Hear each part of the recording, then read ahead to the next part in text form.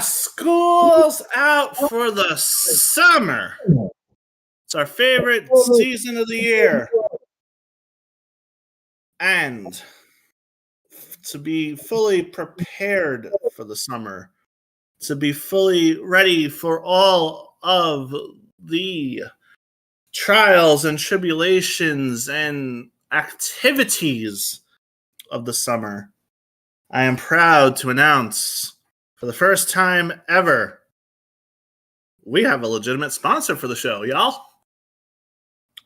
This podcast episode is brought to you by the legendary supplement Blue Chew. Have you ever watched a wrestling match and thought, I want to be able to do what these people do, but I don't want to use regular steroids? I have good news for you. With Blue Chew, you'll be able to get yourself as long as a ladder, as wide as a table, with the thrusting power of a kendo stick. Basically, what I'm telling you is, if you get Blue Chew, you're going to be able to perform like you're a wrestler on Lucha Underground. If you don't get Blue Chew, and you don't use Blue Chew, well, you're going to end up like our good buddy Alberto Del Rio, and you're going to end up as limp as AAA. Use Blue Chew to avoid that fate. Now on to our regular show. Ladies and gentlemen, boys and girls, bitches of all ages,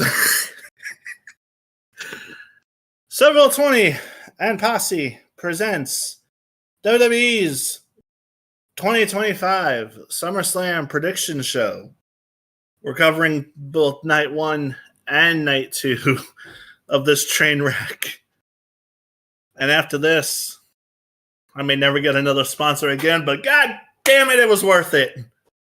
I am, of course, Silver, and here to critique me on how good or bad of a job I just did with that are my guests, starting with a dear old friend that I do not always agree with, but I respect the hell out of everything he's done for our country and for our friend group, Mr. Christopher Patty. Hey, how's it going, everybody? And he just completely ignored my sponsorship. Next! Sorry, did you not hear me, or? You just said, you basically just said, good to be here, everyone. But you didn't give me any critique on my Blue Chew sponsorship. I'm very proud of it. It's the first one we've ever done. Well, apologies. Yeah, I was sort of just like, more focused on like the predictions right now, just like reading off like what I gotta say here. But yeah, it was still like a pretty good plug you were doing. Yeah, a little bit confused, like what you were plugging though. The Blue Chew, basically the Viagra substitution. All right. Meanwhile, also on the show tonight is our good old friend Sora Strife. Hi there. I'm happy to be here. Hope the predictions are entertaining and we don't argue too much. Now let's just get into a fatal 4-way. Speaking of arguments, if that does happen, we need a referee. And who better than somebody who, if we cross the line, will burn all of us to cinders? Mr. Pyro! Woo! What's going on, baby? Listen, you had me scared there for a minute, man. I wasn't sure what you was plugging, but let me tell you, I use Blue Chew for a much very, very, very, very different reason. Preach to us, brother. I use Blue Chew to invite my harem of honeys to get on top of Space Mountain and ride all night long. So if Ricky Baby don't get me gimmick infringement, please understand. Blue Chew is worth every cent. You mean to tell me you use Blue Chew to create your very own Space Mountain Ho Train. Listen. So it's another version of Viagra. Yes. I knew it. Easy to get on. Much harder to get off. Next. Somebody who Thank you can guys for attest. having me, man. All jokes aside, thank y'all for having me, man. What's going on, everybody? Next, someone who could also attest to the power of Blue Chew, because before he started using this, he was in Alberto Del Rio, but now he is the epitome of saying your prayers, eating your vitamins, and rocking a mustache just like the Hulkster, who we'll get into later. Mr. Petey's awesome guest panel.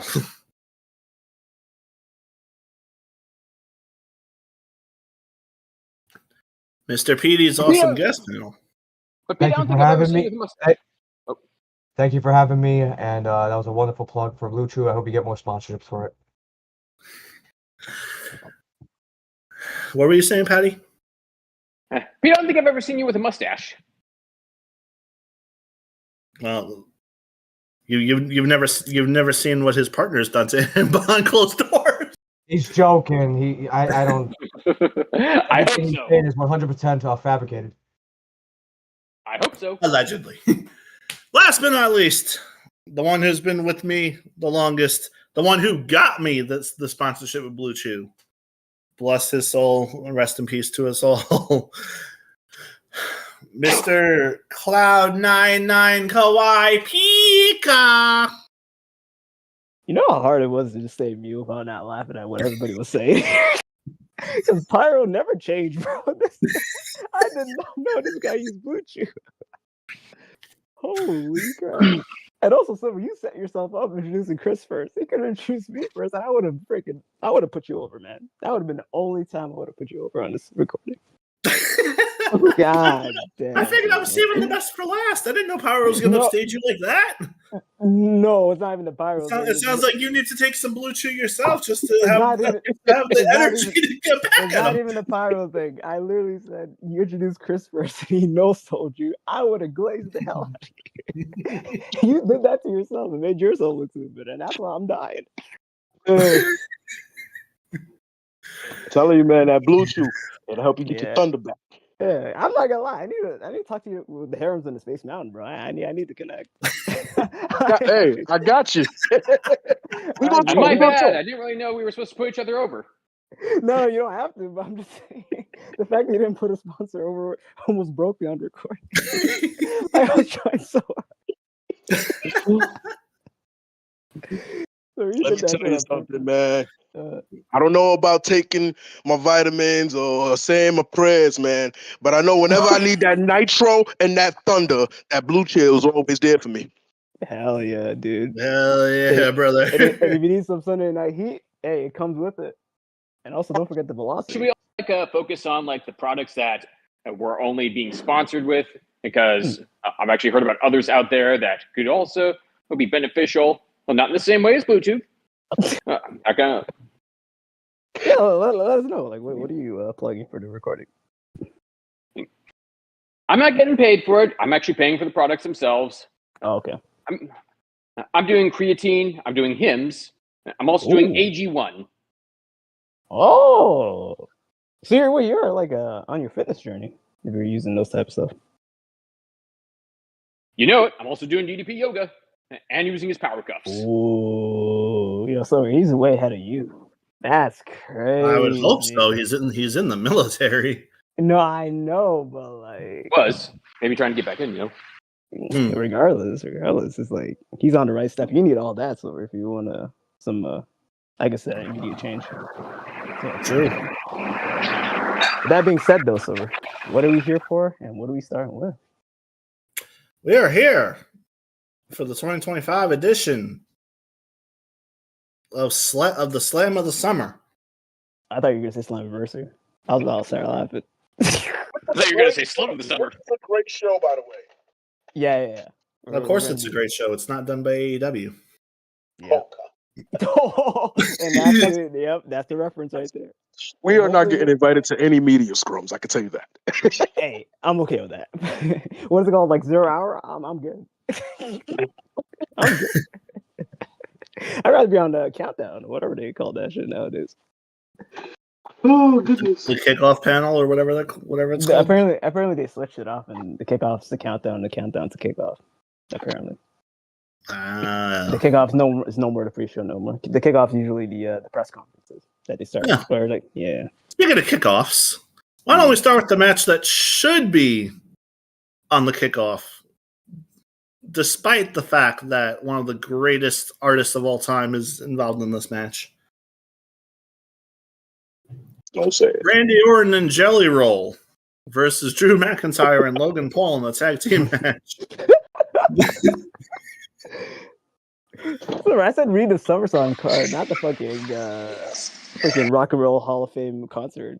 Like, I thought first was Tiffany Stratton versus Jade Cargill. We're not doing that. I didn't realize I pulled up Petey's Awesome Wet Dreams. Oh no! Match card. You can't disrespect him like that. Come on, Super. Yo, P, man. Yeah, there's nothing wrong with having a glamazon fetish.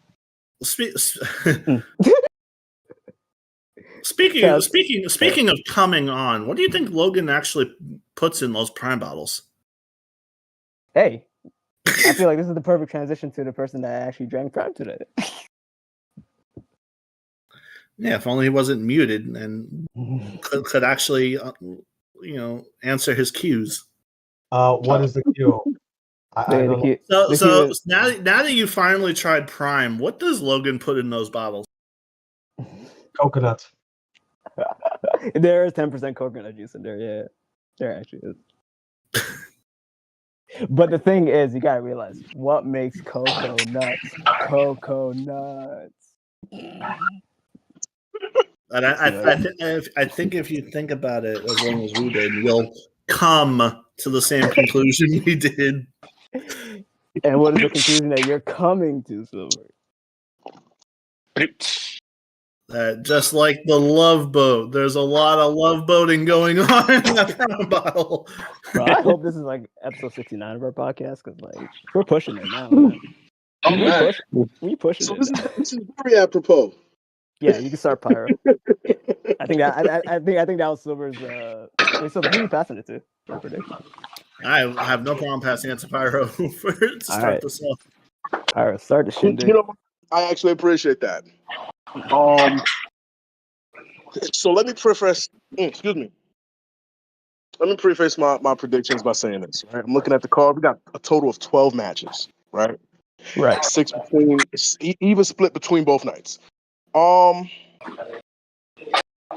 don't know. It's something in the air of the product that we've all been watching, at least the way that I've been watching it. There's no sense of weight. Wait, Pyro, before you continue, Chris, could you mute yourself? Sure. Yeah. You can continue, Pyro.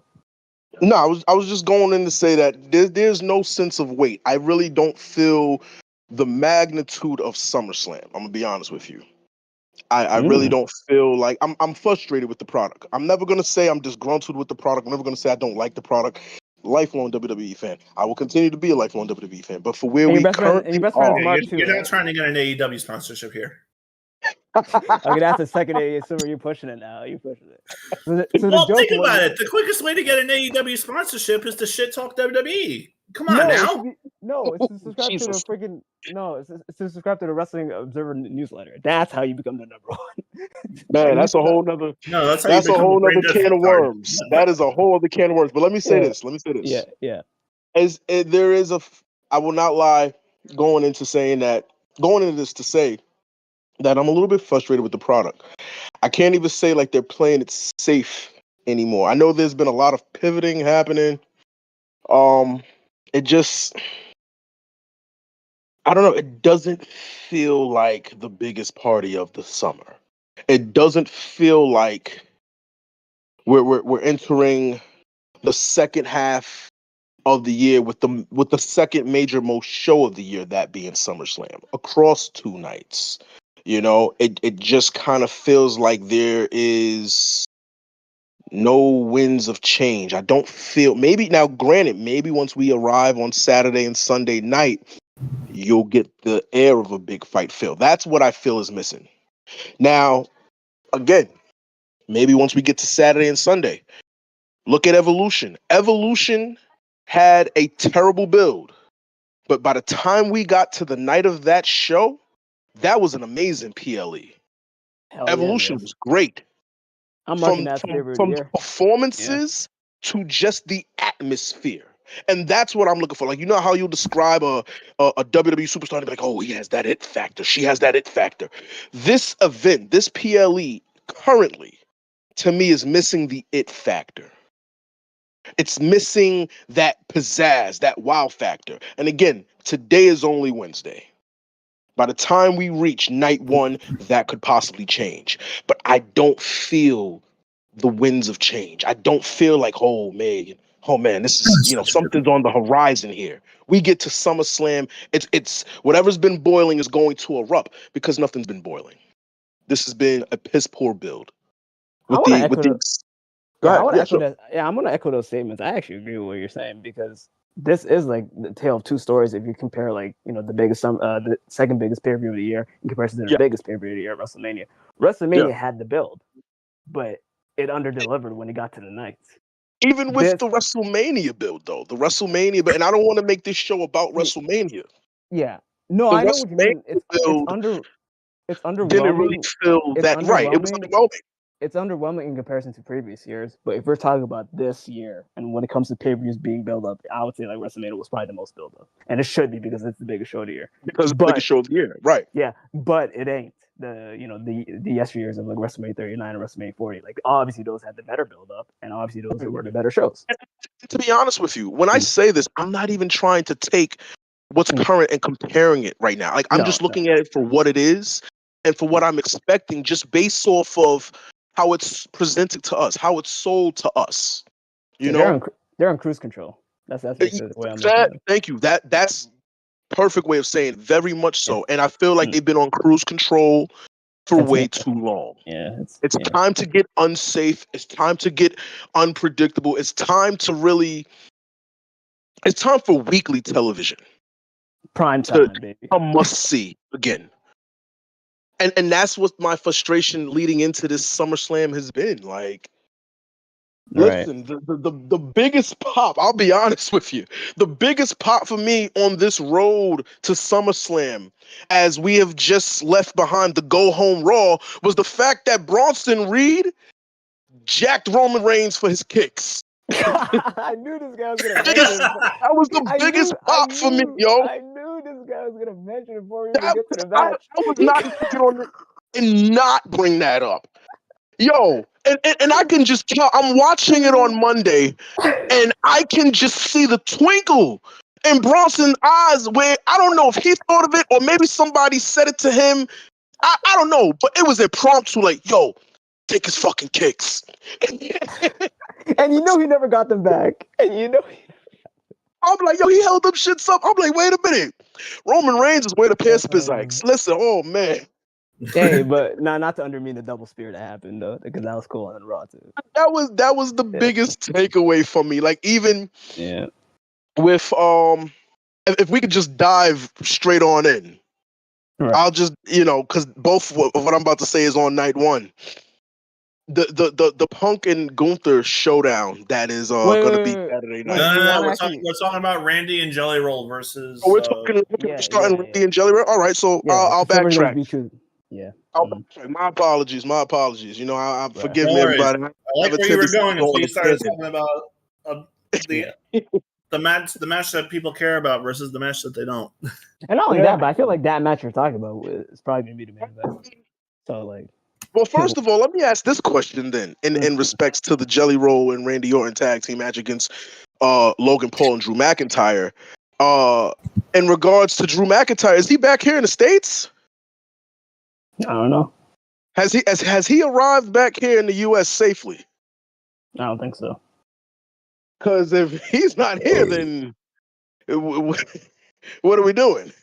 I know what are we doing, but at the same time, like, does that really change what the result is?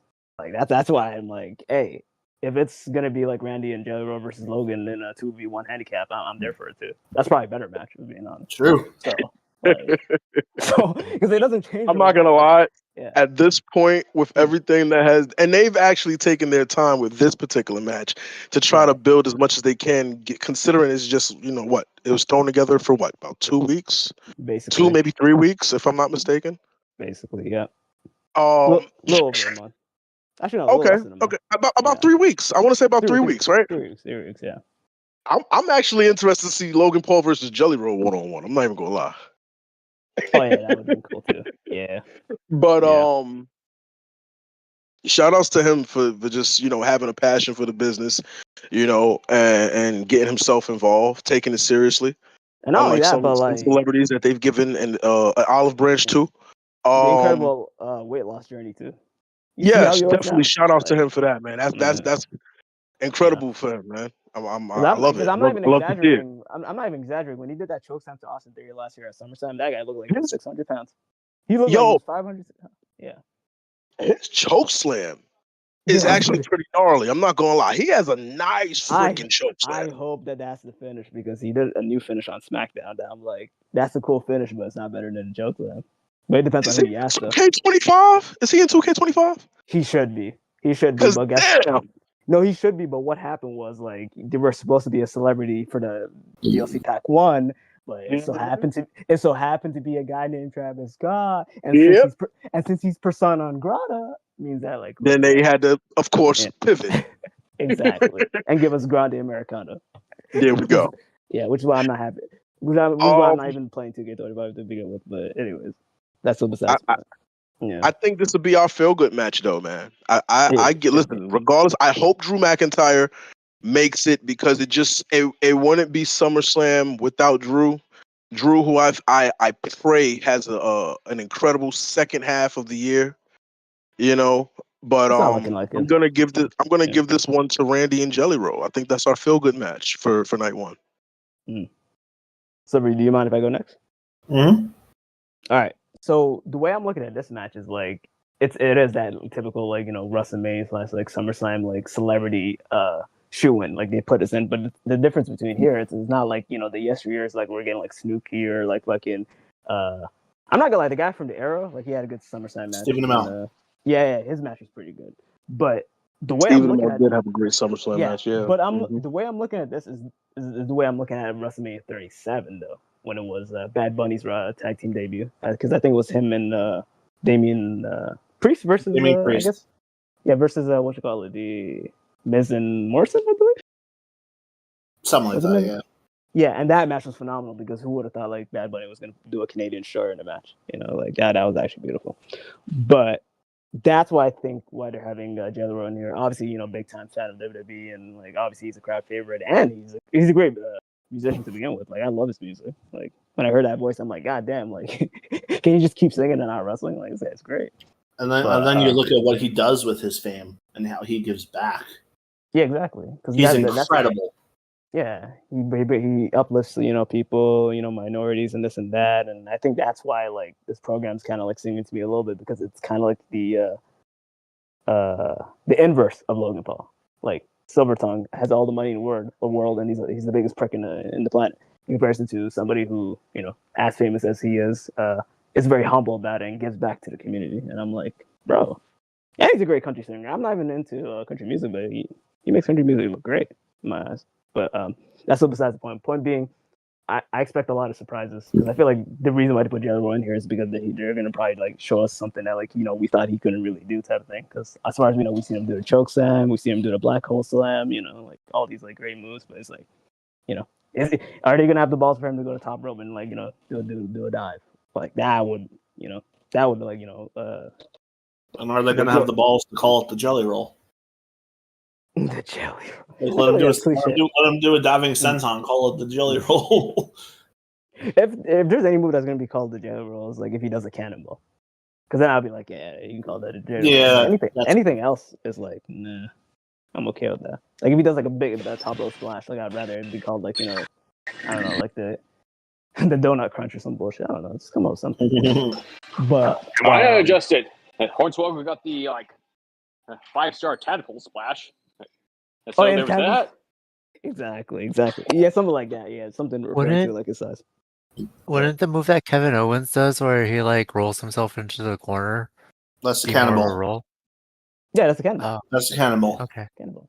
Yeah. Yeah. Yeah, but you Sorry, can do a cannibal I'm from not anywhere. experienced with movements. It's not bad. I'm not an expert in Kevin Owens' moveset. Like, why'd you have to say that? Because the thing is, like, Kevin's not even prevalent to the car right now, and he's trying to recover from his, like, neck injury, and you say that shit. Like, imagine he hears this shit. He's still trying to recover from carrying Stone Cold on his back. And not only that, but Silver already had one Canadian trying to take down Shawn. I don't want another Canadian trying to take down Silver. Oh. So I'm just saying. He would have succeeded if he was part of a better company. But anyways, yeah, I see this just being like, like the Bad Bunny and Damian Priest match is gonna be like a celebrity highlight, and I'd be surprised as hell if they pinned Drew McIntyre's match. Like Logan Paul is definitely eating the pinfall. Jalen Rose probably gonna get the pin. The world's gonna be great. I agree with Pyro. This is the feel good match, and I want to see that because anytime Logan Paul loses, like that puts a smile on my face. Like it's great. But yeah, who wants to go next? Let's see who's available. Sora was talking. Sora can go. Yeah. I don't really know much about Jelly Roll, but props to him for getting into better physical shape and losing a lot of weight and stuff. Hell yeah. And he seems like a really nice guy, so it'd be nice to see him win. So I want to root for him. Yeah. But who do you see getting? And besides, I haven't really like Logan. He actually does some pretty decent wrestling stuff, but like I don't know. Yeah, the person's utter dookie though, so it's so hard to kind of be invested in somebody like Logan when Like I don't think he's that bad of a wrestler. Yeah, but there's more to it than just in wrestling, and that's the reason why a lot of people just can't like support. I don't know if I can support him because of his personality. No, but what sucks is I don't want to get too deep in this because this is another wormhole. It's like if you're an asshole in real life, why play an asshole character on television? And I get it, the art imitates life, that type of shit. But it's like if you're just a horrible human being IRL, then at least be somewhat I guess an active human being, like that shit. But even in wrestling, he just I don't know, it doesn't click. The crowd, I think the biggest thing that I think me and Sora saw is imagine being booed in your hometown. That's the last place where you should be booing. If you're being booed in your hometown, that means that's go away. We don't want you. And I would even go as far as say he sucks more than X-Pac, because I'm thinking in my mind if X-Pac had go away heat, then what the fuck? Do we even know what go away means nowadays? But yeah. But who do you see getting the pinfall? You think Logan's gonna get pinned, or you think Drew's gonna get pinned? Sora. Randy somehow gives Jelly Roll the pin on Logan. So Jelly Roll pins Logan. Basically. Yeah. Basically, okay. I'm kind of exactly with Sora on that. Jelly Roll's definitely getting the pin for his team, and just for the embarrassment factor, it should be Logan getting pinned. Oh yeah. Because Drew doesn't need to get pinned. No, Randy doesn't need to win the match for his team. Yeah, if Drew gets pinned, I'm just gonna say it here is whatever hopes that Pyro had for Drew McIntyre having a good year, nah, just put that shit in the trash. He's gonna have a shitty 2025, and we're gonna have to accept that. Which I'm okay with. Wait, so you're telling me that if Drew gets pinned, Pyro's dreams are gonna be broken dreams? That what's the sad part too? That's the only thing that's probably gonna save Drew. Because in my mind, it goes back to that song. Yeah.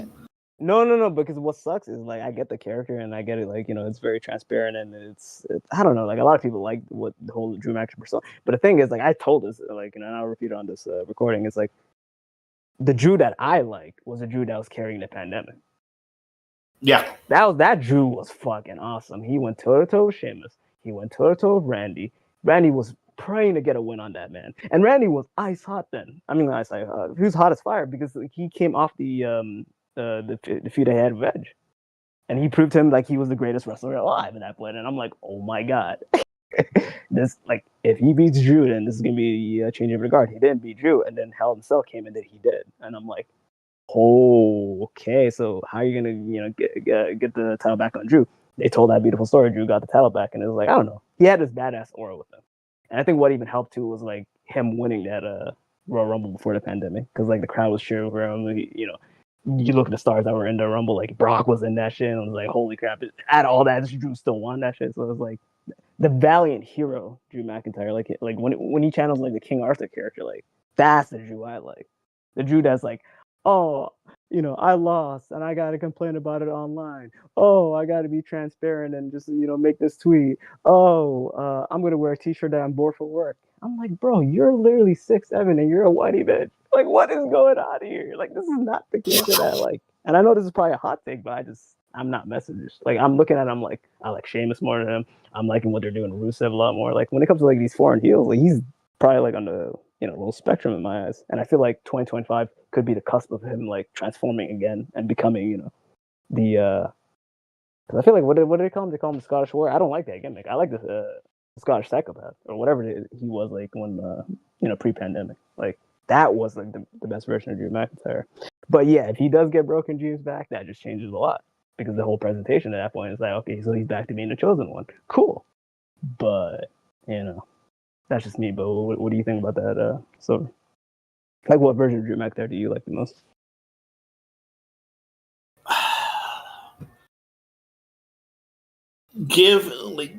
Give him his character during the pandemic and just give him Broken Dreams. He's fine. Yeah, he'll be. You don't need to take him back to like the Chosen One days. You don't need to. When he had that song. Yeah, he could be the unchosen one. Like he'll be like the inverse of that character. Yeah. But you see what I mean, though, right? Like he has the presentation, of course, the badass and this and that. But like, am I just like tripping? Like it seems like every time he loses, like he turns into a shoot. Oh, I'm mad that CM Punk came back. Oh, Drew, Damian Priest is the reason why I couldn't be, the top guy that I am because he ruined that moment. It's not like I was a dumbass and like gloated my title in front of CM Punk. Like I could have just left that night, and I would have still been World Heavyweight Champion. But his hubris got the best of him, and instead of blaming Punk and how he had that obsession with Punk. By the way, that whole storyline, even though it was feud of the year and it was match of the year, it really came off that like Drew McIntyre was just a huge fan of Punk, and like it kind of made him look lousy. Because it's like, bro, you can't think a day, an hour without like Punk in your brain. Like you're just too obsessed with this guy. But what the hell? Oh no! It's the Rusty Hour. Oh no! Okay, so this is where we transition to like, so Silver has an ice cream truck in his garage, and he occasionally sells ice cream, Like, I'm sorry that I had exposed you, Silver, but like, fucking Mr. Softy. Apparently, that's the name of the truck. Yeah, it's Mr. Softy truck. Yeah. Yeah. Long story short, though, yeah. I echo the statement to what you're saying, Silver, and so on and so forth. Who hasn't given a prediction? Patty has not gone yet. Pete has not gone yet. All right, whoever wants to go next can go.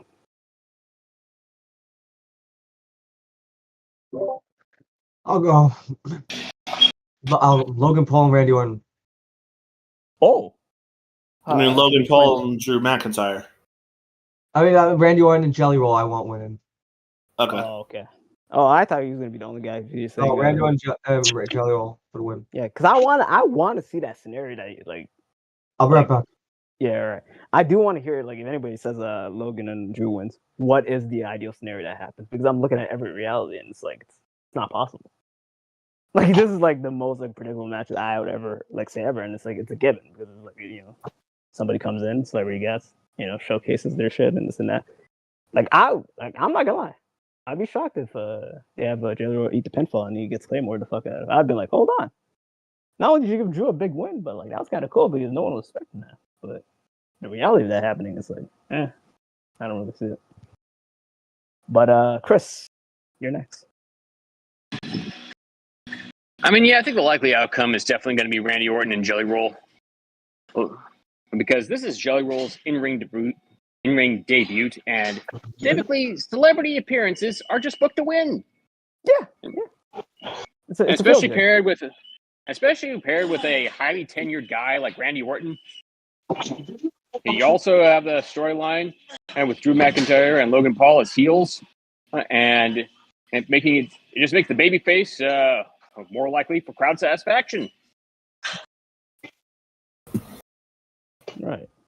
And then now the more like Chris said that, like it just popped in my head is like why is like Randy like slated in something like this? Why is Drew slated in something like this? Like shouldn't he, actually have a better program going into SummerSlam? Like it just feels like, they're stuck in this vortex, and I feel like you can blame a lot of it on like, oh yeah, it's a celebrity matches and that, but it's also Logan too.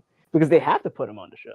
If Logan wasn't part of the show, I promise you this tag match wouldn't really exist. Because Logan needs to be in this match so Jello can have his moment. If Logan isn't in the match, Jello doesn't have his moment at SummerSlam, and Randy and Drew can do some other stuff. So it's like they're both like, stuck in not only that, but I don't think WWE. I mean, I could be wrong, but I don't think WWE trusts Logan Paul enough to lead a match by himself.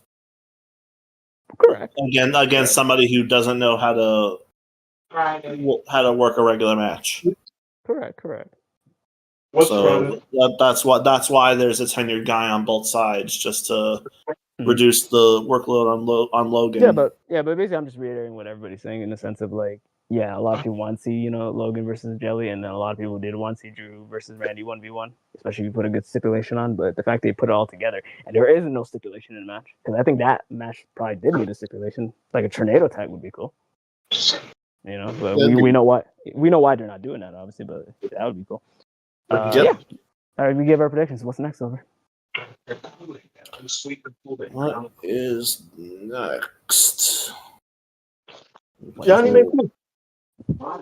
Huh? No. No one said anything. It's Pyro's. So. Yeah, that's me. My fault. Hey, you're good. What's next, over? Next. Some people might care about that, so let's save that. You just have to look like the card at one time, and you can glance and be like, "Oh," it's pretty simple. Like, is this for all predictions or just predictions Let's that do a people are singles likely match to look? next. Because half the match Is is it? singles, half the match is tag. So let's Tag then single, tag single, tag single. So wait. Were you saying? But is this for? Was this for all the matches, or are we just like focusing on the ones that people are likely going to be invested in? Because I can understand how we would be glossing over Jade Cargill's match versus Tiffany Stratton, Right. because she's a rising star. Right? She's one queen of the ring, and I guess it's just unlikely that they're going to even be bothering to like let her take the pin. Because similar to like how she looked in AEW, WWE is probably going to put her over all the more. This is what I would have done, because we did match 2. Then I would probably say let's do match 6, then match 4. Well, I actually was about to go into Sammy. I know, but you're taking too long, which is why I'm saying like just look, glance, see what's a title match, what's not a title match. If it's a title match, we care or not. Then if it's a low priority title match, then like build up. Like come on. So wait, which match are we speaking on at this particular moment? In this particular moment, versus Karrion Kross. Yeah. I was hoping. Okay. Yeah, you can go. Okay. Now this match has been cooking. This has been a slow burn for quite some time. You gotta look at the direction. Before you go into your overall thoughts, since you're starting, what's the stipulation? None. Well. Okay. Wait. There's a Silver, little bit of a stipulation. Wait. See, Silver, you're not doing your job well. Next match is Sami Zayn versus Karrion Kross with Scarlett. If Kross wins, Sami has to say the words "Kross was right." If Zayn wins, Kross must say "I was wrong" about saying. And then you pass it on to fucking like, come on, Silver. Pyro wanted to jump in, so I no, but say the square. match. That's Say my the match, fault. though. Yeah. No, it's not your fault, Silver, because he's not doing transitions, man. But wanted to jump in. No, but you didn't fully say everything because he was asking what the, and you were asking him what the stipulation is, where you were supposed to say what the stipulation was. Come on. Because he started talking about the match. No, you literally he said, "What is next?" You said, "Oh, we're doing Sami Zayn and Karrion Kross," and you didn't fully even describe what it was. And then He started didn't talking. give me a chance to follow up. He just started talking. Yeah, but you're like, "Yo, let me announce it, and then I'm gonna pass it on to you." So you're not assertive, Silver. Be assertive. That's what I'm saying. Plus, this is also jumping from the second match to the sixth match, and so No, I know. we are with that. I know, but that's the Wikipedia. Okay, so we are page, looking at the same list. We are. Yeah, we the all, Wikipedia. The okay. Wikipedia. Look at the week. Look what they're having. Like that's not the order. As much as I want Sami and Kross, don't get me fucking twisted. I want that to be the main event. That's probably the best storyline in this whole freaking. I hate to say it, it is. Yeah, but the thing is, the fact they did it like that it's weird because we know it's not. So that's why we're jumping around. I thought Silver could look and be like, "That's high priority. That's low priority. Boom, boom, boom." right. You can tell. You can easily tell what's the main event just looking at this, and you can tell what's the actually. The two matches could potentially be the main event, but I see one being the opener and the one not being the opener. But that being said, though, that's the stipulation. We know a certain somebody either goes on first or last. There is no in between. Exactly. And I feel like that should be the match we talk about maybe a little bit later. Like you get the good matches, later on. So with that being said, Sami Zayn and Karrion Kross, Pyro, what's your thoughts on it? Let me ask this first, right? Right. What would it benefit, or what would it look like for us to have a? Well, I don't know how much slower could it get than this right here, but so like just to have Sami Zayn begin a heel turn. What does that do for the landscape of Monday Night Raw? What could that do for Sami Zayn? You can do a lot, honestly. Because I asked that question because I initially thought that was maybe the direction that the interaction with Karrion Kross was going. Considering that, low key, that's kind of what's happened with everybody he's had a feud with, an interaction with. They've slowly turned, and then eventually they turn completely. And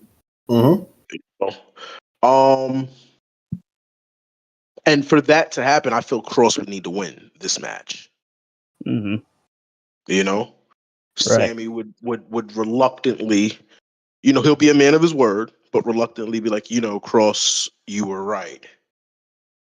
And I'm just trying to envision the direction of a, and because I don't think he would be the chicken shit heel Sami Zayn that we've seen before. This would have to be a very vicious, a very selfish Sami Zayn should he lose this match and turn heel. If that's the only, like, just I might be getting a little bit too ahead of myself here. Forgive me, but that's what I see has to happen if we have Karrion Kross wins this match, and I feel Kross does need to win this match. To be honest with you, I feel Kross needs to win this match. I would like for Karrion Kross to win this match. Now, is that my prediction? Unfortunately, no, because I don't think Kross wins. No, I don't think Kross wins. I would like for him to win. Do I feel he needs to win? Absolutely, but I don't think he will. Because there's too much things going on right now, and I'm not sure if Sami Zayn is still factored in those plans in the next. What? How far away are we from WrestleMania at this point now? 6 months. Just about. Right. Yeah, just about. A little over 6 months, I would say. I don't probably like 8 months away. 8 months, yeah. WrestleMania is usually like March or April. Right. Yeah. I think we're still looking at April 2026. Yeah, we're entering August when SummerSlam happens. Right. So I think we're looking like April 12th or something like that. So we still got a good ways to go. We'll have a little over 8 months to go. I don't see Sami Zayn losing and beginning the road to a heel turn. It would be a pleasant surprise, but yeah. My prediction is that Sami wins and Kross admits that he was wrong somehow. Boy, where does that go for Kross after that? Like, I could be the oracle of this. I know exactly how this is gonna go, which is why I want to go I next. would love to hear it. I really would, because Okay. right Okay. now my blinders are on. I don't blame you though. It is confusing. But then like if you just really think about like certain things and like Cross himself as a character and Sammy himself and his history, I feel like Yes. and then you said it best. You said like, what does this do for Sami Zayn? What is his future going to be? I know exactly what his future maybe is. Because Okay. they've been hinting on Raw the whole time. So with this, I agree 110% that I want to see Cross win this match. Mm-hmm. But with the preface that even if Cross loses, there could be a scenario that makes it fulfilling that you're like, oh, you know what? This makes sense and I'm okay with it. And that's where I'm kind of leading on. As much as I will say, like, how dominant would it be if, like, you know, Karrion Kross wins this and then, you know, Sammy has to like do this and whatever, and he's on his redemption tour. That is, you know, that's vintage WWE. Like, I can easily just see them being like, oh, okay, you know, like, Karrion finally wins the da-da-da. But then there's, like, intricacies in a sense of, like, things that are in the business and things that are outside the business. And I'll get to the outside business stuff afterwards because I feel like, you know, that's something else that, like, needs to be deciphered as the, you know, story goes on. I feel like it's not a heel turn, face turn bullshit. I feel like this right here is a stemming of what's to come in the future. Sammy has been that resilient underdog that just, you know, you throw the whole like kitchen sink on this guy and he will find his way to win. Like case in point, look at the unsanctioned match I have with Kevin. You know, like very much, yeah. Like he will go through the ringer.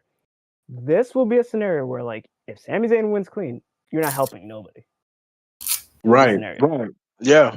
So it has to be a scenario within this match with Karrion Kross that Karrion Kross is like literally doing this whole onslaught, you know, the freaking the final prayer, the cross hammer, the this and that, and he's like, Sammy, like he said it best on that interview because I'm pretty sure he saw the interview. He's like, everybody that I literally interacted with, I've planted my seeds in them, and I showed everybody their true colors. With you, you've been showing your true colors in the past. We've seen you be a chicken shit heel. We've seen you be the ultimate babyface, this and that. But right now, when I'm trying to prove that I'm right, you're squeaky clean and there's nothing, and you're just being that like, and it's infuriating me because I'm the devil. I'm the devil that the people know. I plant the seed, and you're defying me. So it's gonna be something along the lines where like Sammy is on the verge of like legitimately like losing and this and that. I don't know what it is, whether it's the exposed turnbuckle. I don't know what it is, whether because they keep like talk about this pipe shit, whatever. Are you alluding to a fact that Sammy will tap into this viciousness all his own? No, it will be not even on his own. That would be cool. But I think what it will be is Karrion will open up the window. Like whether he will introduce the pipe into the shit, or whether he will introduce the turnbuckle, or whether he'll expose whatchamacallit, the outside of the ring, and like, you know, it's like then there's no protection or whatever. Maybe there's something, I don't know. It could be, I want it to be the pipe because they keep using this pipe shit.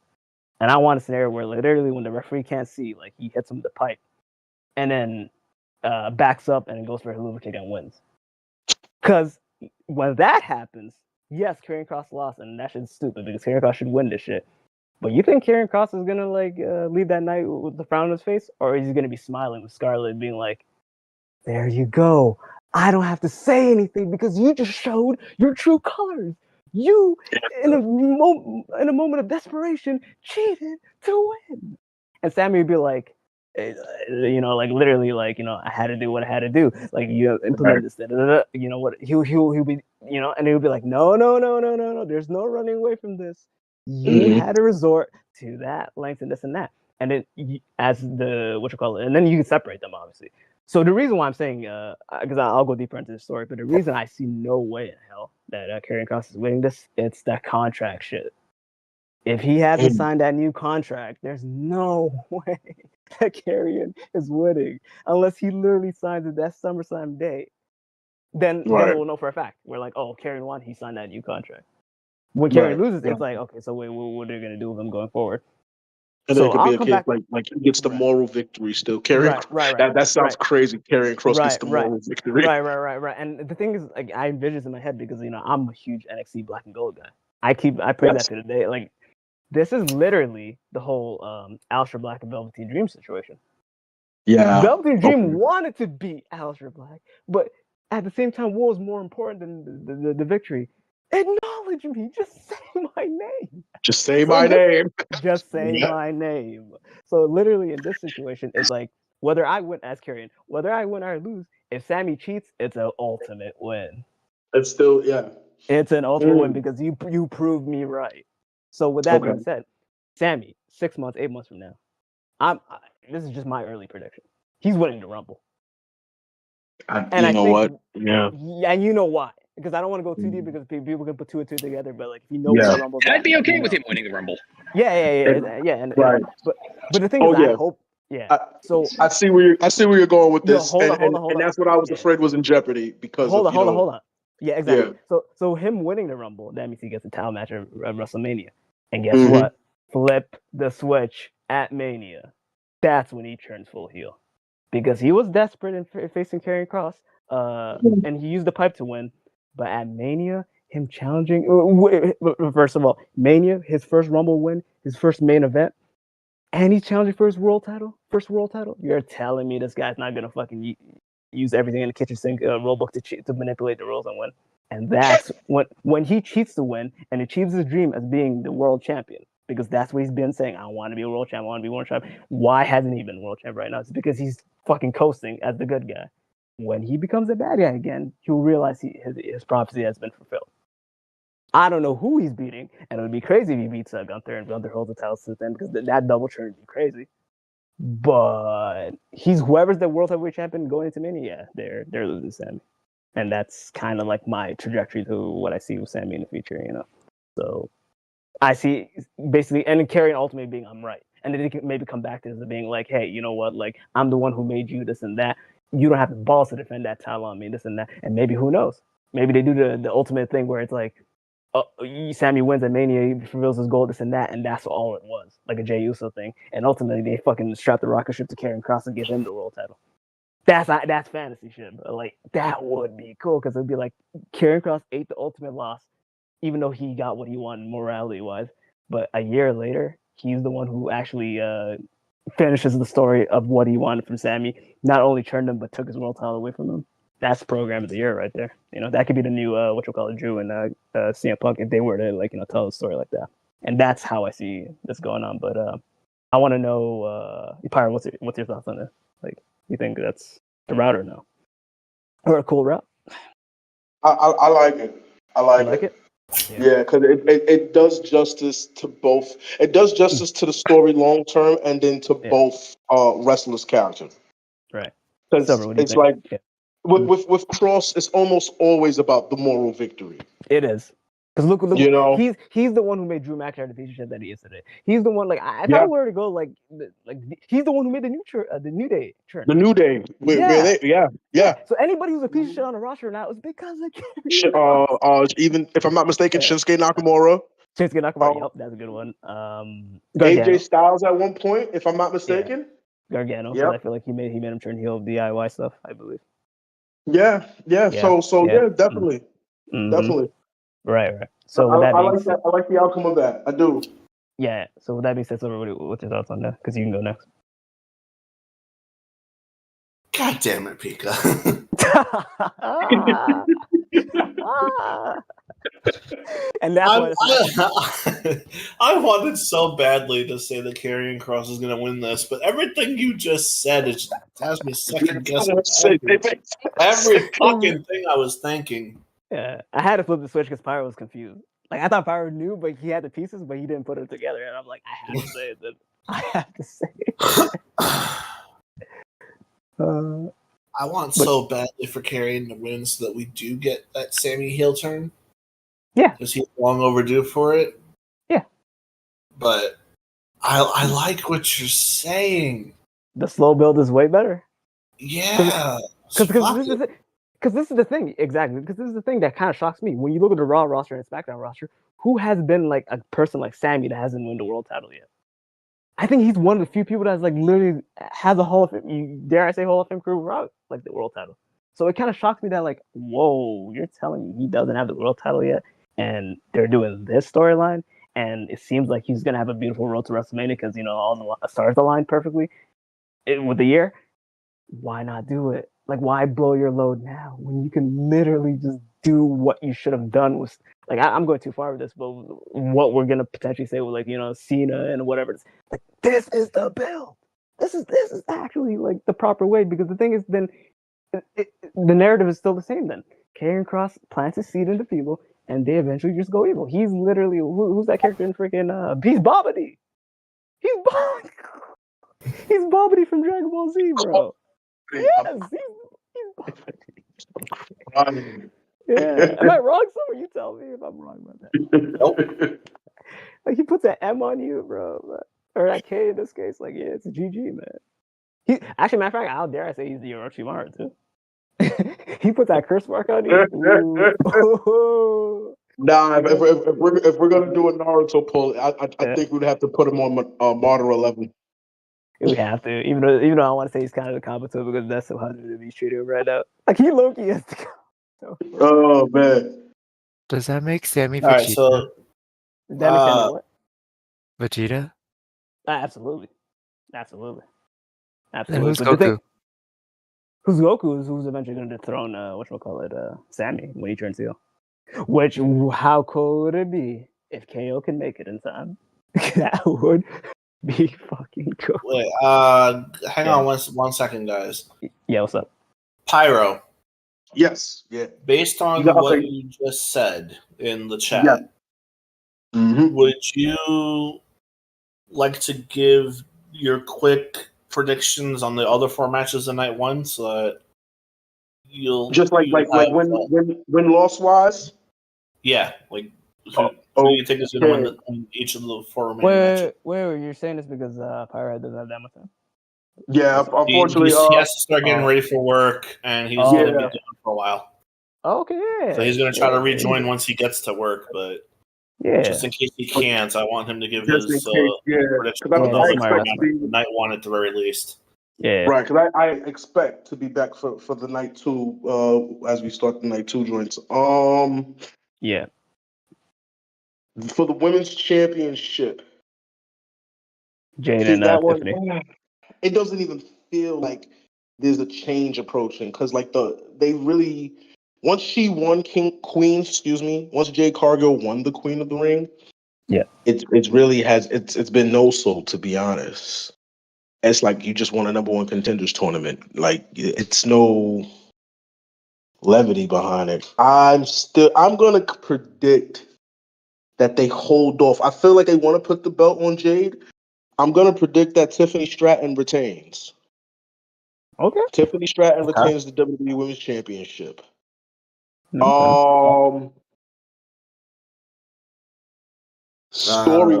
Story-wise, in regards to the Women's Tag Team Championship, it would still serve to have Roxanne Perez and Raquel Rodriguez continue on their reign as champions, I should say, excuse me. Yeah. At least until we can get a little bit closer to a Liv Morgan return. I'm not exact. How long was she even supposed to be out? I'm not sure. At least 6 months, I'd say, minimum. Yeah, I don't even think we're halfway into her return, her injury, I should say. So I say that the women tag titles stay with the Judgment Day at this point in time. Okay. Charlotte Flair and Alexa Bliss, they've been building them up as a team. They definitely have been, but they can let them never mind. Yeah, Charlotte and Alexa. Let them cook. He's looking at the card. I feel like they can let them cook a little bit longer. They don't need to change hands at SummerSlam. I don't think so.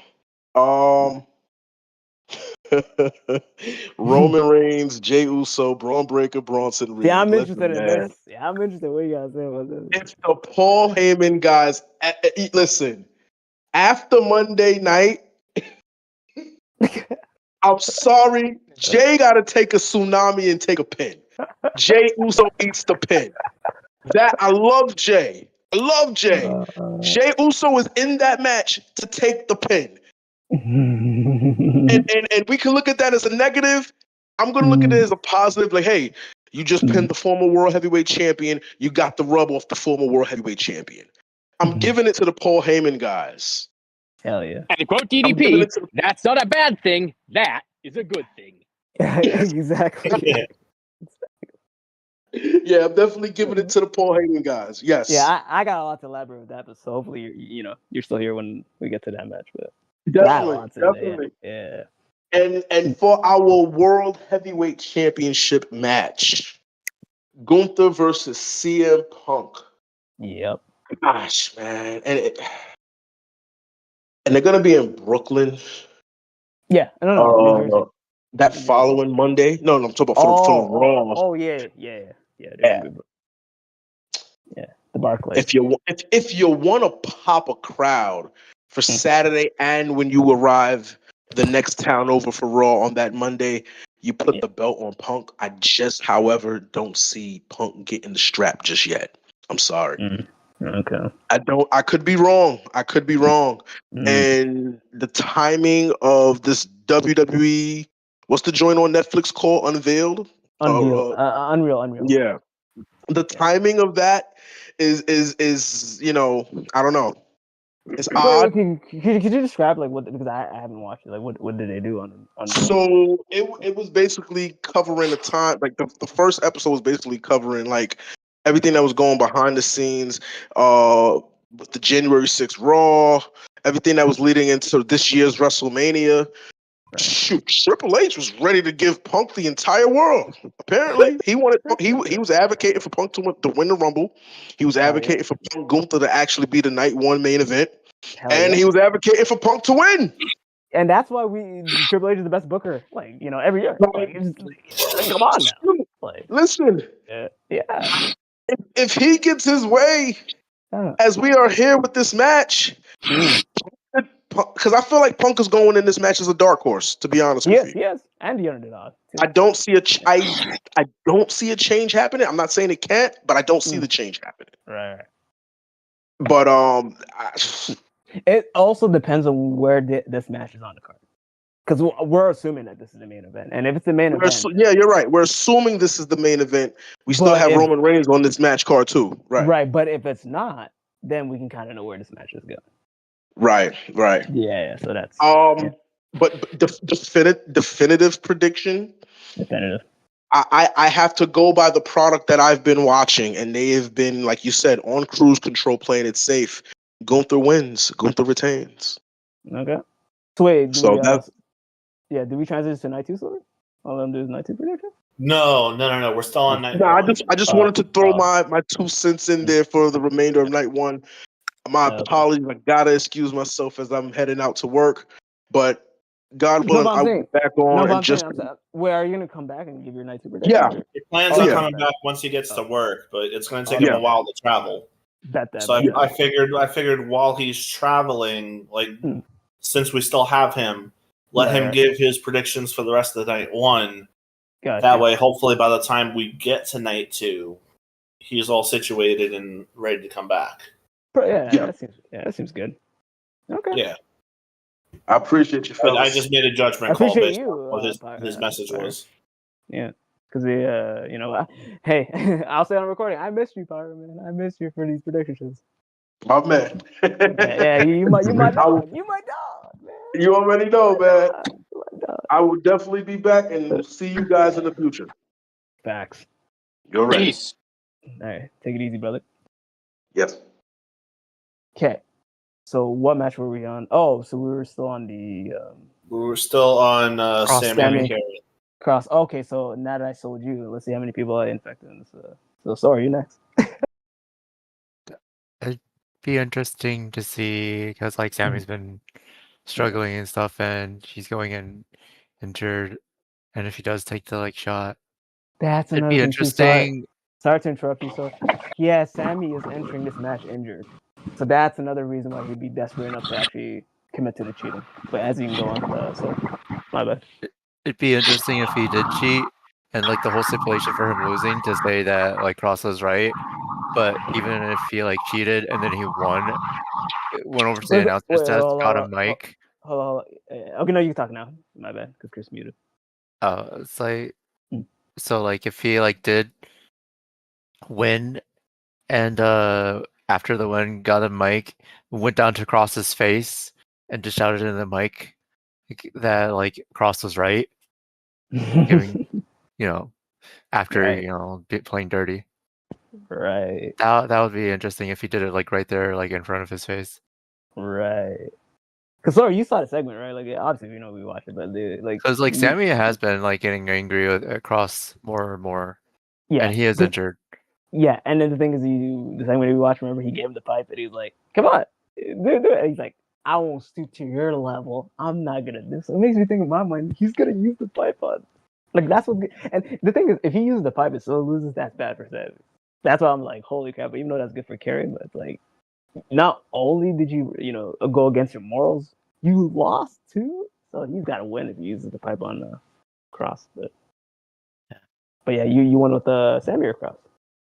I want to see Sammy win and get in Cross's face. Yeah. I don't want the slow burn. Sora's like, hey, fuck the slow. Fuck the slow. All right. Who wants to go next? Patty. Oh, no. Oh. Pete, I'm muted. Pete, you can go. Sami Zayn. How do you see him winning?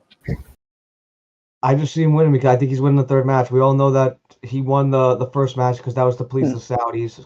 Kerry won the second match. So Sammy's obviously winning the third one. I mean, it's no different than when we saw Brock and Cody. Cody won the first one, Brock won the second, Cody won the third. Oh, question though. Would you want to see Cross win it? I want to see Cross win, but we all know Sammy's winning. Okay. I respect that answer. All right, Chris. Well, I agree that Sammy's likely to win, and because the feud has seen Kerry and Cross just repeatedly get the upper hand on Sammy multiple times, often and through just nefarious means, and that's just like very common for how a feud goes when it's the heel versus babyface, especially if they're coming from Mind Games Boulevard like Kerry and Cross is. Right. And for Zayn's character, a decisive victory here, where Cross has to admit that he was wrong, will provide just a satisfying payoff to the ongoing mind games and attacks. And that's just been my take on it. So you see the babyface stand triumphant in this story? Yeah, I do. I mean, it'd be cool and interesting to see if Cross would win, but I think it's just more likely that Sammy's going to win. Right. Imagine if Scarlett plays a factor into this and we were all just like, overthinking it. Like, it's like, wait, you do realize that there's a manager for one guy's end, like, and maybe she like does something and like they do the whole like cliche thing that just doesn't even matter to what the story is, and rakes his eye or whatever, and then fucking Kerry takes advantage and wins. Like, even though that'd be anticlimactic, but that win's a win for what we want to see for Cross though. And they're probably going to have a spot where she interjects, does something to give Kerry the upper hand and gets ejected. Oh, I really hope it's one of the lead female referees. Either Jessica Carr or Daphne, because I want to see them. Yeah. Like that should be really cool. Yep. Because I've been telling stories. Like it looks like the certain men referees, like they don't know what they're doing nowadays anymore. Like either they're too lenient, they're too enforceful. They get too interactive within the match, and it kind of costs like the other individual. But you don't really see that with the female referees. So it's kind of bizarre actually. But true. All right, so are we going? Actually, let's do the order that Pyro said. And I think Pyro, the first thing he said after the Karen Cross was the woman. Right. So could you tell the viewers what this match is? So, Tiffany Stratton, the champion, versus Jade Cargill, the challenger. Singles match for the WWE Women's Championship. Jade recently won the Queen of the Ring tournament, which guaranteed her a championship opportunity at SummerSlam against Tiffany Stratton, because she is the champion of the same brand that Jade is on. Right. You want to say what your thoughts is first? I'll keep this very short, very sweet, considering it's a title opportunity as the prize for winning the Queen of the Ring tournament. Yeah. And it's kind of similar to how I feel about the Royal Rumble. More often than not, if you have somebody win something like this, you got to put the belt on them. Otherwise, what was the point of doing the tournament? You got to go all the way. With that being said, I think they're putting the belt on Jade. Tiffany's had a great run, but I think it ends at SummerSlam. Okay. Who do you want to pass it on to? I will pass it on to Chris Patty. All right. Yeah. I definitely agree with you. I think Jade Cargill's going to win because she still has the momentum after winning Queen of the Ring. And she's just been positioned as a major star. I don't know if they're going to be like giving her the undefeated streak like they did in AEW. And while Stratton's had a solid reign, Jade's ascent just seems destined for a title. Mm-hmm. So, I mean, my betting odds are in favor of Jade. Oh, yeah. Nice. So who do you want to pass that on to next? Next up is Sora. I don't know. I kind of want to say Jade gets something because she hasn't really gotten much, to be honest. Mm-hmm. It's like she made a really good showcase in the Rumble, being able to lift Naya and stuff. And it's just she kind of got stuck in a tag team with Bianca, which I didn't really care for that much. Not at all. So I kind of want to see how like Jade does on her own, and I think a solo's belt would be good for her. So I kind of want to see her win, just to see if she can. I thought you said something else. I was about to say, like, I wouldn't mind her beating Solo for like the US title, but like you shouldn't have said it like that. Singles title. Yes. Okay. You said Solo's title, and I'm like, holy crap! I want to see that now. Actually, you know what? Just take the title off of Solo Sikoa then. Exactly. Give her both titles. Yeah. She'll be a double champion. One Another added to also put here too is that if Jade wins the title, we're also having to look at the fact that the feud between her and Naomi is still going on, and because there was no like actual satisfying resolution to it.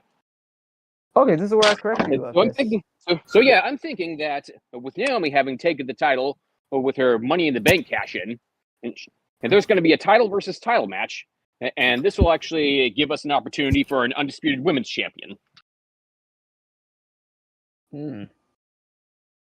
Is it going to be Jade? Maybe. I don't think that's the route they're going with, because so you're saying with the payoff was Evolution, because then they have a no holds barred match, and then like Jade Jade her like from the top of the to the table, like she beat her fair and square, and the story was done. She got her. It still didn't seem done, and it still just seems like the motivating factor for Naomi to have turned heel. Wait, what do you mean by that? What do you mean? So Naomi's character was pretty much jealous of the relationship that she had with Bianca. Right. And it also just kind of manifests, and we see it online with her various posts within like Twitter or X, as they're calling it nowadays. Thank you, Elon Musk. And we're also seeing it on Instagram that she's still like showing beef against Jade. And so it kind of just gives you the impression that this shit ain't over. So she's probably going to continue on with this feud, and there's probably going to be more to this storyline. So basically, you feel like there's no closure between Jade and Naomi, and there needs to be like at least one more match between them again. And I think that match is going to be title versus title. Okay.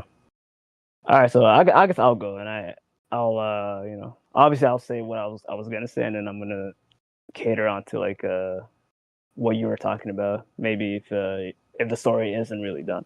So obviously, like this is kind of like a shoe-in, because obviously knowing the briefcase that Naomi had was, destined to be cashed in this match. Like Naomi was supposed to leave, SummerSlam as WWE Women's Champion, but they did the ultimate swerve, which I'm happy that they did, because not only did you gave her like a legitimate title, because I'm not really the biggest fan of the what they're doing with the SmackDown women. I feel like the Raw women are like on a different level, but it essentially moved Naomi to Raw. So she doesn't have to deal with Bianca's bullshit no more. She doesn't have to deal with Jay's bullshit no more. And I feel like that was like the ultimate win and the closure to like the whole thing. Like, yeah, you beat me, you brutalized me, you put me through this table, and you thought you had the last laugh, but the last laugh was me, ascending to the top of the throne that I deserve by going to a different brand. And guess what? This is a title that you can never take from me because you're a SmackDown Women's wrestler. Like that was like she got like that was the closure. But so with that being said, going back with this, it's like there's no doubt in my mind that Jade's winning this. I just hope they give like the proper amount of time for this and the proper amount of in-ring storytelling, because clearly this match has no storytelling outside of the build-up. This build-up has been one of the weakest I've seen for like the women's in a very long time. But I feel like the match is going to deliver because both women are pretty athletic. They both serve different purposes, different styles of wrestling. So seeing them mesh, I feel like it's probably going to be better than the Queen of the Ring final. So I'm hoping that it's if anything, I'm hoping this is going to be like the best Jade match we're going to see in WWE currently. But so with that being said, my prediction is Jade winning it. But if I were to put a swerve on this, and then to cater and say like, oh, the story ain't done yet, this and that, what could potentially happen, which I doubt, but I'm just gonna say, if it does happen, I'll be like, I told you so type of shit. There could be a moment in this match where maybe Naomi's thought, hey, I didn't get the last laugh, maybe there's still more to come, and what more to come would be essentially, doing a distraction to running in this and costing Jade her world title match. Because then you could be like, oh, there you go. There is the purpose of actually continuing this feud, because she screwed her. Tiffany retains. And then what you could do, which, I hope, fingers crossed. Who's static, by the way? Oh, Chris, can you mute yourself real quick? Sure. The fingers crossed, if they want to continue the storyline, what they could do is like, hey, okay, Naomi screwed Jade. What's next? How can she get to her? This and that. Oh, we're so happy. We're finally going to be able to do the draft. And then when they fucking do the draft and draft Jade to fucking Raw, there you go. The story continues. And then you could probably have like, you'd be like, you screwed me out of SmackDown Women's title. Now I'm coming for this title because now I'm the newest signee for the Raw roster. And there you go. You can get the closure, maybe the final man. Maybe they can do a match at the end of the year type of thing. And obviously, the right answer is having Naomi win, but like I wouldn't be surprised if Jade wins her first title off Naomi. That is if the story ain't done. But as far as I know, the story is done, and my prediction is Jade winning with Jaded, and it's going to be a rare defeat for Tiffany Stratton. But at the same time, she had a good run. I don't know what she's going to do afterwards, but we're going to see though. But yeah, that's my prediction. And a lot of people have been receptive to Naomi's heel turn, so much to the point where she's practically either a tweener or even a babyface, an anti-hero babyface. Yeah, people like it. She's a renegade. Yeah. Similar to Stone Cold Steve Austin in a way. Mm-hmm. Yeah. Oh, by the way, and the whole her catchphrase is like catching on. Everyone's loving saying, proceed with caution. Everybody loves saying that shit now. It's becoming the new yada I mean. Like everybody's saying that shit. But might not be as sketchy as the what chance, but Yeah. So Chris, what do you think about that idea? Like Naomi coming to screw Jade and Jade loses to Tiffany. Would that be something you would like to see if that leads to like a potential match in the future against them if Jade gets drafted to Raw? Yeah, I'd like to see that. And I guess it's just like all dependent on where creative Chris wants to go with the idea. Right. Okay. So that being said, who next? Silver. I don't think Pete's gone yet. Oh, Pete. Okay. Yeah, Pete. Tiffany Stratton retaining. Can you elaborate? I just don't see Jade being the one to dethrone her. But okay, hold on. But do you see Tiffany winning clean? A dirty victory. Oh, she's gonna cheat to win. I think someone's gonna help her, like help her win the match, but not really help her, if you know what I mean. Like someone's gonna like for instance, probably Naomi will screw Jade, and that's how Tiffany will win. There you go. I like that. So we got everybody saying another possibility I'm seeing here is that Naomi tries to screw Jade, but Jade still comes out on top. That would be funny. That would make fucking Tiffany look weak. I ain't gonna lie. And that shit would make me laugh. I'm not gonna lie. But then again, that would set up a champion versus champion match. Yeah. But then again, like, see, I don't like that. Like, look, this is one I want. Like, I don't like them unifying the titles. No. Who said anything about unifying the titles? I just said that it sets up a champion versus champion match. What's the purpose? What's the purpose? A brand versus brand show. Like, but Survivor Series. They don't do that no more. No, I know, but I mean, Roman did it. Why couldn't a women's division do it? Well, what are you talking about, Chris? What do you mean when Roman did it? He unified the belts, didn't he? He unified the championship to. There you go. So that's what I'm saying. Chris is talking about unifying. You're talking about not unifying. What are we doing here? Like, to me, the purpose of a title versus title match or a champion versus champion match is if you do put all the titles on the line. Because unless it's Survivor Series, unless it's a show where it's like Raw versus SmackDown, and the theme is like okay, that's what I was talking about. But they're not doing that though. You know that they're not doing that. If anything, they're going to face off at War Games. That's probably what's going to happen. You can do it that way too. Team Naomi versus Team Jade. Boom.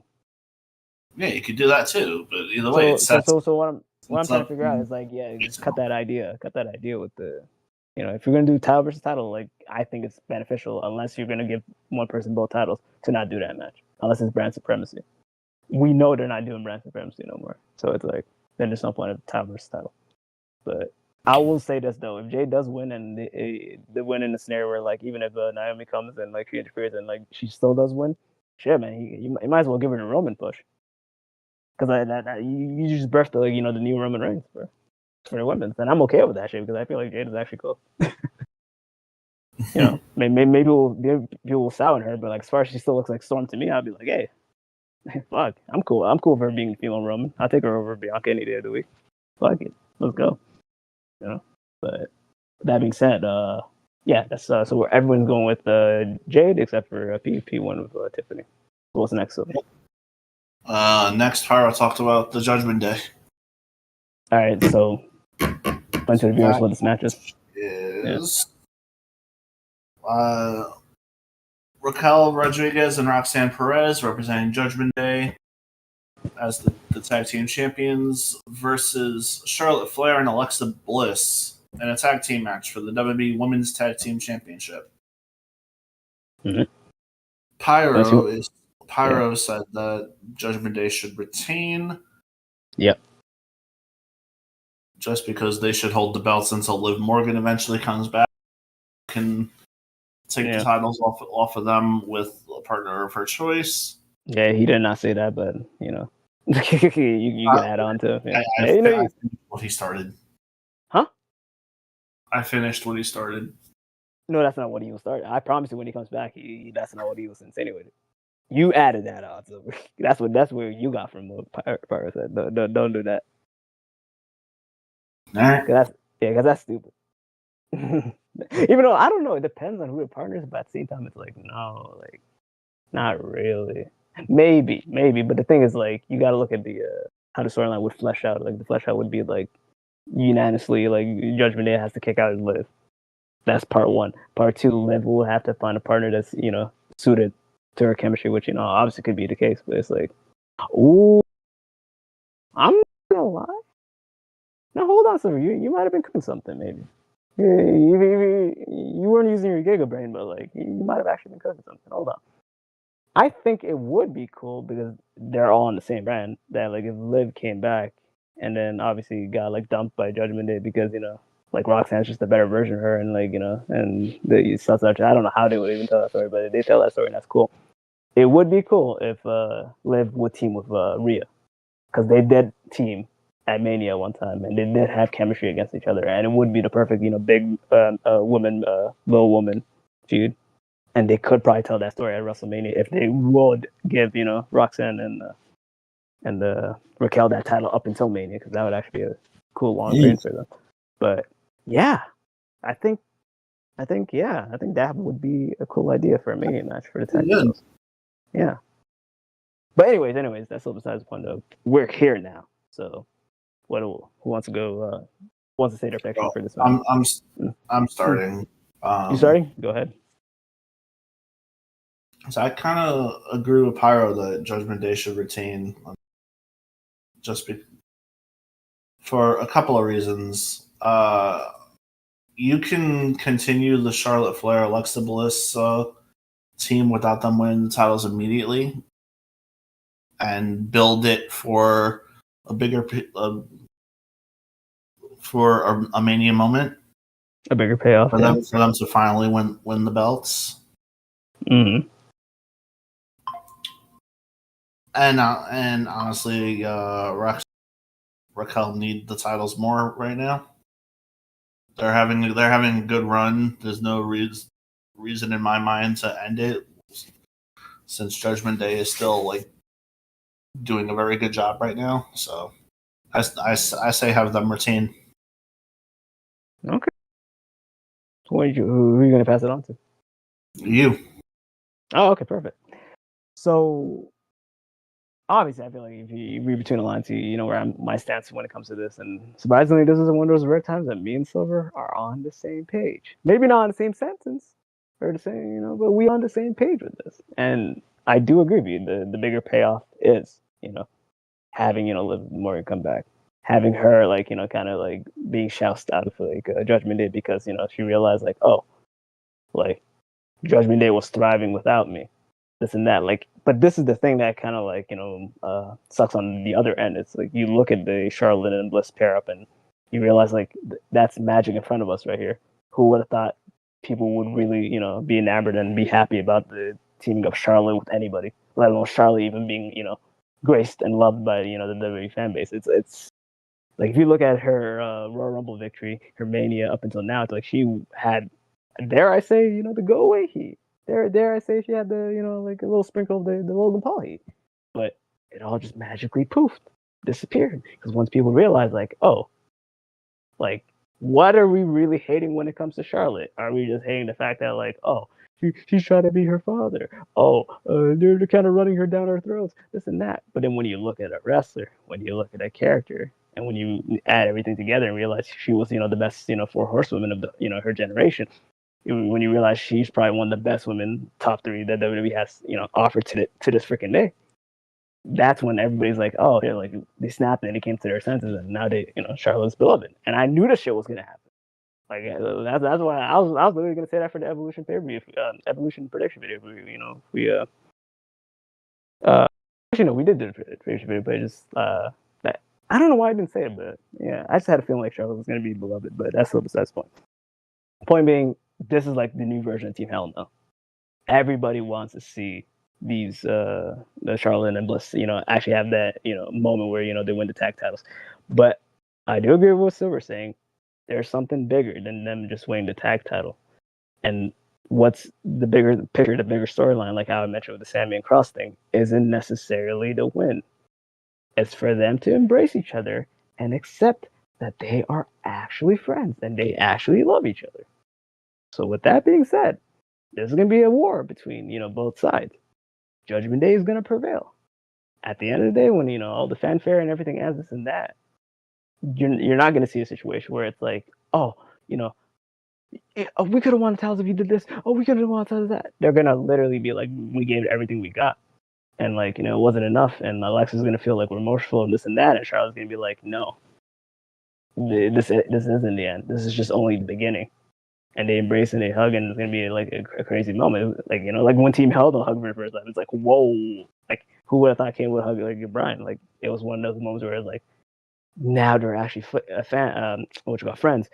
We can actually get the payoff now, because now that they're super on the same page, and they're not just friends, in convenience or allies of convenience or whatever they call themselves. They're actually a well-oiled machine, a la for Fraxium.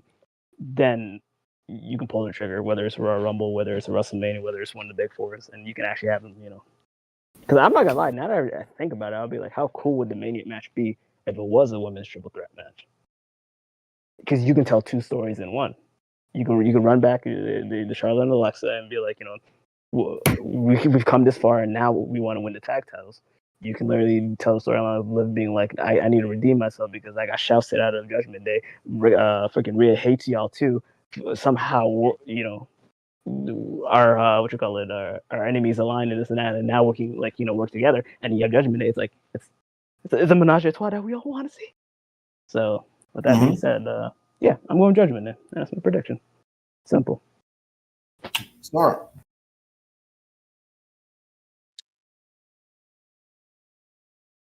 Sarah.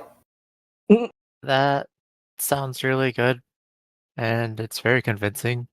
I do want to go with Judgment Day because I'm not the biggest advocate for Roxy, but like I see her merits and stuff, and it'd be good to build her up more, and right, building a connection between her and Raquel. That doesn't seem that bad, and it seems like they're meshing pretty well so far. Amazing chemistry. Big sis, little sis, yeah. Judgment Day. Hell yeah. JD on top. Okay. Who's next? Peter. I think for this match particularly, Judgment Day. Who do you see them winning clean or dirty? They'll cheat somehow. They'll cheat, and who's gonna eat the pinfall? I think Bliss. Okay. Hey, I like that. Okay. Yeah, that would make the most sense, honestly. It would. And then you'd imagine Charlotte would be mad afterwards, but it's like, no, you gave it all you got. I'm proud of you. This is just only the beginning. Oh my gosh, it'd be beautiful. All right, Chris, you next. Well, clearly I'm in the minority here because, yeah, I think Charlotte Flair and Alexa Bliss are going to come out on top of this. I'd like to see Judgment Day do it, but I think that because they've been a new intriguing pairing so far, all right, a given title run to establish them as the dominant force in the tag division, and that's probably going to be in the direction that they could go with creative. And yeah, continue. And I think the Judgment Day could win, and they could still have their own continued. I don't know. Well, it could be a rise to the top since they're already on top. Right. I have a question though. Because next to the Bloodline, they're probably the most dominant heel faction that there is in the business right now. I don't think the Bloodline exists anymore, personally. No, probably not. Yeah, it is. So Judgment Day is the most dominant faction right now, currently in WWE, for sure. But yeah. What were you gonna say? Look, the question I had is since you predicted Bliss and Charlotte winning, do you think they're gonna actually have a long reign, or do you think they're gonna be transitional? They're gonna lose the titles back to Judgment Day eventually? I can see them losing the titles back to Judgment Day eventually. Okay. Yeah, I don't know. I don't know if it would last too long, but if it would last long, that would also be something. Right. So it'd be Survivor Series, Rumble time. They would lose it back to Judgment Day. Because at Mania, the big payoff would be Judgment Day entering the pay-per-view, or the women's tag titles. But okay, I like that. What's next on the agenda, Silver? Next up, we have the tag team match: Roman Reigns and Jey Uso versus Braun Breaker and Bronson Reed.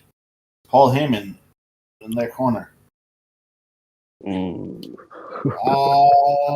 I say you start this one off, Cloud. Oh, me? Perfect. I love setting the tone when it comes to this. So, could you reiterate what Pyro said to the viewers? Pyro said Bronson and Breaker win by pinning Jey Uso. Yeah, because Jey Uso is only in this match to eat the pinfall. That's what he said. Okay. Yeah, that's what he said. So this match is very divisive because it can go both ways. you can easily see, the super team of Roman and Jay, win it. Because, it's freaking Roman Reigns. And then you can look at the other side where, this new group that, is being, pushed with, the presence of Paul Heyman, like the new Paul Heyman guys, the team of Braun. They're looking like beasts. They're looking dominant, and case upon like what, the biggest highlight of the story, because when we really look at this was a match that like I think wasn't supposed to be, made for SummerSlam, but because, a certain somebody had a fucking, blue their paper mache knees, that this is, the match that, we're getting, sadly. And, but the thing is, I'm saying sadly, but not sadly, because this is probably the better match. You're getting more eyes on new people here. You got Jay in the mix. Like, this is the ideal tag match. So I'm in agreement with a lot of what Pyro said, but I think there's like an illusion, a masquerade that is when it comes to this specific match, because people will look at this match and be like, the team that needs to win is Breaker and Reed, because you look at them and be like, they're the face, they're the future. What we saw them do on Monday, what we've been seeing them do for 3 weeks, the ascension of Braun Breaker and how they're building this guy up. Because when you really think about it, it's like he is that monster heel, but the crowd loves him, man. And he will make fun of the crowd, and he'll say whatever. He'll be like, it doesn't matter. He'll literally say, like, I think what he did say is like, oh, you got these fat fucks in the crowd barking for me. And I was like, whoa. He didn't say no fat fucks, but he ruled this a crowd. But at the end of the day, he knows the crowd, got his side because he's a dog. And he took the moniker Silver as the big dog. Braun Breaker is the new big dog, not Roman Reigns no more. It's his yard. That's been the whole build up this whole storyline. He's like, I am the man here to replace you. Yeah. What are you gonna say? I was just gonna say they're setting up for a 1v1 with Roman and Braun. They're just not ready to do it yet. But like, they can, for that big dog moniker. Yeah. And I feel like that would be the perfect Survivor Series match if they, pull the trigger on that. Which I'm going to tell you the steps on how they're going to pull that trigger. Simple, as this. So obviously Jay's going to do, his Uzi things. Obviously Roman's going to do his thing. Obviously Bronson Reed's going to hit a tsunami this match, But I think that's going to be the near fall. I think Roman Reigns is going to make it in time and break the tsunami. What I see happening here, because I always look at two things. I look at like storyline continuity and I look outside elements. Breaker and Reed need to win this match. And the best way they can win this match and make a mark and make themselves famous is to actually pin the OTC. They beat Roman in this match. They're established. And it proves that, like, the day I saw like them together without Seth, that Seth is not needed for their ascension. Seth is just a mere puppet to them. A mere, like, like people look at this shit as like evolution. It's not evolution. This is the 2-man power trip. This is D-Generation X in its prime, like when you had the 2 members, the New Age Outlaws, whatever you want to say. Like these guys are the Road Warriors. Demolition, you name it. Like they don't need that third person. So, with that being said, Braun Breaker, is going to pull the unthinkable, and he's going to super spear Roman, and he's going to win this match. And you're going to be like, how does that make any sense? Like, why does Roman loses in that? You already have Roman entering the show weekend, because obviously, like the beatdown that he took, you can play on the injuries that they had on Monday. But the thing that's good, ultimately, like I want to say, like even though this is kind of like fantasy booking, but I want to say just like it needs to happen because you do it as you establish these guys. You look at Roman's status to the company. He comes, he goes. He comes, he goes. He never sticks. The crowd loves him because it's the hero's comeback, but he's the pure definition of a part-timer. But I'm thinking in my mind, use that to the benefit. And how I'm looking at it, use it for the benefit. Look at the outside forces. The outside forces isn't Roman preparing himself for a new movie? Isn't he going to be gone for a while? Why not capitalize on the fact that Roman can eat these pins and come back like nothing really happens? Because if you have Jay lose, it's gonna look bad because Jay is always available every Monday. He's gonna be like, bro, this is a guy you could have squashed on a Monday night, on a Tuesday, on a Wednesday, on what he's the one that's sticking around. Roman's the one that can go away and we can forget about this loss. And until the the time comes where Roman comes back and he wants to get his get back, a la Survivor Series. My prediction, instead of Jey Uso being, the bumbling fool to eat the tsunami and lose, I want to see Braun Breaker do the unthinkable and spear the hell out of Roman and basically give him the Brock Lesnar John Cena treatment. I want him to ragdoll this motherfucker. I want this guy to hit him the whole fucking doghouse on this guy. And when he beats him and humbles his ass and stands on top of his carcass, you establish Braun Breaker as the definitive future. So whenever Seth wants to come back and this and that, because he's going to come back after his injury, it will be the changing of the tides. Hey, you saw what I've done when you were gone. Do I really have to be listening to you? You call yourself the visionary, and you call Roman Reigns the Oracle. He ain't your Oracle no more. He's my Oracle. He works for me now. And they can usurp, Seth Rollins' power and whatever, and take him out of the group, and these two men could thrive. So that's my prediction, and I even though I don't see it happening. I see Roman Reigns and Superman on this bullshit, but if they want to give us a show that I can just mud stomp and say WrestleMania was Dookie at Braun Breaker, eviscerate Roman Reigns. I don't care what the results of every other match on this card is. If they do that, this is already better than night 1 and night 2 of WrestleMania. Simple. That's the ultimate result right there. You made a star. So my prediction, Roman and my prediction, Breaker and Bronson. What do you think about that, Silver? Well, definitely Breaker and Bronson are winning, but the only change I would make to what you're saying is instead of having Braun pin Roman, I would have Bronson Reed pin Roman.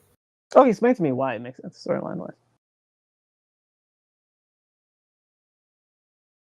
I mean, just storyline wise, you can have it be since Bronson pinned Roman has to work his way up to reclaiming the title of Big Dog. He has to get through Bronson, who's Breaker's enforcer, to get to the Big Dog and get his title of Big Dog back. Because if you just have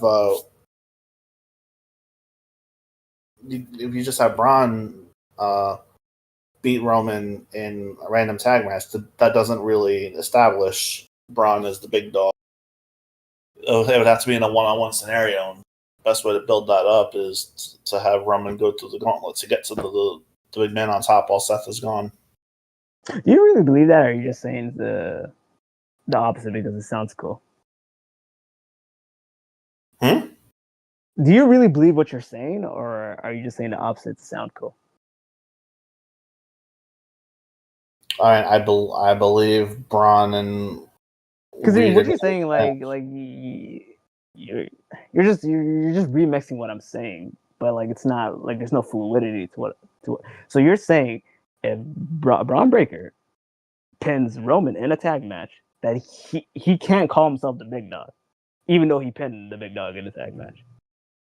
So you're telling me that if Bronson Reed tsunamis and pins Roman, that not only when Roman's come back, he's gonna go through a gauntlet, beat the person that pinned him just to get to Braun. Why would he want to get to Breaker? Breaker wasn't the one who eviscerated him. What if he, oh my god, this is the shit that I'm yo, so we're just saying shit, man. Which is cool, but make it make sense. So I'm saying you have Breaker win that tag match, pinning Roman. Then when Roman goes on his little fucking sabbatical, when he comes back, he doesn't want fucking Bronson Reed. He wants a guy who embarrassed them. OTC versus the new Big Dog. And then whoever wins that at Survivor Series, owns the yard. OBD versus NBD. Got it. Yeah. So I'm just saying, look, and the thing is, I think you don't understand too, because I swear you just watch the highlights, you don't watch the shows. The star, the focus, the center of the universe of that whole thing is Braun Breaker. If you give Bronson Reed the shit, cool, but he's not the focus. He's not the star. He's not the Adam Cole, baby. You're giving it to the Roderick Strong because you think it's cool, baby. No. You give it to the main guy. So I reiterate again, like, and you can, if you want to stick with what you're saying, stick with what you're saying, but make it make sense. So what do you see happening? I mean, again, I see Breakker and Bronson winning by pinning Roman Reigns. Who pins the Roman? Whichever way you do it, it's still like Roman. You needed both of you together to beat me. Neither of you beat me on your own. What long term storytelling would benefit? What would people want to see? What would be obviously Roman and Breakker. Okay. But because it's a tag match and like it doesn't matter as much who gets the win in a tag match is why I'm saying. Let me put it like this. Give the pin to Bronson. No, but this is the thing though. You should have just played with the idea that the suggestion that Pyro said. When Pyro said there's a reason why Jey Uso is in this match, to get Tsunami, that's the route you gotta stay in. If you want Bronson Reed to get the pinfall. I'm telling you, I'm saying if you're going the direction that I'm saying and you're stepping on my idea, make it long-term purposes wise, like actually like beneficial, like, so like I'm looking at it, I'm like, the gauntlet idea, that's stupid. Because the thing is, like, if you do the gauntlet and it's like they gotta get to Breakker and Breakker wasn't one who got the pinfall, Roman only really has to be Reed, and he gets his get back. Because Reed was the one who pinned him. No, that's true. There's no, that is true, right? So that's what I'm saying. Like, either just have some fluidity or just agree with what I'm saying. Because you can disagree, but just make it make sense, So, with that being said, though, you can pass it on to the next. No, I agree with what you're saying. But you remixed it, but you flubbed though. It's like, basically, yeah. All right, yeah, you learn from your mistakes. All right, who's next? Patty. Christopher. Let's see. So, I mean, honestly, I think Braun Breaker and Bronson are going to win this thing because this is a strong indication and that the company is building Braun Breaker as a future main event star. And a win over Roman Reigns, even in a tag match, it would be a huge step for him. While Roman Reigns and Jey Uso are a formidable team, the narrative just seems to be leaning towards elevating the younger talent. Agreed. Definitely agree. So he's going with Breaker and Reed, right? Yeah, because it's in AEW where they're always going to let the older wrestlers win. See, I'm not the only one. I'm not the only one who's going to be taking AEW people. God, it's just funny. I'm just going to take the most shots. Okay, bro. What the? Appreciate you, Patty, even if we don't always agree. Yeah, I'm not gonna lie. I live for this shit though. Because y'all know how I feel about AEW. I live for this shit. I'm probably the biggest AEW hater here. I'm not even mentioning. That's how much I hate those fuckers. I won't even acknowledge them. God damn. But no. What was I gonna say? Oh, fuck, I had something in my head. I do like that idea that Chris said. But yeah, you can pass on to the next. Maybe I'll remember. So then the only one left is Peter, right? Peter, I never. Sorry. Yeah, Pete, go. Braun and Braun went in. I see Jey Uso taking the pin. Damn. Okay. Not very juicy of you. Oh, hey. He went with the method. No, Pete. No, that's a genius idea, bro. He went with the method. Yeah, that's the method. He's the yeet man. Like, what the fuck? Main event Jey Uso, more like I'm gonna get pinned Jey Uso, like, or I'm gonna fucking get sleeper Jey Uso, like, Mister, I'm gonna have a fucking 45-day fucking world title reign for what? For nothing. All I did was just add a blemish to fucking Gunther's career, bro. Like, Gunther's gonna have a phenomenal year, and it's like, it was such an afterthought. But that's besides the point. Point being, I remember what I was gonna say. So the Roman getting pinned, or like seeing him get pinned. It's not like it's the first time we've seen him get pinned in the tag match. he lost to Jay or Jimmy or whatever, whoever pinned him when they did that Usos versus wait, who was it? It was Usos versus I think it was Roman. Jay who pinned him, honestly. But wait, what was the match? It was Jay and Jimmy versus Roman. Roman and Solo. Right, and what did everybody say? Solo's gonna eat the pinfall. Solo's gonna eat the pinfall, and it makes sense. It makes sense because Roman was unpinnable for like 4 years or 3 years or whatever that. Whatever. Like he never ate a pinfall since he became the the tribal chief. So when he ate the pinfall, everybody was shocked, and it was the changing of a tide. It was like, wait, is that like a prophecy to what Jay's to come for the future? Like when he becomes a top star, and lo and behold. I see the same thing with Braun Breaker. And I feel like it's more effective here because the thing is like, because with the Roman eating a pinfall for that, it's like he was a champion, so he has to show up every single week and this and that, and it hurted him, obviously, to some degree. But as long as he had the title, and had him and, blabbing his mouth and saying, it doesn't matter, isn't it? As long as he's a champion and becoming the longest reign, it didn't really hurt him. With Roman now, it's like, yeah, he doesn't have all that, but he's not a full-timer. He's literally gonna go film fucking Street Fighter. Like, you know what I mean? So it's like, bro, he's gonna be gone for like 2 months. Yes. He's gonna be back. Speaking of that. Yeah, and that plays into another thing I was gonna say, as we go on for another match. Because he's not the only one. He's not the only one. But we're gonna say those. Speaking of that. Yeah, I don't know. I don't know how I feel about who he was cast as for Street Fighter. The thing is, I don't like it, but could it make somewhat sense? Sure. Because, like, what is Roman's, like, whole gimmick? Like, I'm the tribal chief. You know what I mean? So when you think about the tribal chief and this and that, it's like, you think about a guy who had, like, wait, what does Akuma have? Like, the necklace? What type of necklace? Wait, what? The Satsui no Hado. That's the necklace he wears? It's just beads. I don't know what the actual significance of them are, but So basically, what I'm saying is like it's definitely nothing to do with Samoan culture. No, I know, but it gives a tribe vibe though. But he's not really part of a tribe though. He's a lone warrior. He is. He's a part of the Anawai family. He's a silver. I'm talking about Akuma, not Roman. Yeah, but I'm talking about why it makes sense for. Obviously, Akuma, yeah, but I'm just saying at surface level, the aesthetics wise, it fits the bill. But like when I have somebody else, like hell yeah. If anything, I would rather have Roman be fucking Vega. Fuck. See, I would have had Roman be in the Mortal Kombat sequel, make him Nightwolf. That too. If you're gonna that too lean on the tribal chief. That too, or freaking Aquaman Jr. He could be the protege to Jason Momoa. Fuck it. Yeah. You know what I mean?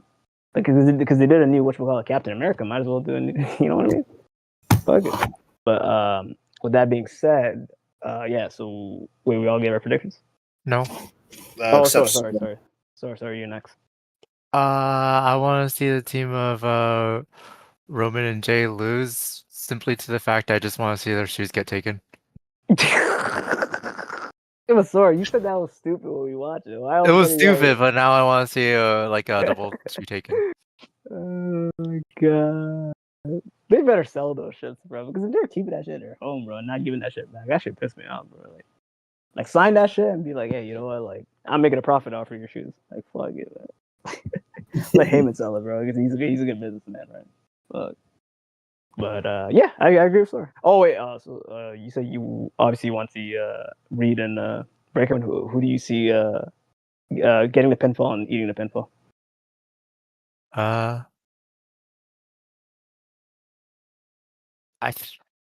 Maybe Roman to make it look like he's incapacitated, and then like have Reed like take Roman's shoes again. And then be like, it points to Jay, and then Breaker just takes Jay's sneakers, so they each get a pair. Yeah, no, but that happens. But then what's the finish?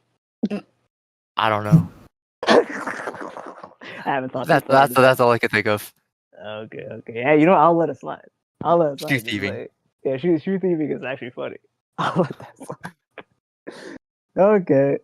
So to be determined with who gets it. Because ultimately, you're gonna tell me that day, though. Whenever you watch it, you got them. But yeah, but I mean, I gave you the after prediction. Yeah, the after prediction. Yeah, you gave me the team that was gonna win. So hold on, we're all in agreement. We all said the new team, Breaker. Everyone said Braun and wow. Bronson. I thought this would be decisive. Like I thought some people would be like, I was thinking more of them just for the shoe stealing gimmick. Okay, I like that. All right, moving on, though. So. Main event. Oh. Singles match for the World Heavyweight Championship. The champion Gunther versus the challenger CM Punk. And what does the CM stand for today? Well, we have to change his name to BM Punk. Because Blue Chew made Punk in this case.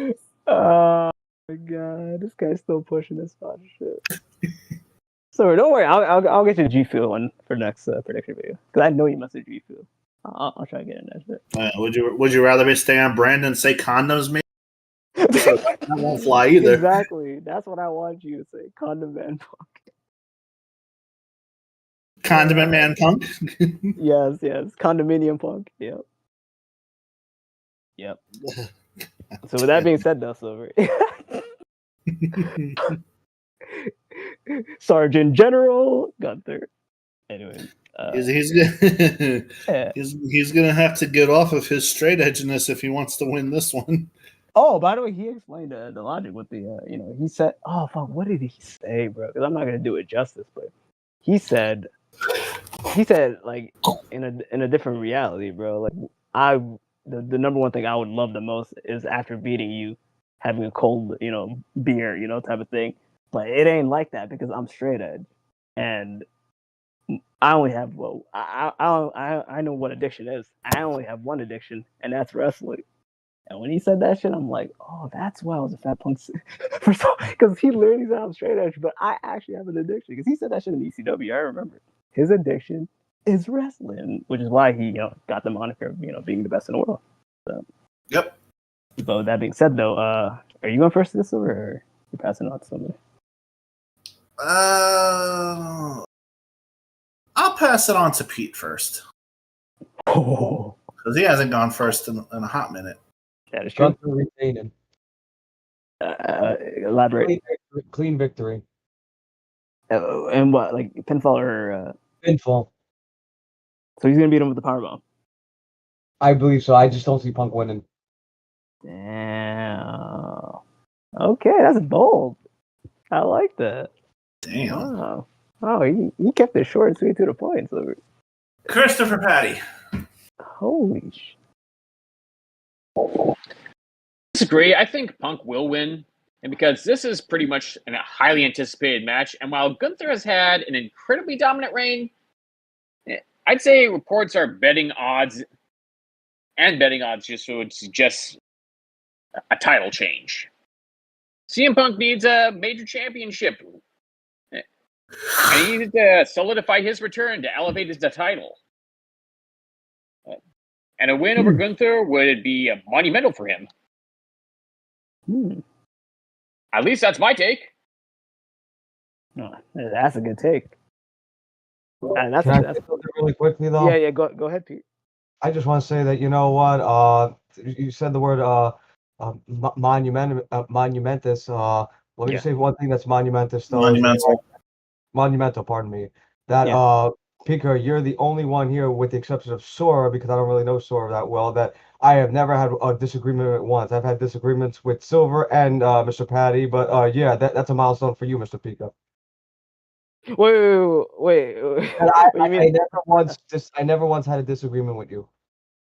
Same, because you know what it is. This show or just in general? He means in general. Like I've had disagreements with both you guys, like on viewpoint, but Pika, no, but we talked about this like off recording. It's like you're kind of like my American twin. Like you think the same like me. You have the same thoughts. You got the comedic factor. You probably got the good looks like me too. So I was like, come on, man. Oh,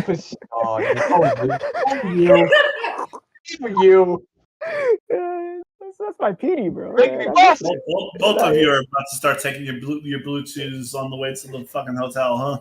Yo, look at Silver being a Grinch like he always is, man. Trying to stir the pot. Like I'm just trying to keep our sponsors happy. The more people you use Bluetooth, the better. He's shit promoting sponsors. I'm just saying. No, but there's a difference between saying it and selling your soul, Silver. You're selling your soul. He's just promoting his sponsors, and he's just a little jelly, not Jelly Roll, but Jelly Close. Yeah, he's too corporate for us, honestly. Like, don't be a shill. Yeah, that's like also. Yeah, I have to be a shill if I want to get that sponsorship with Le Champagne Le Champion. Champagne Poppy, no way. If I want to get back on Chris Irvine's good side to sell his fucking wine. Dude, I'm waiting until Chris Irvine makes his grand way to return to the home, basically. Because when he does that, like I can't wait until Silver changes his tone and says, "You know what? I love Jericho. Jericho's cool." Especially if he comes out and breaks. You know what the sad part is? Jericho is still in my top 20 all-time favorite wrestlers. Exactly, but that doesn't change the fact that Chris Irvine, the person, is a bit of a piece of shit. Yeah, right. So the purpose is like basically like before the lawsuit was about to happen. No argument here. Yeah, the lawsuit was about to happen and Silver was about to lose his channel. Jericho was in his top 10. But because of that, now he's in the top 20. Right, Silver? And he was never in my top 10. Motherfucker, you were playing that motherfucker in SCW like he was in your top 10. Stop later. He was a character and promo style that I could take for myself and make work beautifully. And you of all people know how good of a job. No, but the thing is, you shined a new light to Jericho because I never ever prior to the NCAA, so I never saw Jericho as the underdog ever in WWE. You made his character like the underdog, and I made me think in my mind, it's like he is a mini Rocky Balboa, and that's what you were in NCAA. And not to mention, he was kind of an underdog in WCW. Well, I guess, but like, no, he wasn't actually. No, he was a dominant presence, and he was the Lionheart in WCW. Yeah, but when you say the phrase Lionheart, that means it's like, or that sounds like somebody who never gives up and always pushes through like an underdog. It does sound like, but the thing is, he was ruling the cruiserweight division. Like he was beating people like Eddie and Dean Malenko and Perry Saturn. Where else? I don't know. Like, the whole cruiserweight division. Freaking Juventud Guerrera, one of my favorites, and La Parka too. Shout out to La Parka. But no, yeah. Well, so wait, what are we doing next? Who's next? And what? Oh, we're on the Punk and I think Pete said he went with Gunther pinfall, and Chris went but Chris, he didn't. Yeah, he went Punk, but he didn't say the finish. Like, what do you see the finish, Chris? Like he wins clean, dirty. I think it's gonna be a clean win. So GTS and like 1, 2, 3. Yeah. Pinfall or submission? He said pinfall. The GTS. Yeah, I'm definitely thinking pinfall for sure. Yeah. Don't get me wrong though. Him locking into Anaconda Vice and winning. That might actually make me pop Silver because that's the inverse of what happened at WrestleMania, but done right. Like it's like you're gonna have Gunther tap out to a good submission. Though, what? Oh hell no. Oh, you can pass on to the next person. So. I'll go next because what would actually be pretty cool if you're gonna have Punk win, is like a super finish of like I don't know how you could realistically do it, but an Avalanche GTS into the Anaconda Vice to make Gunther tap out, or like a GTS into the Anaconda Vice. Like a super finish. So you just hit the GTS and not fall down, and then rock bottom him into the Anaconda Bison.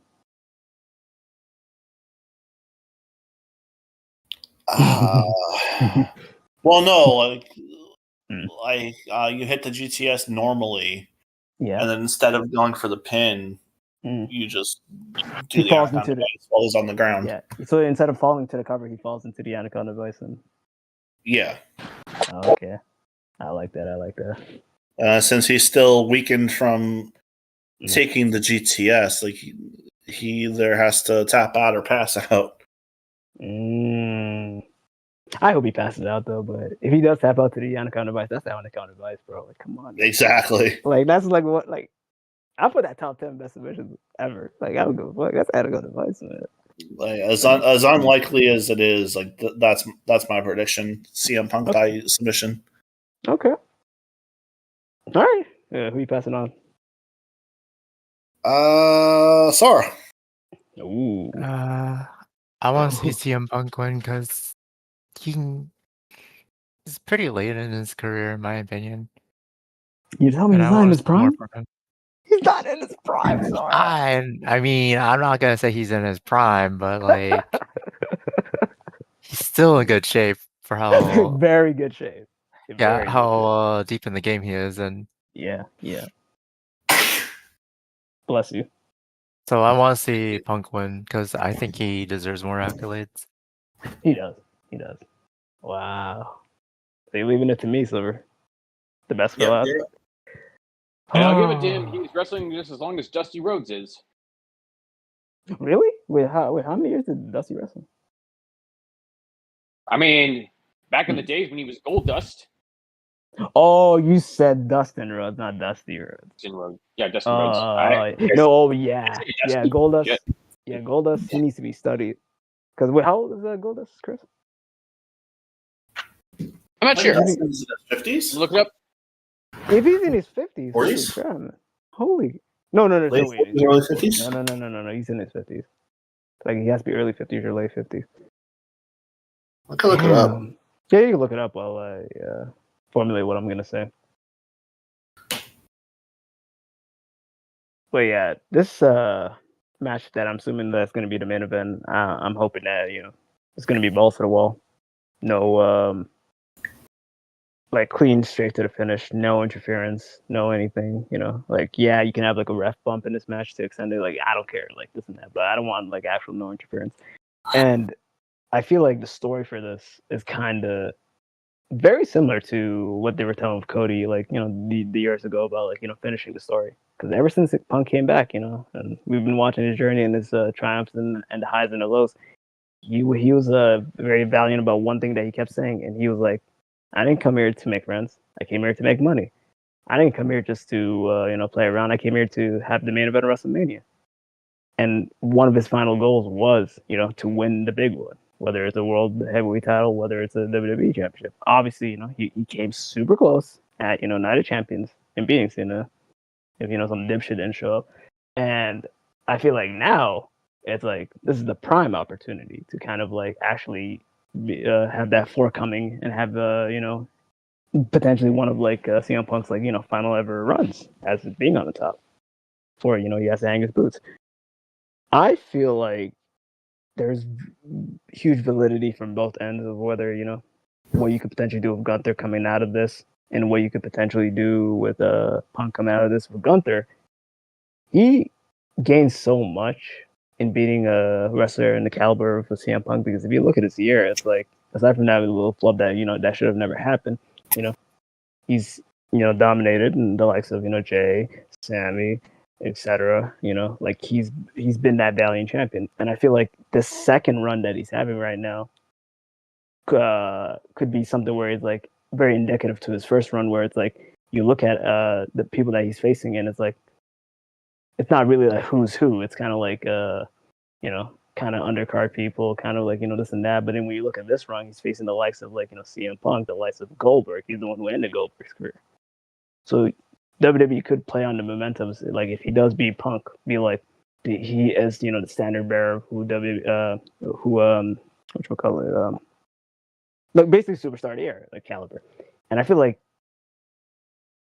they might have been hinting on it, but I wasn't really paying attention. But like, how cool would it be if we did get like a Gunther and John Cena match, and maybe Gunther, who knows, being the guy to retire John Cena, because it would be like, holy crap! Not only did he retire Goldberg, but he retired John Cena on his retirement tour. Build him up to be, that superstar that he is. Because right now, it's like you look at the Mania stuff, and even though they rectified it, then some by having him being so dominant at this point, you could just add more to it. You mean like making Gunther the new Randy Orton, huh? Basically, the new legend killer. Everybody that you like, And I think what kind of triggers something in my mind, even though I don't want to see that, is that promo that they had on Monday Night Raw. Because they were both super genuine, but it was specifically coming from Punk's end. Punk said, when everything's all said and done, you look at your career, you look at my career, your career is filled of like has-beens and wannabes and, and whatever, but you've had a really good career up until this point. You look at my career, I've been the best of the best. I've tangled the best of the best. Hall of Famers, legends, icons, you name it. My career will be put in a Smithsonian museum. Your career will just might be a footnote.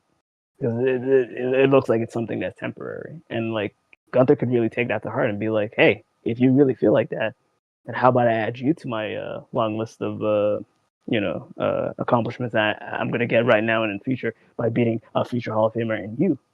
And that's how they can ultimately push Gunther to the next level. As much as I don't want to see that, if they see the star potential and they see like, hey, let's build up Gunther like to the point where like when we reach Mania, that the person that beats him is gonna be the next face of the industry.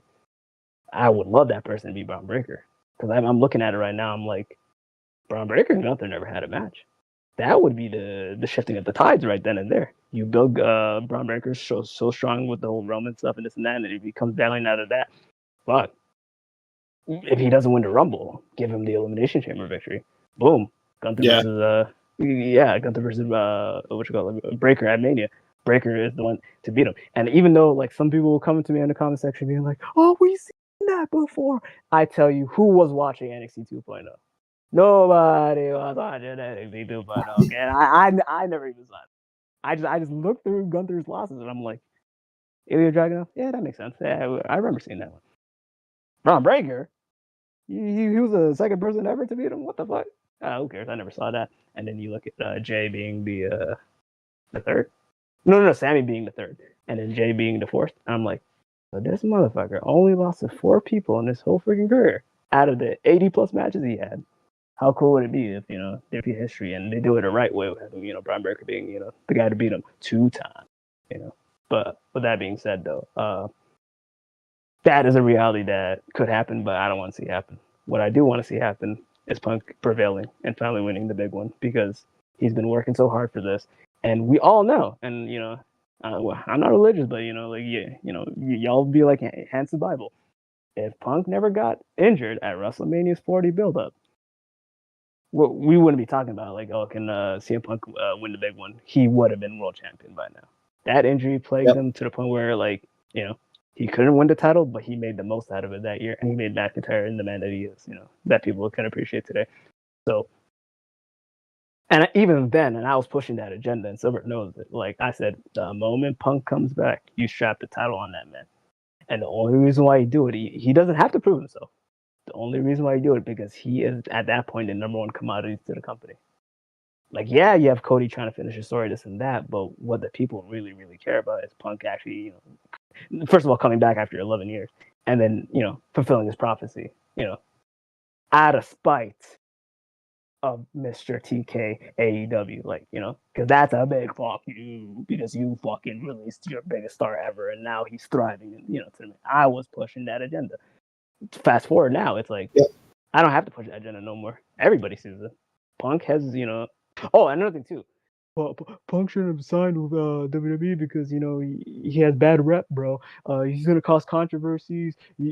I can't even see him be in the company for a whole year because of the stuff that he's gonna say. He's gonna get in a backstage fight with somebody. I've heard it all.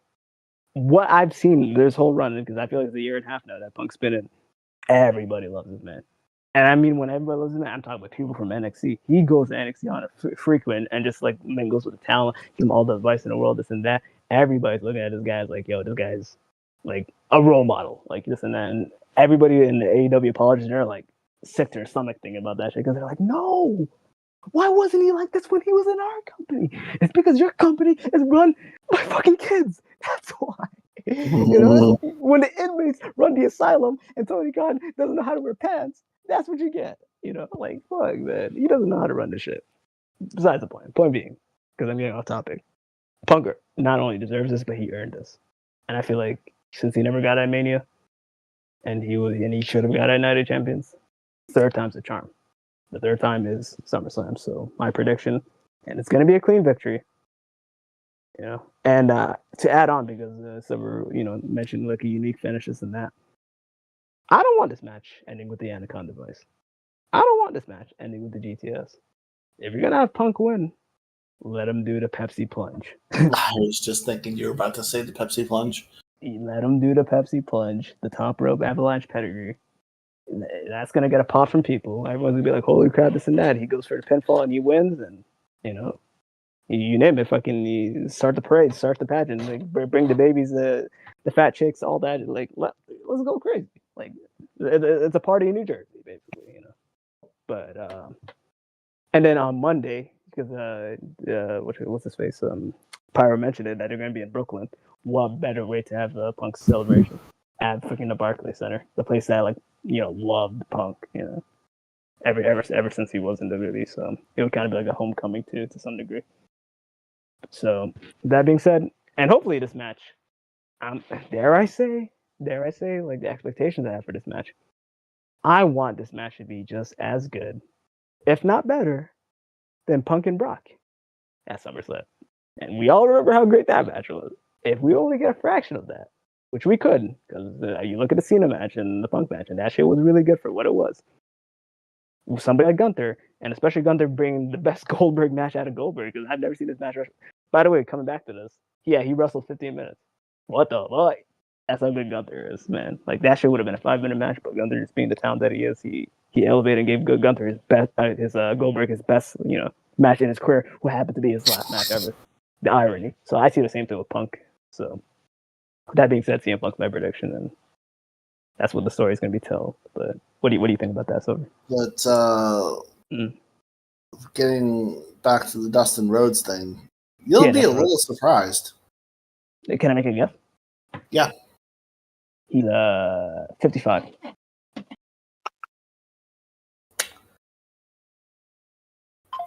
That was close. Damn it. But it's wrong! Yeah, but you're off by one. Damn it. I was so close. Or what was it? How old? Huh? Yeah, he's about to say it. He said I'm off by one. If he's older, he is not 55 years old. Okay. He is 56. Damn it, I was going to say 56. I was going to say 56 or 57, but I'm like 57 ain't no way. Like, that's pushing. But, yeah, wrestling at the level that he's wrestling right now, it's like, wow. And he got a lifer. Pika. Yeah, what's up? Hey, can I ask you something? Because you brought up earlier that how Gunther only lost to like 4 people ever since being on the main roster. I would assume, I would assume so, yeah. No, 4 people in total of his career. In total.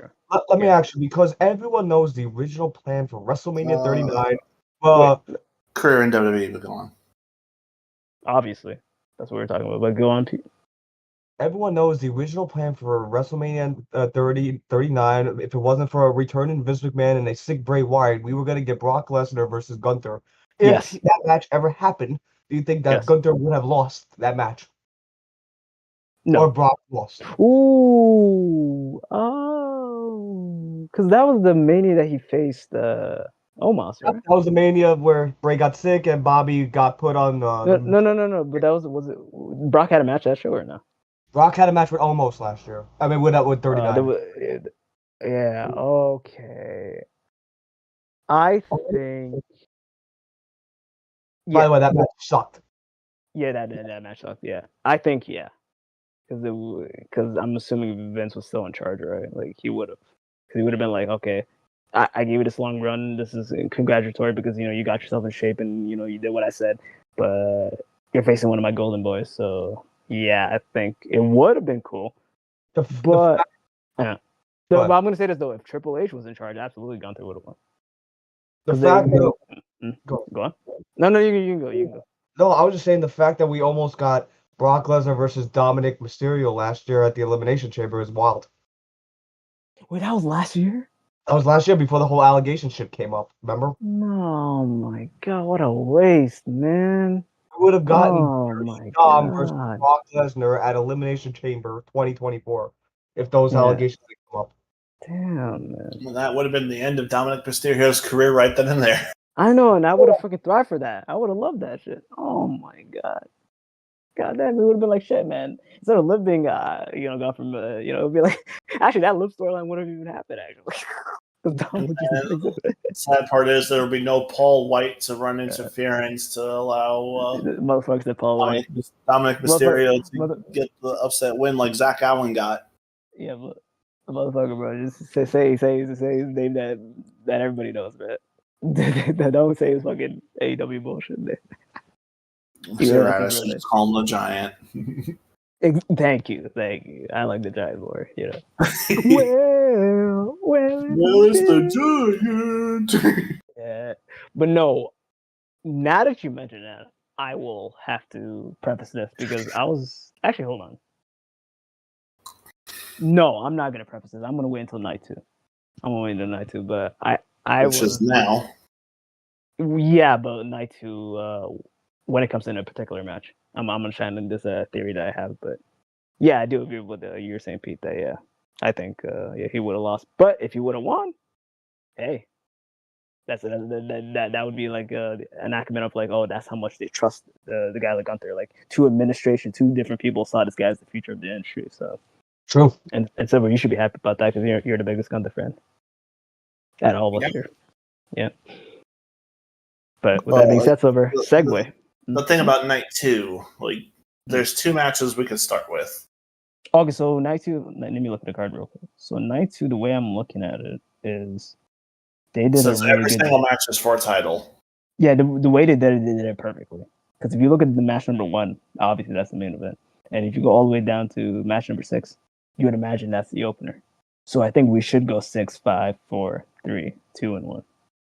See, I was thinking 5, 6, 4, 3, 2, 1. 5, 6, 4, 3, 2. Start with the IC title. I think. Yeah, you know what? Shit. Okay, so start with IC title. So there'll be 5 and a 6, 4, 3, 2, 1. Yeah. Oh yeah, let's do it. Fuck it. Which our talk about Dominic Mysterio transitions perfectly into that. It does actually, because we're gonna start night 2 with singles match for the WWE Intercontinental Championship. Dominic Mysterio, the champion, versus the phenomenal one, Mr. AJ Styles. Yeah, the challenger, the P1 phenomenon. And the only reason why I want to start this one is because I believe this is the only one that there's only one right answer.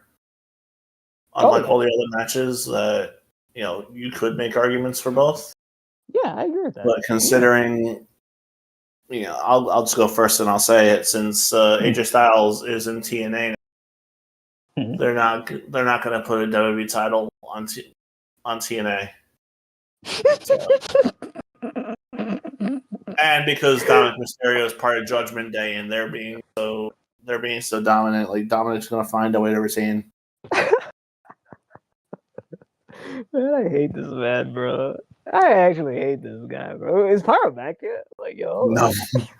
No, I need Pyro. No, I need him after what you said, bro. What the fuck? You literally had me eating the Pyro answer. You're like, there's only one right answer, and then you say that. Is my logic really that faulty? Yes, very faulty. But the thing is, instead of me being the one to correct you, let's talk about. I want you to pass it on to the third person that I would imagine that knows a lot about this storyline and likes everything that goes around from both sides. So if I were you, Silver, pass it on to Sora. Go for it, Sora. Explain to us why this match happening. Why? Sorry. I had to do something. Yeah.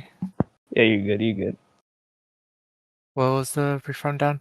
So no. So basically, Silver passed it on to you. We're doing the IC title match, Dominic versus AJ Styles, and I basically said pass it on to you because you're very familiar with the story. Is, oh my god, that one. Yes, explain to every little detail. Like AJ's a troll, man. That's just great. Yeah, explain why. Showing up as a valet, throws away the key, shows up as like a nurse attempting to give quote unquote CPR. Janitor. Yeah.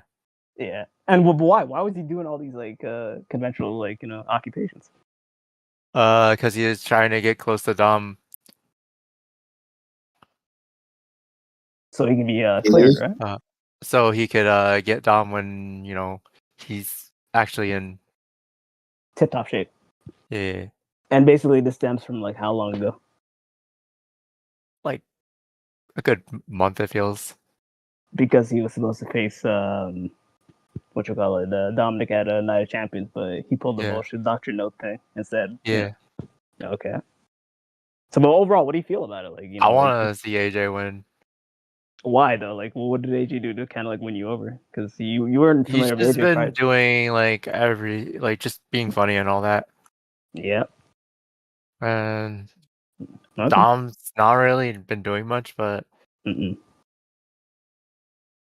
wouldn't really look good for Dom if he was like the only one in the Judgment Day to lose gold. True. So Dom might actually win somehow, but like I want to see AJ win. Hell yeah. So now passing it back to you, so we're like knowing the storyline, if you have any questions you could ask, but like that was the whole build-up, and AJ's been thriving with the storyline and such. And you see how like, him being in TNA or making an appearance in TNA pays no factor to what's going on, because just because he made an appearance in TNA doesn't mean that he doesn't have a WWE contract and he's not full-fledged for like, the Raw brand, because he's still on the Raw brand. He's been hunted. Oh, by the way, Sword didn't mention this. This is the house. See, I want to mention everything, so you forgot this. But there was a moment, the Dom was like backstage, this and that, and you see AJ Styles like on the aisle, and basically he's on his hands and knees, like praying to God, please clear this man, please clear this man, so I can beat him for the ice. He prayed to God for this man to be cleared. So with that being said, please, man, reiterate what you were about to say. Who you feel like is gonna win now?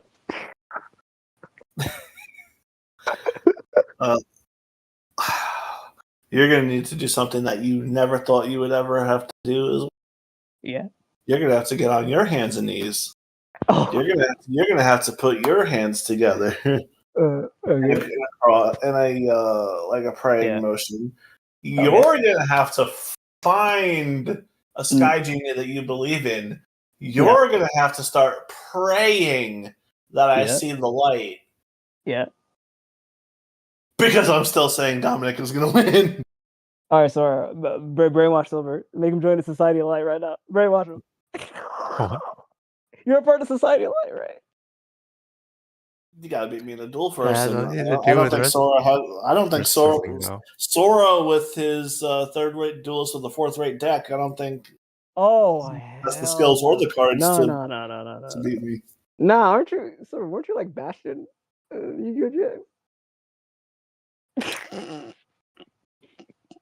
Bastion.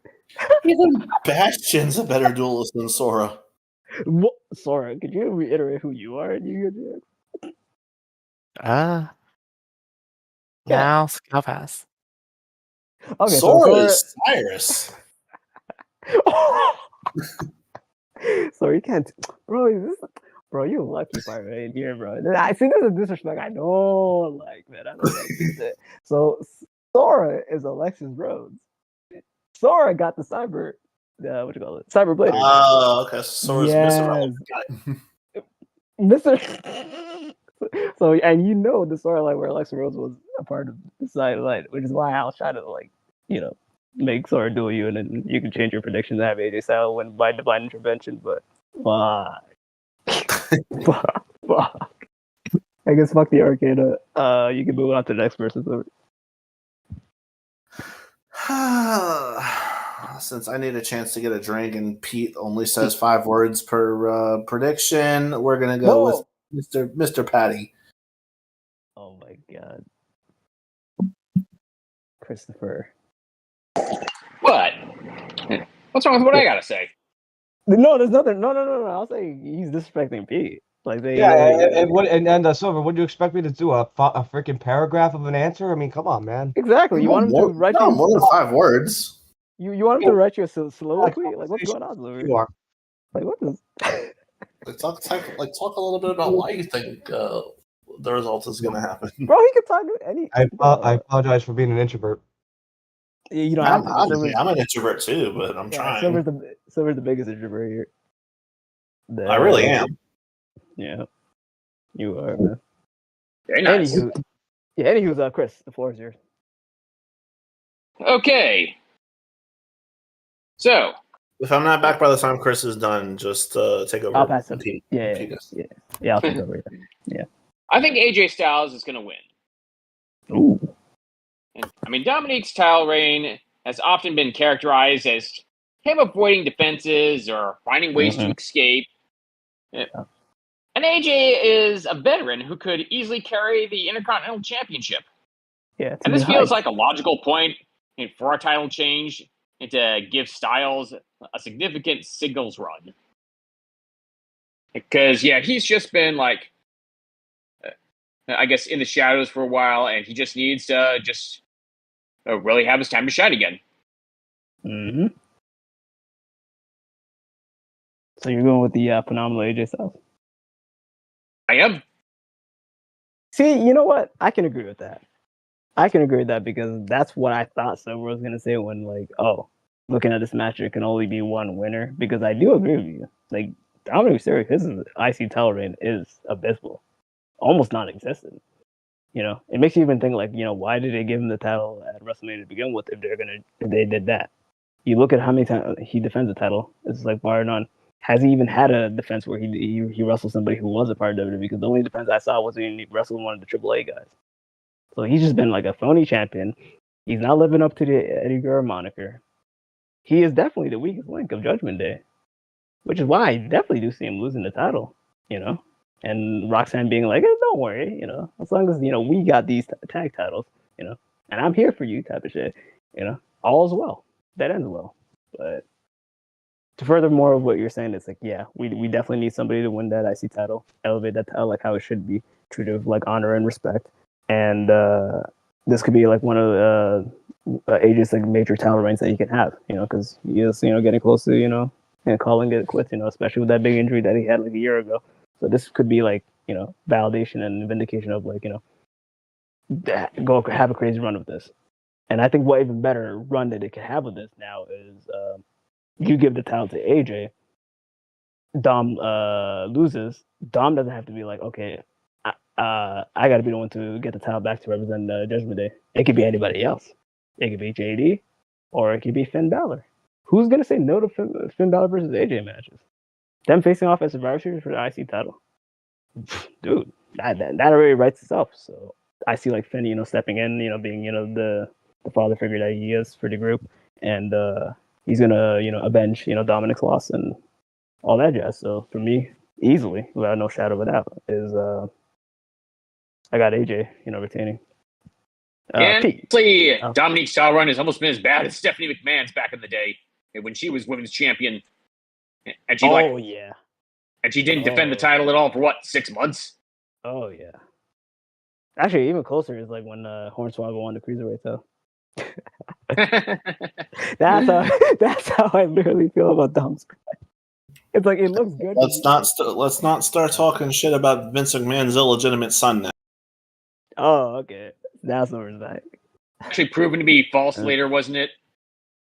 Basically, I think so. Could be wrong, I don't know. But to reiterate what Chris said, he says he sees AJ as the top veteran right now and somebody who can elevate the IC title. Dominic's title reign was very abysmal, nothing to write home about. We need to one last good champion. And I was basically reiterating on that, saying that you could have Dom lose, and he could be the only person to lose in Judgment Day, but he doesn't have to be the person to avenge his loss. Somebody else could step up in a group and challenge AJ for the IC title. Case in point, Finn Balor. Doesn't that match write itself, Silver? It would. There you go. There's your Survivor Series match right there. Like it's gonna be beautiful. But yeah, and that's basically the gist of it. You know, we basically said like Dom's reigns very close to like Hornswoggle. But Chris, what's the example that you made? Stephanie McMahon style reign. Yes, Stephanie McMahon's a women's champion reign. Yeah. Oh my gosh, it was invisible, man. But yeah, Silver, you can pass on to the next person because it's only just been us. The only one left is Pete. No, sorry. I'm gonna go with Well, Dom. you had Sora. Oh, sorry. Yeah, Sora did go. Wait, sorry. You said Sora went after me. I said AJ, and I said but Dom probably would need the win if, like, because it would look bad for him being the only one in Judgment Day. Gotcha. Okay. Yeah, I forgot. My bad. All right, Pete, you go. Dominating. How do you see that happening? I see Judgment Day getting involved. 30-31 for Dirty Dom. Damn. So we got. Wait, is Pete the only one that said Dom? I said Dom. Sora said Dom. Oh, okay. You and Patty are the only two who said AJ. AJ. Oh, okay. So we 3-2. Okay. Goddamn. Okay. All right, you can see the next match then. Sorry. Now we have the biggest match on the card, literally, and the one that I'm looking forward to the most. Biggest match of all tag team of all time. It's up there. Yeah. 6-pack tables, ladders, and chairs match for the WWE Tag Team Championship. The Wyatt Six, Dexter Lumis and Joe Gacy, the champions, put their titles on the hook, raise it high above the ring, and defend against Andrade and Rey Fenix. Ooh. DIY, Johnny Gargano and Tommaso Ciampa.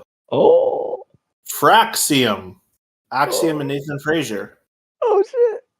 The Motor City Machine Guns, Alex Shelley and Chris Sabin. Oh.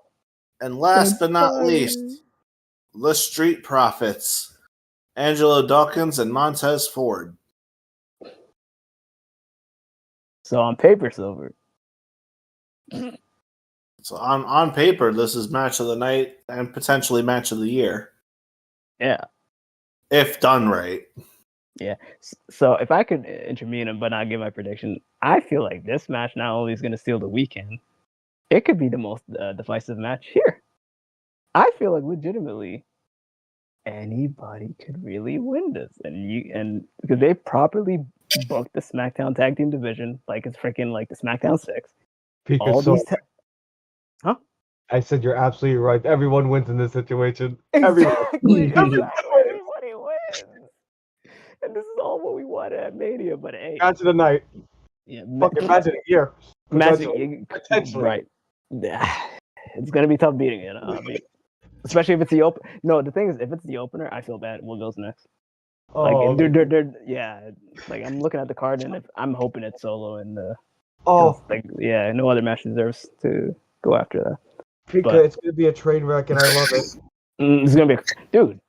This might be as good as the Hardys, the Edge and Christian, and freaking the Dudleys at SummerSlam. By the way, and I think that's the reason why they're doing this, because it's the 25-year anniversary of that match, I think, or something like that. So for the first ever TLC happened SummerSlam. Now we have a 6. All right, TLC. It's the biggest ever TLC match ever. So with that being said, Silver, he can't go wrong, and I want you to go first, Silver. Who do you see taking it all?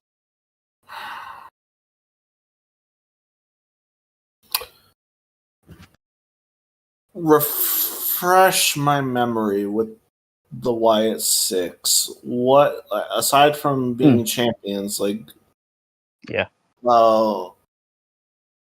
how well have they been utilized the last 4 or 5 months? Okay, so the story about them is, because obviously you're looking at this match and you see that's primarily the heart and soul of the SmackDown Tag Division. the Wyatt Six made their surprise return on SmackDown and basically put the whole division on notice. Well, so basically they are like the supernatural phenomenon of the division, where they basically it's like one versus all with them.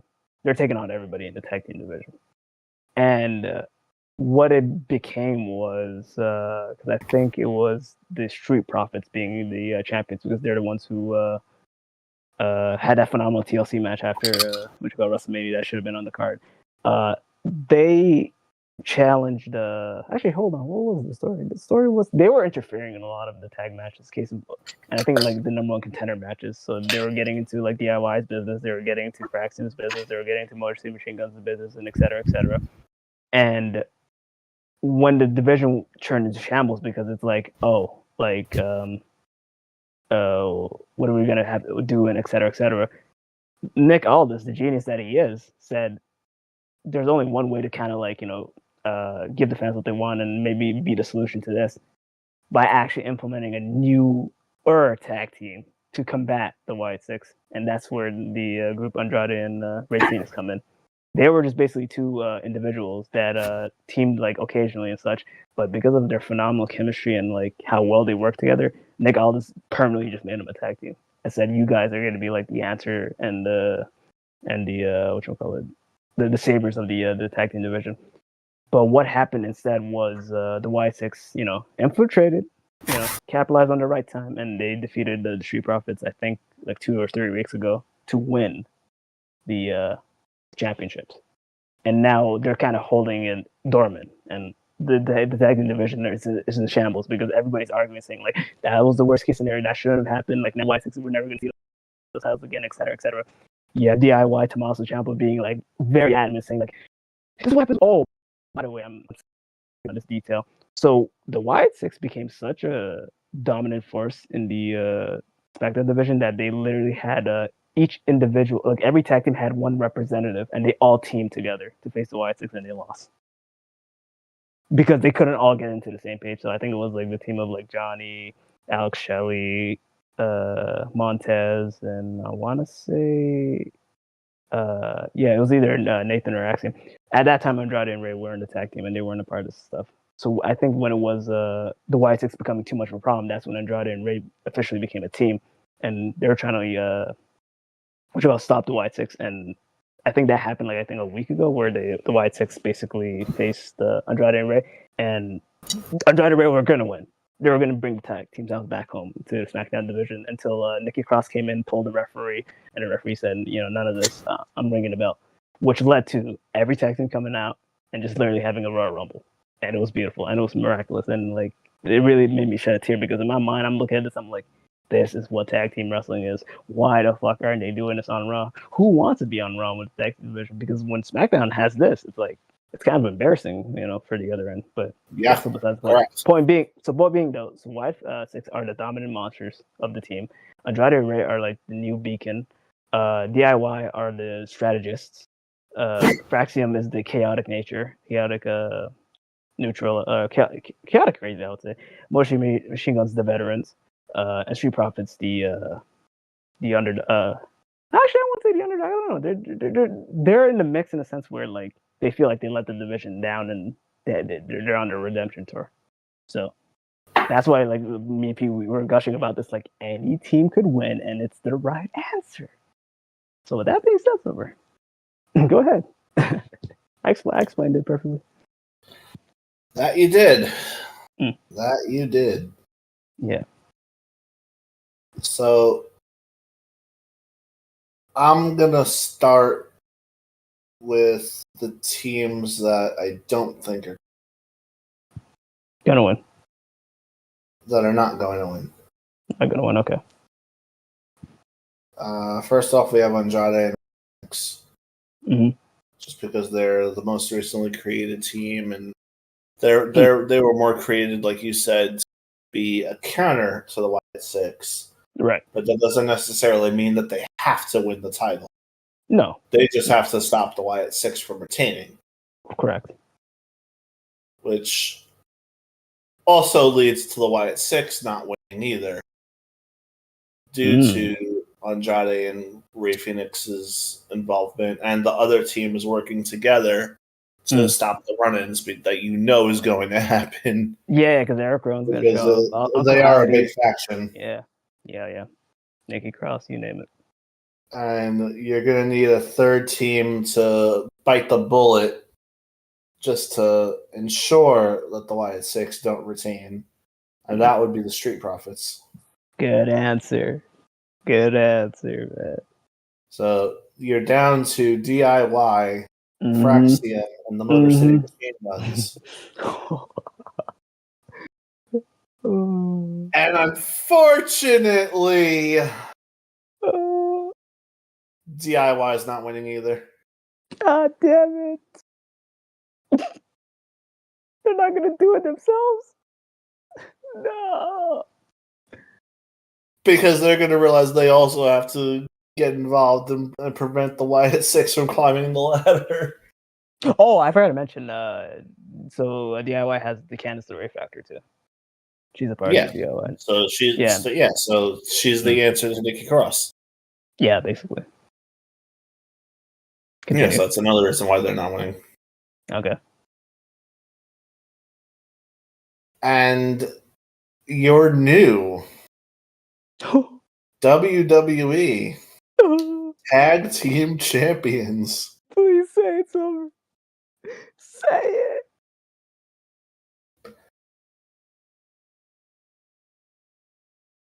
Christopher Seaman. No.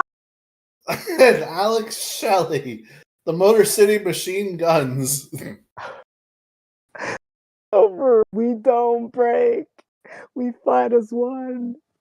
Fraxio. Because in a chaotic match like this, it's very easy to have that one moment where like miscommunication happens. Silver, we don't break. We don't fake. We fight as one. Yeah, but even if you fight as one, you can't. Silver, we're the choice that fate made. I know you want to hear that song, Silver. Yeah, I'll hear that song for the entrance. Not a problem. Yeah. But they ain't surviving machine gun fire, baby. All joking aside, because I was putting my acting spiel, I'm happy that you said Motor City Machine Guns. Because I was legitimately actually going to say Motor City Machine Guns, because you said it now, I don't have to say it. Because I was actually going to have to go with them, surprisingly, but good choice. Now you pass on the privilege, Silver. Since I took your answer, it's only fair I make you go next. Okay. See, now you put me in a hot seat because I know what somebody's going to say for one of the teams, and I don't want to take that answer from them. So, there's no wrong answer to this. And I think the time has come for Black and Gold to take over. DIY wins this and redeems himself from WrestleMania. The spot that they should have got, And they come out to DIY style. They come out to Triple H and Shawn Michaels attire, D-Generation X aesthetics and everything. I don't give a fuck. But yeah, DIY is my pick.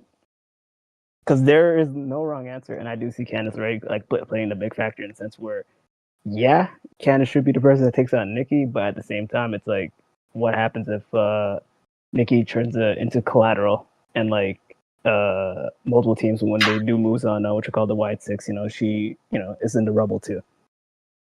That would leave Candice LeRae, being able to do whatever she wants to do, and who's to say, lifts up Johnny, lifts up Tommaso, pushes their bodies up, the ladder, and she's the deciding factor.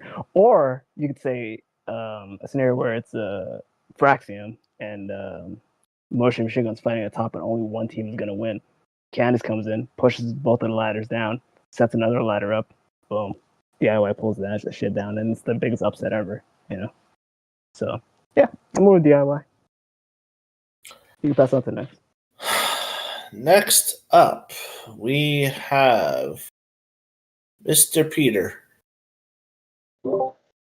I'm with Pika. I'm going with DIY. Yeah. Let's go. I told you. We think the same, bro. Man, we do it the same, man. I'm not gonna lie. Like, I'm the tomato, he's the I jelly. need to go for a quick moment. Oh, okay. Right, so Oh, you're making me blush. You're making me blush, Fika.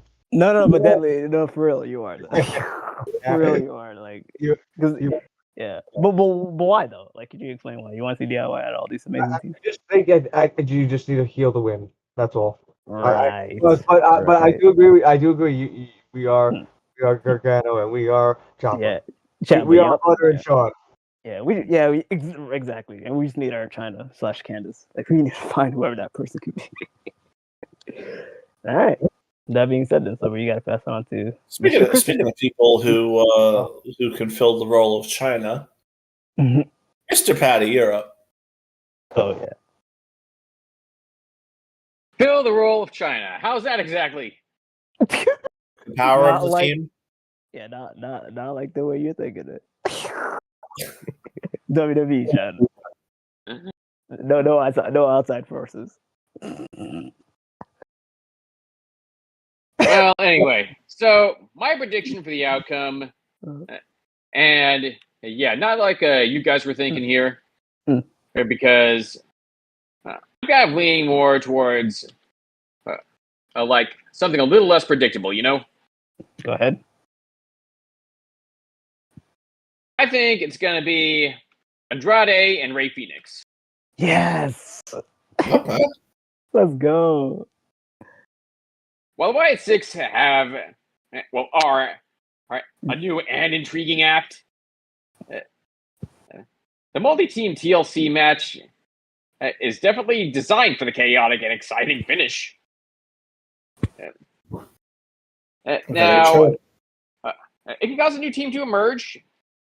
Andrade and Rey Fenix are slight favorites, at least in the betting odds, and suggesting a potential upset or a move to elevate a newer team. I'd say that's probably the direction they're going to go. I love it. So the nature of TLC matches makes this highly unpredictable. There's literally no wrong answers. We're the winners just watching this match. Exactly. Yeah, but they represent a strong, talented pairing who could benefit from the win here. Absolutely. But could you sell the idea of Andrade and Rey? Like, why are they such a good tag team? Like, to you? Like, have you watched? Just because this is the opportunity for them to rise. But are you a fan of their work? Like, you've seen their matches on SmackDown and all that? Or no? I haven't seen much of their matches, but I've seen a little bit of their work. Oh, you're in for a treat then. You're in for a treat. They're basically peanut butter and jelly. Like, they're like two individuals that you would have thought that would really mesh, and then they just mesh. But obviously, you know, the Latino culture and this and that. And also, they do the Eddie combo. They do the Three Amigos Frog Splash dedicated to Eddie, and it's kind of sick, like the way they do it. But, okay.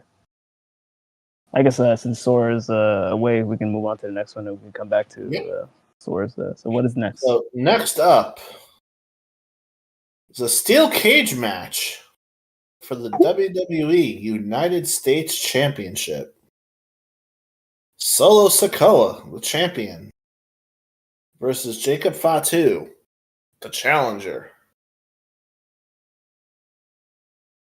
The basic idea of this is Solo has a whole bunch of people on his side. You set up a cage, prevents those people from interfering, and makes it a straight up where you either win by pinfall or by escaping the cage. Normally is how it would work. Correct, Pika? Yeah. Pinfall, submission, or escaping the cage. Yeah. Damn, I meant to throw you over the wall. Slip and fall. Oh, that's what it was. When you slip and fall, bro, you gotta get a Bluetooth. Because I will never look away. Look away. If I lose it all. Lose it all. No, that's not. Shout out to Bloody. If I lose it all.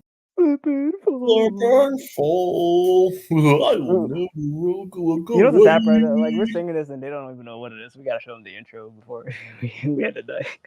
We got it. Speaking of slipping and falling, yeah, this is going to be a rough night for the werewolf. Oh, you think so? Yeah, because cage matches have never stopped factions from interfering in the past. For this one. And as much as I would love to see Fatu regain the title, I think they're going to keep it on Solo. Interesting. But is Solo going to win clean? Oh hell no! The rest of his faction is going to get involved. So what's the ideal finish that you see then? Like what's going to happen? And Tonga, Loa, and his brother are going to be on the outside, preventing Jacob from escaping.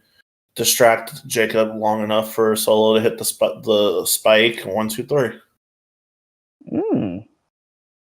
It's a pinfall victory. Okay. Yep. All right, Chris, you can go next. We were just outnumbered. We need more guys with us.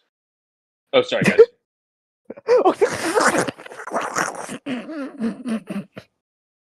I thought he was talking about the steel cage. Because I'll reiterate. Yeah, sorry, I'm multitasking here. No, you're good. You had me just think about the steel cage match. Okay, so I do agree with what Chris was saying, even though he wasn't specifically talking about the cage match. I do feel like this is going to be like a not hometown coming, but it's going to be a family return, because I feel like the other Tongan that's been out, Mr. Yeah, is going to play a factor. Maybe come in, slip in a weapon, maybe open the door for Solo and pull his carcass out. You name it. And actually be the deciding factor. But I guess for prediction purposes wise, I'm going to go with the guy I like the most. And I see the finish being basically a pinfall on Solo. And you're going to love this, Silver. He's going to do his mighty moonsault from the top of the steel cage. And you can't be mad about that shit. That's an awesome finish. Not at all. Yep. I'm going to go with Jacob. P. You can go next. Solo's retaining. I think Jacob's gonna lose in a dirty fashion, and I think all the Tongas are gonna get involved, and Solo's retaining. Oh, okay. Well, I do see that being the case, sadly. I'm just being creative here because I feel like just going for that Solo sweep is, kind of a little bit boring for the viewers. Chris, and I agree with Pete. I agree with Pete. Now that's my turn. Okay. I think Solo is going to retain.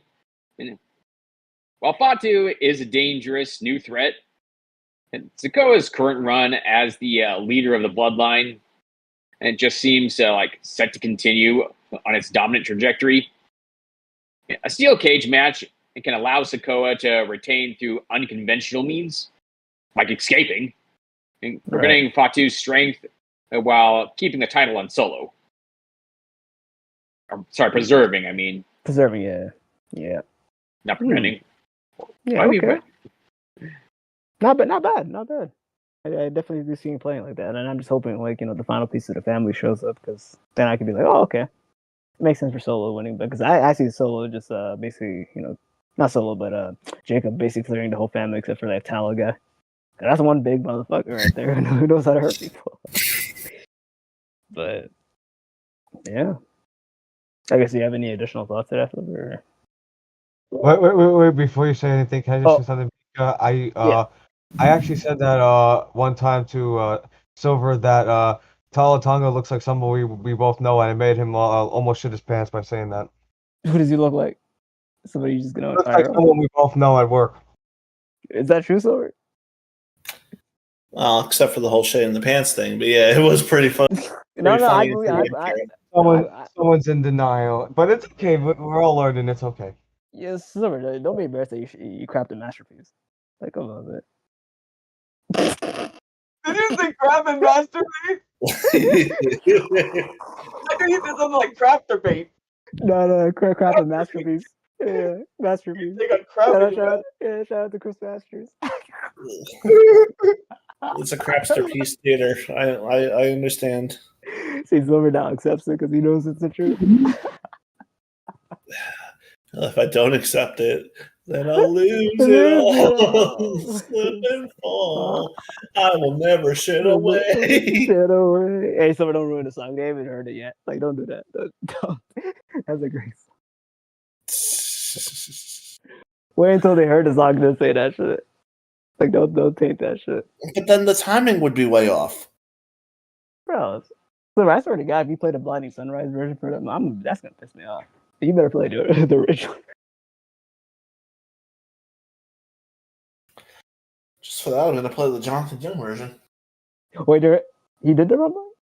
Well, I have no idea. Yeah, I was about to say because I'm just referencing our last video. Oh yeah, hey, soon to come. Soon to come. Expect big things. By the time this comes out, that should be out. This will probably come out before that. If not, then I age poorly like usual. Hey, like sour milk. But with that being said, Sliver, what next do we got on the card? Fuck you and your goat milk. But you like it like that. Come on, Sliver.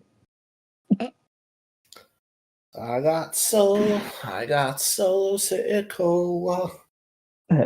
Next up. Yeah. No disqualification. Mm-hmm. No count out. Last chance match for the WWE Women's Intercontinental Championship. Becky Lynch, the champion, versus Lyra Valkyria, the challenger.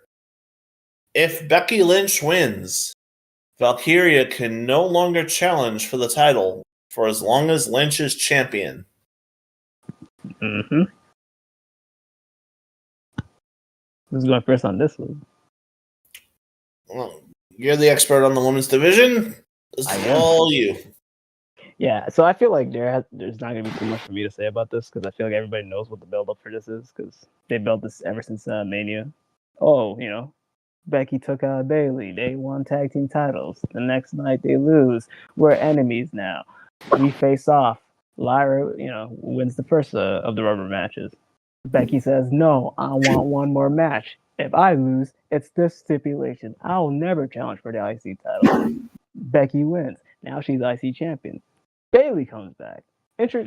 Twines into this, but leads into a triple threat match at Evolution, where Becky, pulls the unthinkable and, retains, by pinning Bayley. Bayley, looking directionless, hopeless, wants to still be in a mix. She, convinces Lyra to challenge for the tag team titles. They lose on Monday, and Bayley just basically, her road to SummerSlam just died right then and there because, she's directionless. She doesn't know what to do. She doesn't know where she's going. And now the full focus is on Lyra and Becky. And also, I forgot to preface, the reason why the tag team stuff happened was the week prior, Bayley and Lyra had a match, and whoever wins faces Becky at SummerSlam, which is why, Bayley panicked, wanted to go for the tag team titles. It blew up in her face, and now she has nothing. But now the focus is here. You look at the stipulation.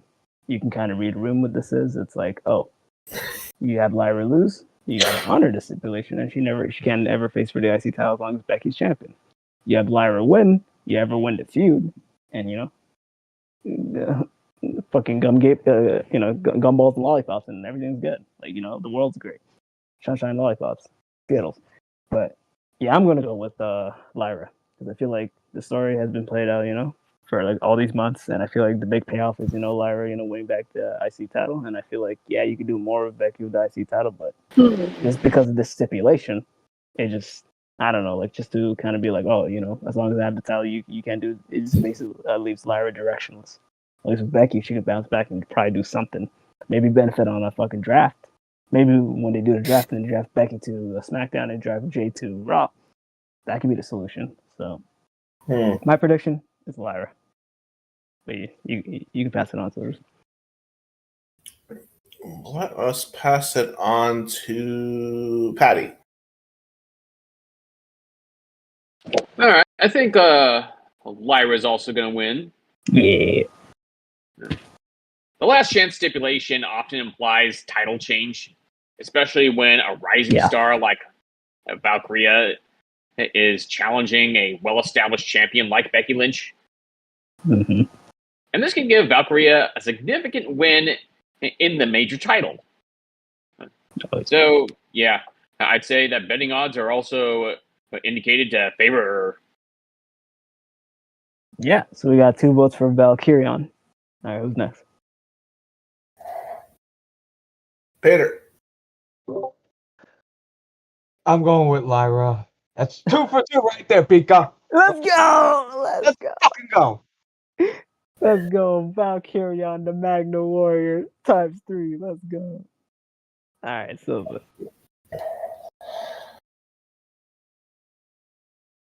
Well,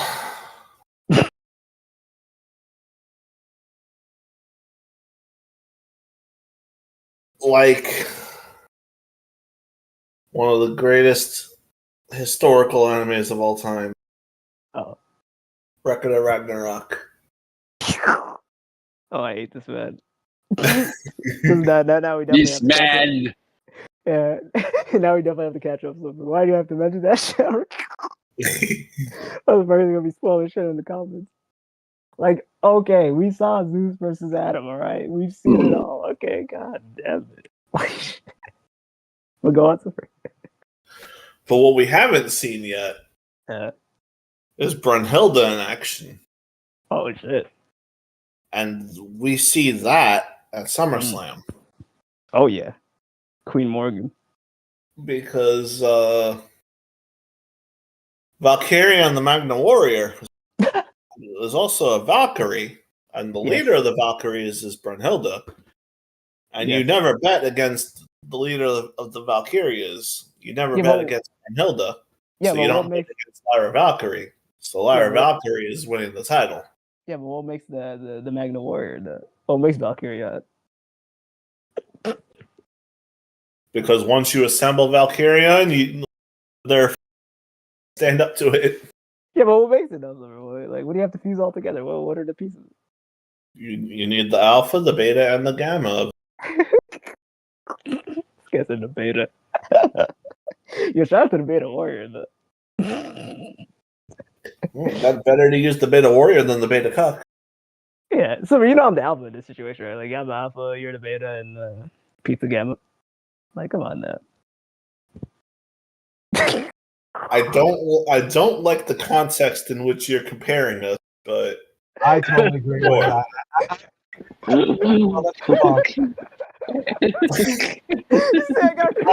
agree with your wonderful sentiments. Let's go. Let's move on, gentlemen. Yeah. I got Chris laughing, so you gotta give me my props, man. You're lucky Pyro was not here, bro. Pyro would have put you on blast. You're lucky. Because I know he knows his Yu-Gi-Oh! If I said Valkyria, he would have been on my head. Yeah, I know, it's just funny. Yeah, no, it's funny. It's funny. Even like Pete's response to it, that shit was golden, man. That's my boy right there, man. That's gambler. Hell yeah. You're my boy too. Clean sweep for Lyra Valkyria. Yeah. You're my boy too, to regain the title. Yep. Next up. Yeah. Damn, we're flying through this card. A triple threat match for the Women's World Championship. Naomi, the new champion, versus Rhea Ripley and Io Sky, the challengers. Mm-hmm. What's your thoughts on the whole matter? Naomi cashed in on Io Sky to win the title, if memory serves. Correct. At Evolution. Yep. So she's looking to. This is where you stop yourself, though, because we got a member back. Okay. What am I doing? Are you back now, sir? Yeah. All right. So now we need all your predictions before we move on to this miraculous match right here. So we left off on the tag team And you know, yep. Who do you got? You know, I just want to see Fraxium win. I'm upset. No, explain. Fraxium, I appreciate their chemistry. I appreciate all the back and forth that they've done, and it's like going like, oh yeah, and then having the double matches, like for 2 different members and stuff, and just the chemistry of Fraxium is just funny and just entertaining to watch. And if the titles are on them, I can see them going, you know, elevating the division, like keeping the title strong and like going match after match and like getting into more shenanigans. Yeah. Also, what do you think about the theme song? The theme song is baller. If Laura likes the theme song, then you know they gotta win. That's all I'm gonna say. All right. Next match on the was the steel cage match, Solo and Jacob. What's your thoughts on that? Solo and Jacob. I want to see Fatu win just because like he's been built up so much as being such a dominant person, and since it's a steel cage, there's not really going to be outside interference unless somehow the steel cage doesn't reach quite to the rings and they hide someone underneath the mat. What are the odds we get to see the Mighty Moonsault from the top of the cage, sir? I have no clue. Well, would you want to see it? Sure. Hell yeah. Would you want that to be the finish? Possibly, it could be. Hell yeah, sir. Okay. Let's go. Anything from the top of the cage adds gravity and power. Yep. And the reason why I'm mentioning that is because you and I are the only ones. Just don't do another like injury like Jimmy. Yeah. Yeah, that guy Fatu with it. He's the thing about Fatu. What I noticed is he's very calculated. Like he does not botch his shit. So no, I'm not talking about a botch. I'm talking about like don't have Solo like move out of the way when he jumps from the top of the cage. Oh yeah, that's obviously not happening. No, he's connected. He's connected, and it's gonna be crazy. Sorry about leaving earlier. I had to deal with like getting PC parts because my PC's kind of old and not running well. If you're saying your PC's old, then I want to know what the fuck Silver's going through. Because they could come on now. Sora, do you use a laptop or do you use a desktop? Exactly. It does not matter though because it does because PC. I didn't say my laptop, so I said my PC to be a lot more powerful than a laptop. Laptops tend to have bigger problems than PCs. Exactly. Right, but what I'm trying to say is like the issues that Sora has is light in comparison to like if I blow on your laptop server, apparently that shit's gonna crumble. Like what the fuck's going on? I mean, it's slow, but it doesn't normally have issues like what tonight was. True. Nah, I'm just busting your balls over because I love you. Yeah. Okay, so yeah. So it was only you and me, Sora, by the way. We only said Jacob. Everybody else said Solo, so that's interesting. And then the match we did prior, the last one we did before we were getting to the new one was Becky and Lyra. And Becky and Lyra. You know the stipulation, right? Or do you want me to? Yeah, the stipulation: if Lyra loses, she can no longer challenge Becky for the title as long as Becky has it. Yes. Yeah. And it's falls count anywhere, no DQ. Wait, it's falls count anywhere? Right? No, it's just no DQ then. It is not false count anywhere. Sorry, you got me excited. Okay, it's just no DQ. I was about to say Ricky said no countouts, no DQ. That's what it's called. Yeah. Okay, that I don't know. It's just I wasn't completely following the Becky line because like low-key, Becky's not that great lately. I wonder when you noticed. Oh, I noticed when she came back at Mania and like I don't know. But Becky's. I actually appreciate Bailey and the tag team try, but like I'm sad that didn't work. Wait, could you like kind of like cliff notes us like what the story of this is? Like what led to this match in particular? Like and what Bailey's involvement was? If you can explain. I know that like Bailey and was supposed to be teammates with Lyra for the tag team championships, and then Becky took Bailey out, which they never got to do their tag team champion after Bailey and Lyra won a gauntlet match. Oh yeah, and then just turned into like single focus. They both started focusing onto the title that Lyra lost, and Bailey lost. So like Bailey's like, well, since I can't get that, let's just do tag team, because she's kind of like really not sure what to do with things and stuff. Because she was kind of like on Lyra's ass about like the whole one-on-one situation, and now that she lost, she's like, oh, I'm gonna put this behind me already. Lyra's like confused because it's like Bailey's just being bipolar at that moment, and just like Bailey's just like, let's just win this team thing, and like let's do this, and then when like Lyra was like starting to like get into it through the match, like even though like she was so hesitant and so like conflicted, it's just Lyra got screwed, thrown into the steel steps by Becky, and Bailey was looking to like tag out, and just like the momentum just kind of drained, and they end up losing. Yeah, and it sucks because Becky was the factor with them losing, because they were going to win that tag match, weren't they? Raquel's a unit though, regardless. So it's like, But with that being said, who you got, sir?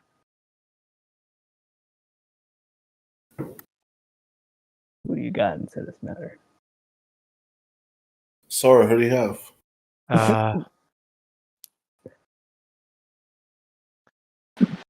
Let's start thinking. I have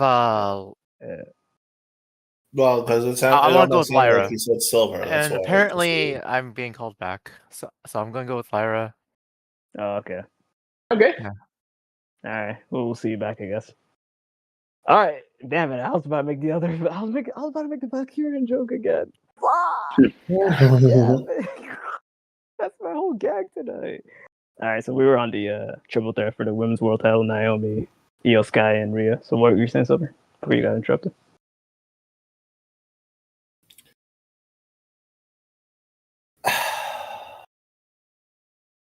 Just as much as I don't like the idea of Naomi as champion, and as much as I want Io to get her belt back, wow, I don't see it happening. Naomi just cashed in to win the title. It would be stupid to take the belts off of her immediately. So it's almost like she has no choice but to retain here.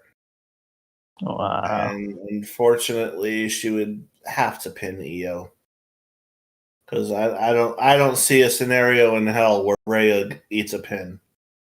You don't see a scenario where she pins both of them at the same time? Well, that's literally the only way Rhea would eat a pin. What, they both get pinned at the same time? But how would Naomi pull it off? Hey, that's for her to figure out. But like, if that's a scenario that we could see, then let's live for that moment. Chris, you got it. So yeah, I'm definitely saying Naomi retains, because it definitely don't make any sort of storied sense of her eating a pin. And while Rhea and Sky are incredibly strong competitors, and because Naomi cashed it in just recently, and she's a strong favorite to retain this triple threat. Mm-hmm. She's the favorite. And that's pretty much just like suggesting that her reign is meant to continue. Mm-hmm. You see, there's a formula to these things. Yeah, you just gotta, elaborate and figure it out, Yep. Yeah. Before you get discombobulated, Right. All right, that being said, Pete, you next. And this is which match we're doing now? The women's Naomi versus Rhea Ripley versus Io Sky for the women's title. Naomi retained, and I think she just won the title. I don't see her losing anytime soon. I agree with that. And Pete, you always said that you ended up tuning out of WWE because it was too predictable. I mean, this is kind of like what you're talking about here, because as a kid, you didn't necessarily know how matches were booked and how the storylines are gonna like necessarily play out. But as you become an older wrestling fan and you've stuck with wrestling for years, I'd say this is a case that maybe you don't have necessarily a jaded opinion, but rather you've come to actually see how wrestling works. And that's how it just comes off to look predictable. Yeah. Yeah. And I'd say that's the same for all of us here. Yeah. A lot of these matches are predictable. I'm not gonna lie. Only predictable in the sense that we've seen this all before. Yeah. Yeah, which is why the 6-pack TLC match is such a breath of fresh air, because that's the one match on this card that it could go any which way, and all of the directions are good. Exactly. There's no wrong answer. Just us fans just winning, like just watching that shit, especially with the opener. They better not put that in the middle of the show, please. Please. But yeah. So for me, I'm kind of in the opposite of what Silver was saying. Like, I am very invested in Naomi being a champion, because not only is it just like a surprise that not to be we were expecting, but that's like kind of like how the rules of the Money in the Bank should work. In a sense where, like, if somebody's going to cash in at the most unpredictable time and not make it obvious. Obviously with Naomi, it's like she built for that moment, because she came back to WWE, never really got her flowers and such, and I feel like now that she has this persona that I wasn't really sold on in the beginning, because I liked the whole glow gimmick and the whole dancing and all that jazz, but the fact that now she has this whole like caution tape gimmick, and she's warning motherfuckers, being like, you got to proceed with caution, this is your last chance, this is your last warning, just once I get to you, it's gonna be kaputs. And just thinking of her whole persona now, because I saw her attire on Monday. And I don't know if y'all saw her attire. Like, she has a whole like Michael Jackson Thriller gimmick now. Like, she has like legitimately like Michael Jackson. Like, I saw that, I was like, yo, she really looks like evil Michael Jackson. This shit is kind of fire. I thought her gimmick was supposed to be somewhat of a lift from Owen Hart, back when he did the "Enough is enough and it's time for a change." It's similar to that, yeah. It's like when somebody goes the deep end and like there's no coming back type of thing, because they finally had enough. I had enough. I'll make them see. But no. Except this time she ain't being called a nugget. Yeah, exactly. And I would say this is a perfect placement for her, because when you look at Rhea and when you look at Io, they've been killing it this whole year. You look at her Mania match with Bianca. That was a match of your contender. You look at her match at Evolution, way better than what we have this time. Now you have Naomi in the factor. It's like, okay, you have a chance to top what's ready to come. Potentially have a match of your candidate right here. So, but I do agree with what everybody's saying here. You cash in the Money Bank. She's newlywed champion. Like, he's not losing that title. And I feel like if you're trying to tell a story with her and Jade, and the story ain't done yet, or you're going to tell a future story between her and Clash of Paris, or whoever she's going to face. I think it's Stephanie, which is actually going to be really interesting to see. You have to continue her title reign. So I do agree with everybody, and Naomi is definitely my pick to win this all. And I do agree that she's going to pin Io Sky Said. I wanted to pin Rhea to legitimize herself, but it's going to be Io. They're going to keep Rhea protected until not Clash in Paris, but the Crown Jewel, because that's going to be her breakout moment, hopefully. But that being said, Silver, what's the final match? Last, but certainly not least, we have the street fight for the undisputed WWE Championship. The champion, John Cena, versus the challenger, Cody Rhodes.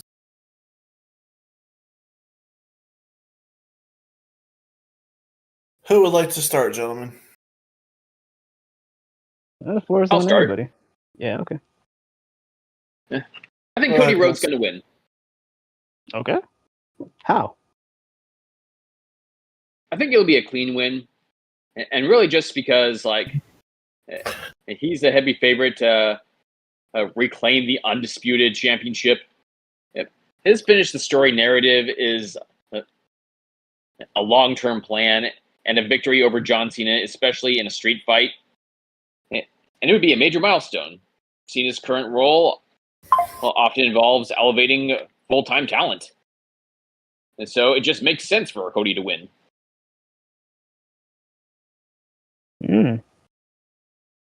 That's what the story is telling. Yeah.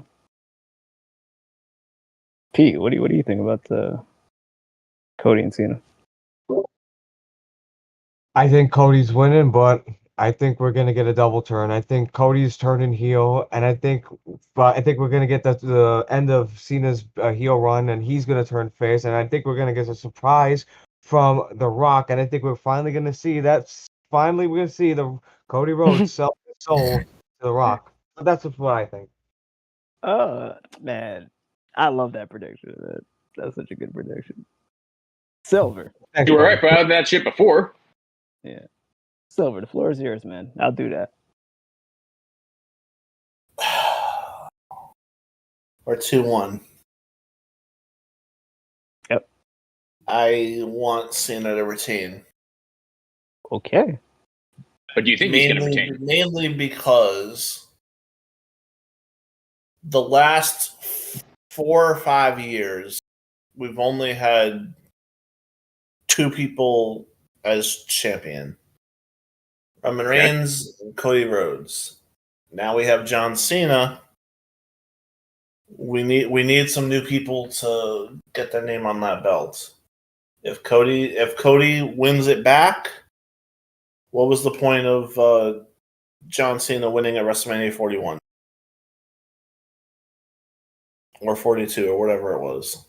It was 41. Yeah, it was 41. You have Cena retain, that sets up whoever the person who's gonna take the title become the new potentially the new top person of the company, since they saved the company from John Cena walking away with the belts when his retirement tour ends. And I don't want to see that be Cody as much as we need new names, whoever that person is. You don't think the belt would still mean something if Cody got it back? Obviously, it would still mean something, but again, we've had 3 champions in the past 5 years. Each person has held the belt for at least a year at a time. I don't know. I just want names associated with the belt. That's all. Okay.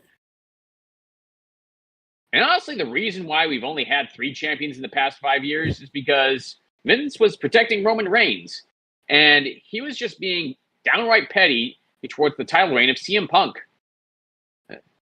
That's really what it came down to. He wanted a new champion that could gloss over the record that was held by CM Punk, someone who walked out and didn't do things his way. And then you got a company man from the Anoa family who would actually just go and be, I guess, the new golden boy and poster boy for Vince, as well as his company man, and to just take on the Reigns, pardon the expression, and be that champion that Vince envisioned. Yep. Yeah, but you know what, Chris? You're half right, though. It wasn't just Roman he was protecting. He was also protecting Lesnar as well. I mean, how many times was Lesnar on top from 2015 to 2020? I wasn't really talking about Lesnar. No, but you're talking about Vince protecting people. It wasn't just Roman he was protecting. He was protecting other guys too. And I didn't say right, he was but he was specifically talking about the last 5 years. Yep. Okay. And how we've only had 3 champions in 5 years. Okay, basically the COVID era, basically. Yeah. Yeah, once Roman got the belt up until now, all right, we've only had 3 people with the title. All right. And that's what he was talking about. He was saying why. I don't know if I particularly want to see Cody with the belt again, though. You can go, sir. What's your thoughts on the match? Cody getting the belt, I think, is not the best payout, because I kind of like it when he's climbing for something than actually having it. He's better as challenger than champion. Yeah. I agree with that. Yeah. I don't particularly want to see Cody being the one to take the belt from Cena. Exactly. That is true. That is true. Before I give my prediction, since you're here now, Sora, so you finish off the list. So we did the women's world triple threat match. You know, Naomi, Io Sky, and Rhea Ripley. Like, what's your thoughts on that match, and who do you want to see win that?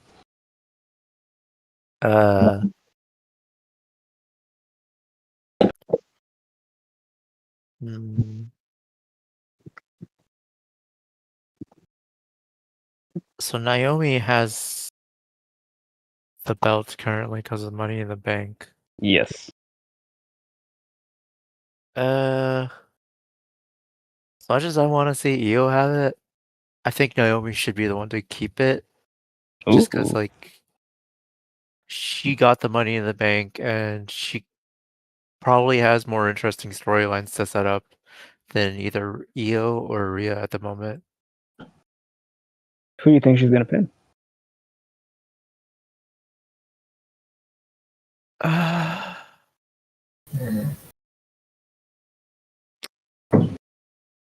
Might be tough, but like maybe it's gonna be a case where it looks like Rhea's gonna finally beat Io, and then Naomi kind of throws Rhea out of the match to get the pin on Io. So Rhea does all the work, and Naomi capitalizes. Steals at the end. Okay, I like that. That's a good finish. Okay. And I guess before we move on back to the Cody thing, what's your thoughts on the Naomi character? Like, you think she's doing good, or you're not a fan of it? I'm just not a fan of Naomi in general, but I guess she's better than she has been.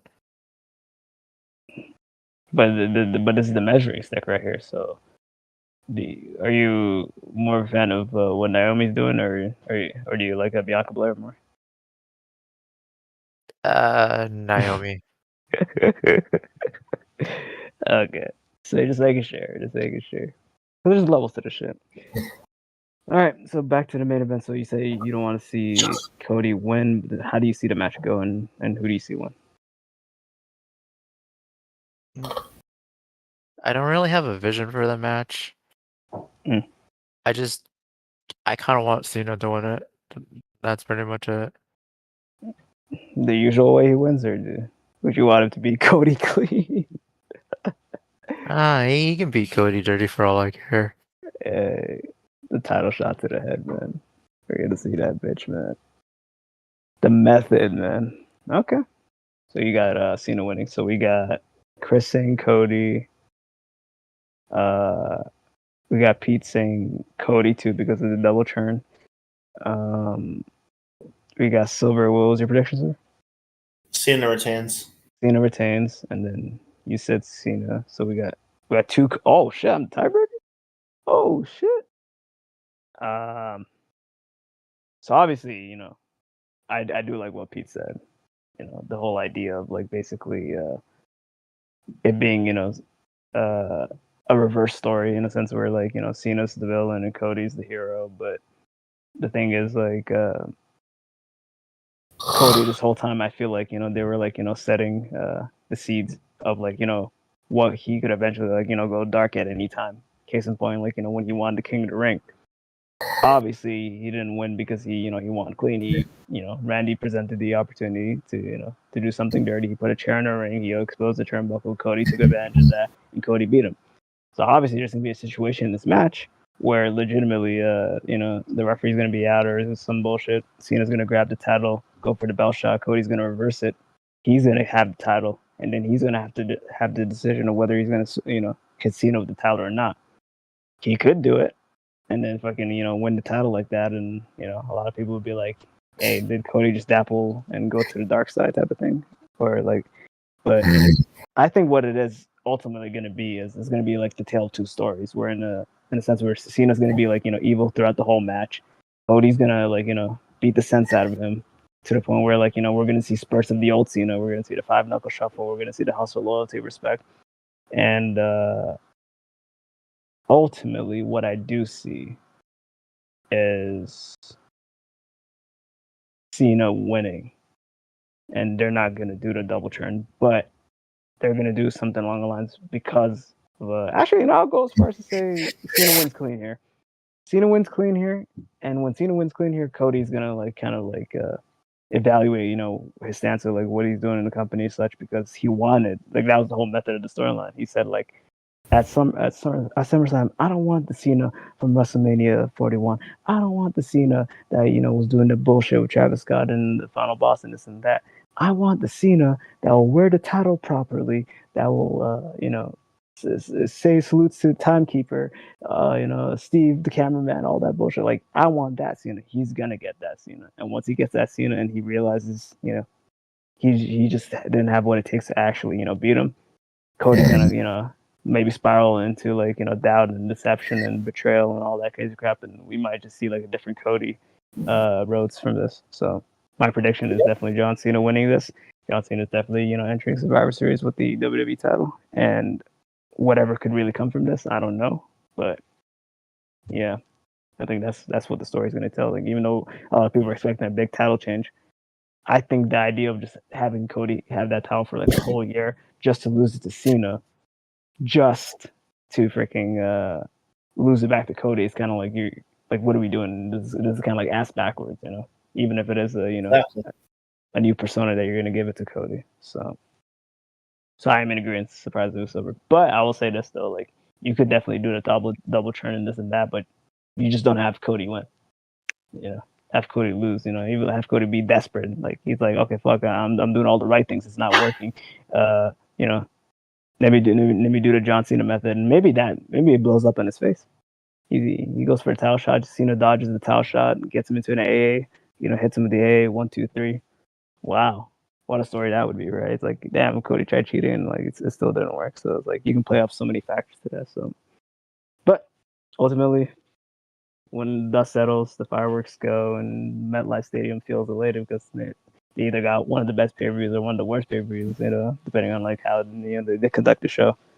The history and the story is going to be told that Cena is going to stand tall and still be the never see 17 WWE champion to grace us on this last final run. So, Cena's my prediction. What do you think about that, son? I like it. Yeah. All right, so now, before we do the outro and end the show, does anybody have any final thoughts or anything they want to add on to what they expect and what they want for SummerSlam?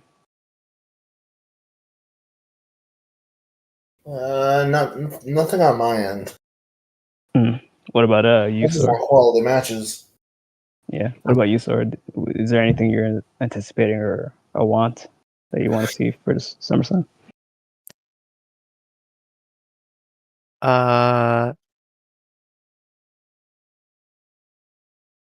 More showcasing of NXT people, like somehow the audience or something. Hell yeah.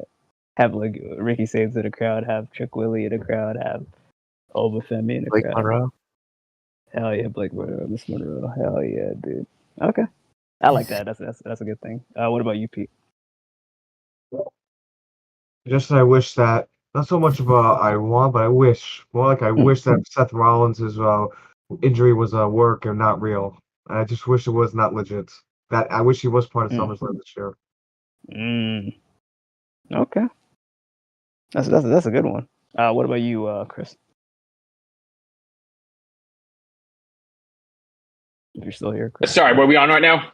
I'm saying, no, we all gave our predictions, but what is one thing that you're looking forward to that you want to see happen at SummerSlam? If there's anything that you want to see happen, surprisingly or not. I mean, I definitely would like to see CM Punk get his chance to really make his comeback. Yeah. Hell yeah. That's a good one.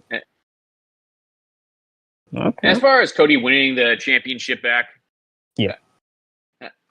I mean, I'm impartial.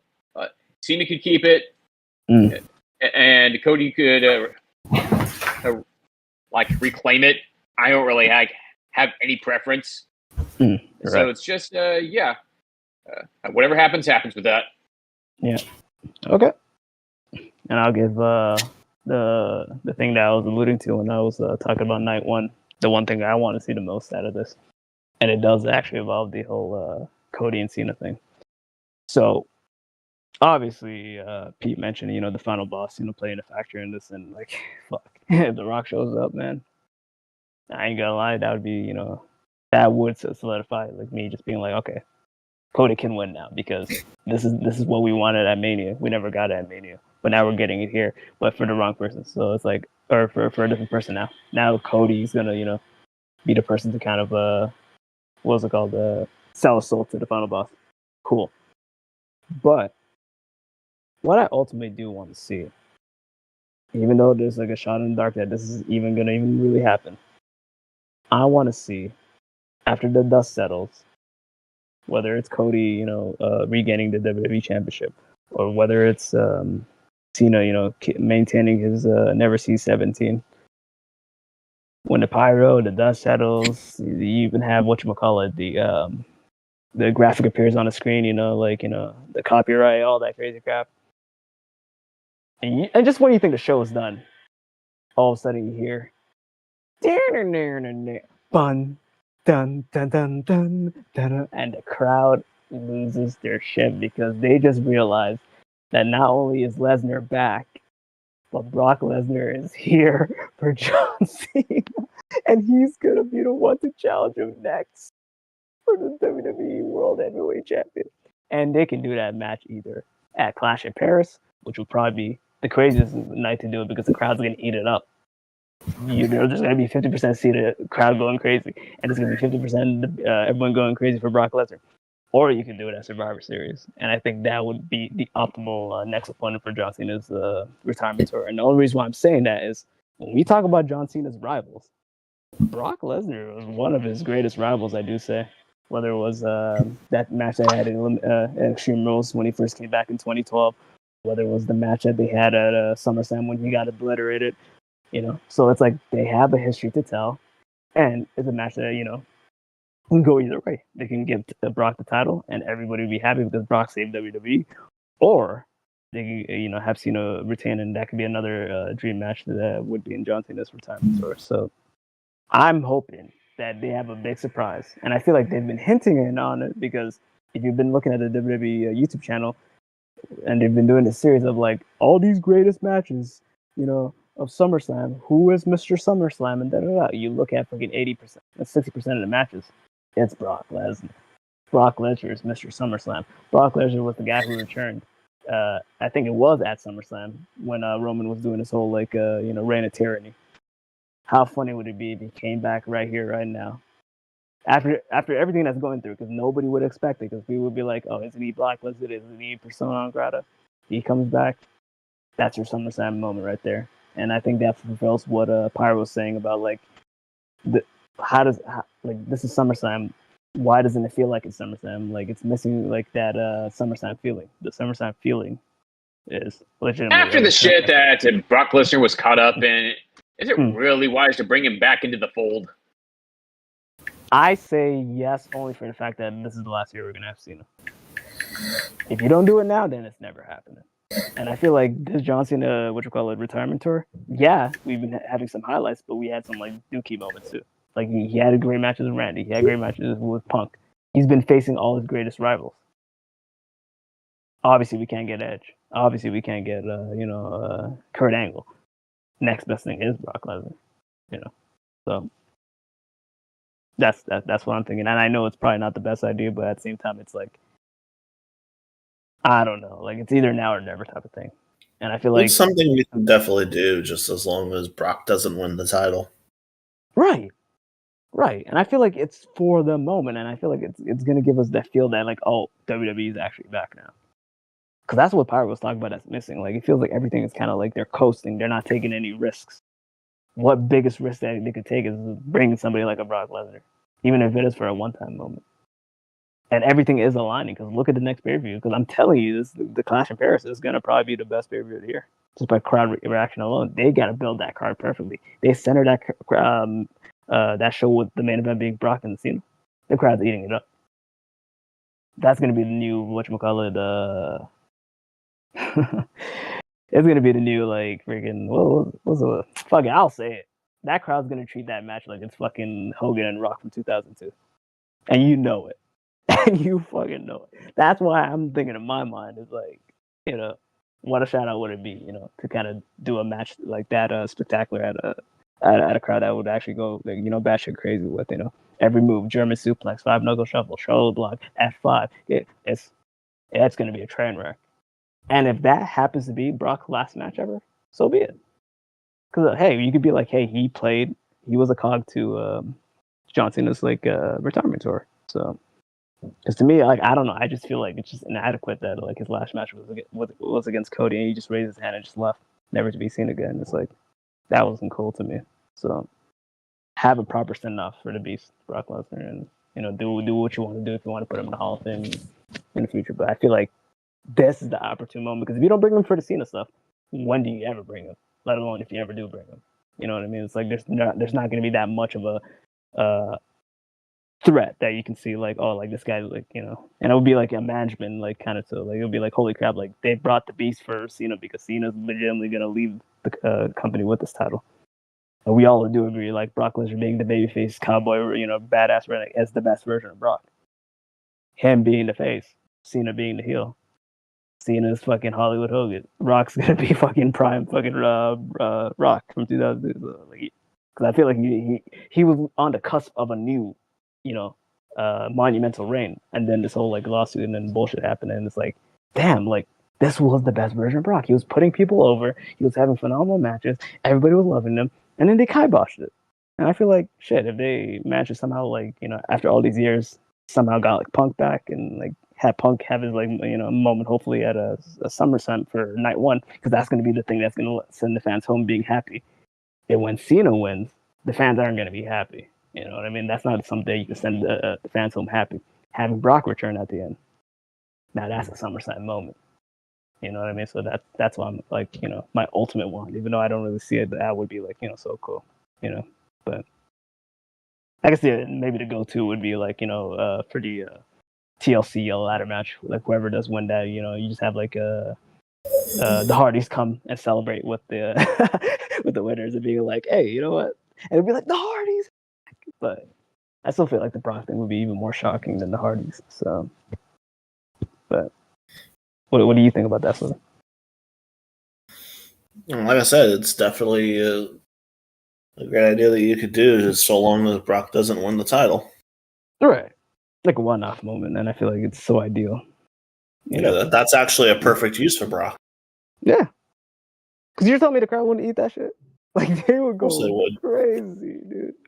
It would be the match that would get the most. Think about it. They had, what's it called? It was Backlash in Paris, right? The crowd was eating up Cody and AJ. And that was just Cody and AJ, bro.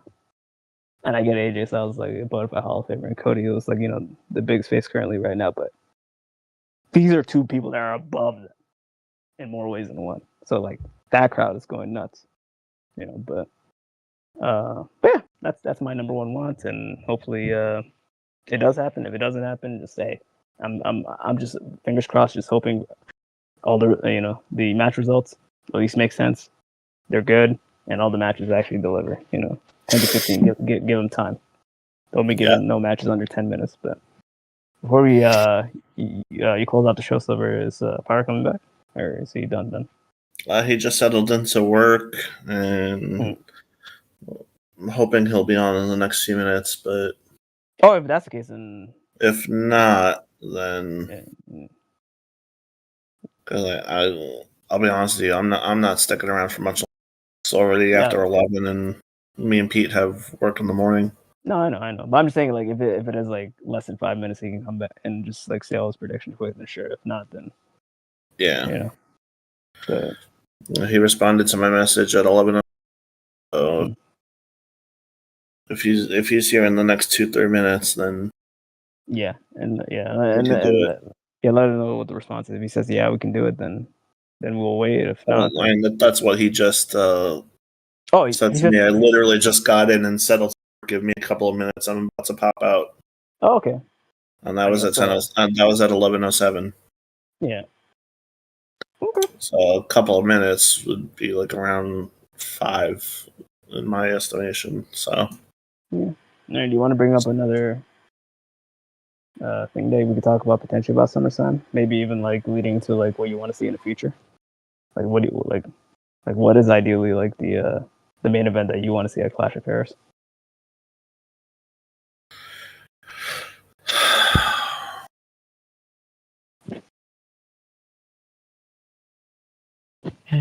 Just finally do the Randy versus Drew match. You know they're gonna do it. The crowd's gonna eat it up, but yeah. Drew's gonna be if Drew doesn't win that match, by the way, that's gonna be funny. Because the crowd's gonna probably be like on his head. Actually, that would be a crime if they don't even have Drew on that show. The international crowds really love their international talent. What about you, Sora? Yeah. Is there something you're looking forward to for the Clash of Paris? Not really. Really? I'll see what happens at Clash of Paris. Hmm. We talk about Paris in Paris. Yes, in Paris. So that means Maurice is gonna be on the show. Has to be, dude. Yeah. Okay, you know what? This would be a good discussion topic. What do y'all feel about like Nikki Bella having her second run right now? Yeah, Nikki... you go first, or yeah. I think it would be okay. No, I mean, no. I'm saying like, well, how do you feel about her like coming back? Like, you think she fits in, or? She still looks good enough to like fit in with the crowd, I think. Like both looks wise, and doesn't look like she's not like struggling too badly. Oh, so you're saying she's basically keeping up, right? She's keeping up with everything. Yeah, she's keeping up relatively better than I expected. Yeah. What's your thoughts on it? I don't really Nikki Bella. Yeah, but you don't like her more than Pete, though. All right. Because I don't Pete the fucking AIDS.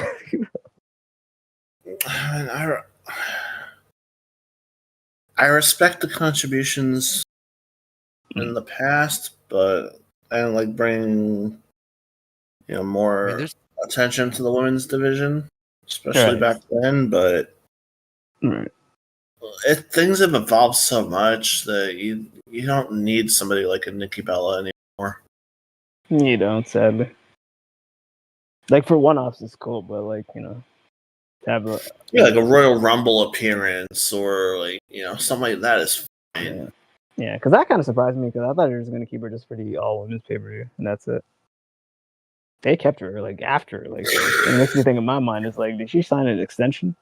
Because she was supposed to face freaking Liv Morgan, but that never happened. So it makes you think, honestly. But yeah, one thing I will say, like aside from like the men's side for the Clash of Paris, what I am excited is like Stephanie Vaquero is going to be in the co-main event because she won the women's battle royal, so that means she's guaranteed to face whoever wins the women's triple threat. And I'm hoping it's Naomi because when Naomi wins, and we see the devil's kiss, we better pray to God that the Booker's on commentary in France. We better pray, we better, because he might pass. And we're gonna need Michael Cole to resuscitate that man back to life, man. So that's two women slapping meat, man. Honestly.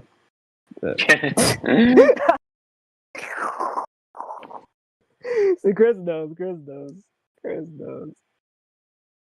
Hey, not gonna lie, I've had my fair share of black booty in my lifetime. Yeah. Every now and then we gotta dap on the chocolate, I mess with that. Silver messes with me. What you call this? Strawberry milkshakes. Yeah, Silver, man. Got tea up, man. What else can I say? I like gingers. Yeah. They have no gingers, then you should have been drinking the Shamrock shake that I've been trying to buy for you, Silver. You're not accepting those Shamrock shakes. I mean, honestly, I'm not partial. Yeah. I just like women of any race in general. In fact, I'd say I also have a pretty wide range in terms of how I can appreciate beauty in terms of weight too. Oh yeah. Because beauty is subjective. 100 pounds, that's my limit. Wait, how many pounds? 500 pounds. Oh, that's the maximum I'll go. Well, that's see. So long as she's looking as good as Randallin. Love Randallin from Tosh Point oh. You know, the Hog from Josh Point oh. Yeah, oh yeah. Oh wow. Wait, does Tosh Point oh still go to this day, or did that show stop? No, it eventually ended. Yeah, Tosh Point oh was a great show, man. Because I heard, they ended the Colbert Report recently. They did. That's funny. But Colbert, I believe, was hosting the Late Show. Yeah. Like David Letterman's old show. Oh yeah. See, Pyro, this is what we're talking about. Yeah, we were trying to buy time for you. I appreciate that, y'all. Listen, for everybody that's watching in the future, man, I appreciate y'all patience, man. Love my brothers. I thank y'all for having me and including me and holding it down, man. My apologies, my humblest apologies. No, forgive me, brother. We appreciate it. You know? Now that you're here, we can speed blitz this shit. All right, let's get it. We can go to bed. So basically, we're going. You have the card, right, Pyro? Yeah, I got the card up. Matter of fact, I'm pulling it right back up for night 2 right now. Yep. Yeah. So basically, we're going from 6 to 1. So we're going from 6 to 1. All right. All right. Yep. And you're the only one left to give predictions for all 6 matches. Yeah. Oh, all right. So this is the Pyro show. I feel like this is final thought. Hell yeah. Okay, you know what? I like this. That's what I said. Night 2 is a lot more engaging for what we got going on here, man. Sure. Okay, so just again, everybody, this is not the concrete order, but just what's listed on Wikipedia. The WWE Tag Team Championships, 6-pack, table, ladders, and chair match for them. I'm calling it. This is going to be match of the night.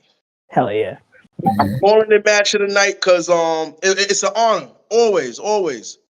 My man Sora, it's always an honor. Yeah. I'm calling that's going to be match of the night, man. Listen, that for a lot of reasons. That triple threat TLC match that happened on the following SmackDown from WrestleMania, that set a very, very high bar. There was a lot to prove then. There was a lot to prove thereafter. There's a lot to prove now to show like, hey, man, we got our spot on the card now. Mm-hmm. And now, not only did we have a lot to prove then, we got to top that shit. Mm-hmm. We got to top that. So I think all the teams are going to go crazy. All the teams are going to go crazy in this match. MVPs, man. Oh my gosh. Motor City Machine Guns and Fraction are going to go insane in whatever spot that they collaborate on. It's going to be a wild match. Yeah. My prediction though, as far as who's walking away with the chip, I'm going to call Fraction the new WWE Tag Team Champions out of this.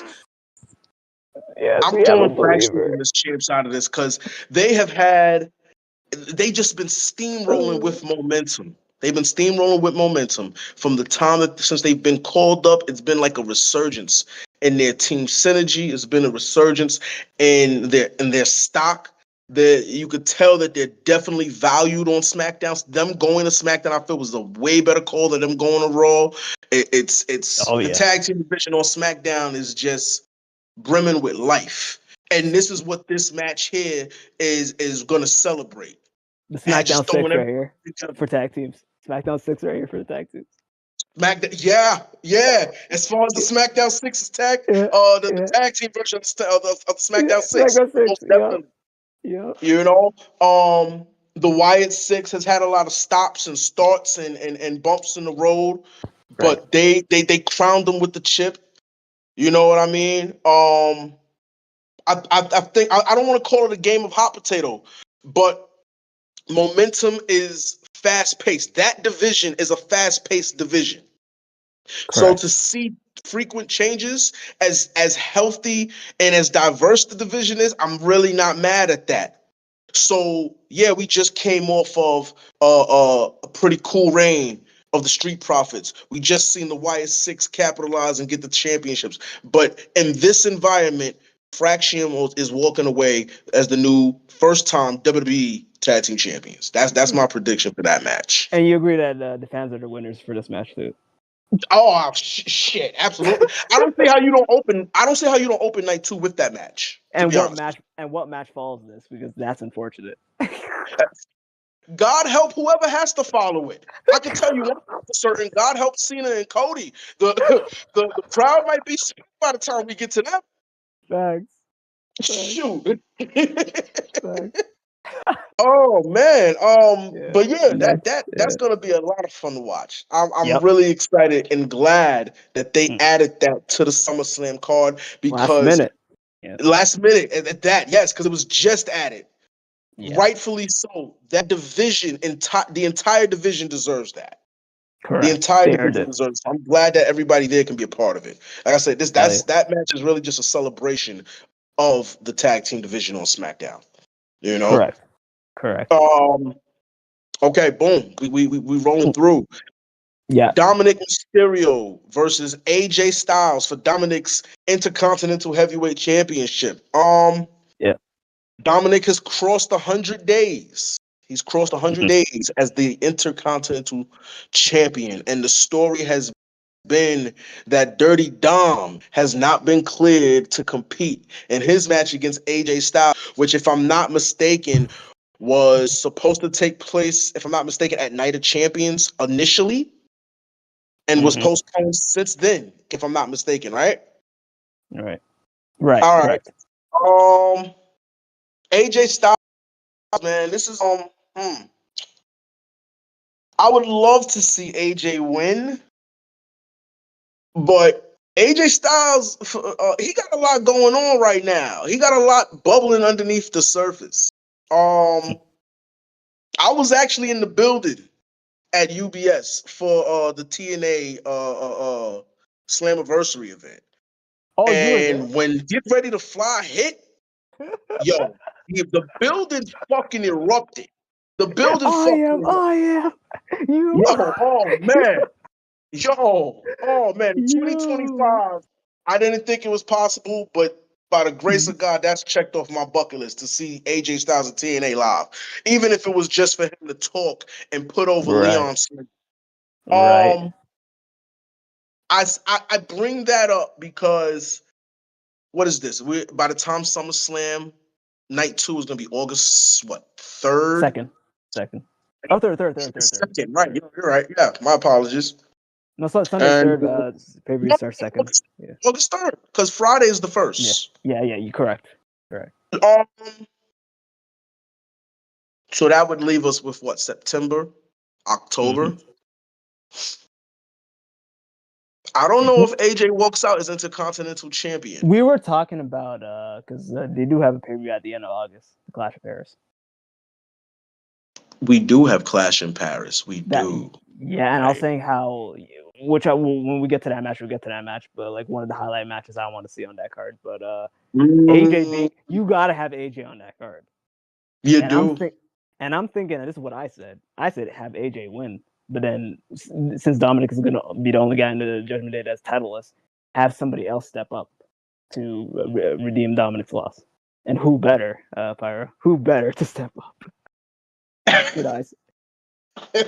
Oh boy, that is I see where you're going with this. We will definitely get to that match. Oh boy, yes. If you're suggesting what I think you're suggesting, at Clash in Paris, yes, that's what at Clash in Paris. A couple of gun club guys.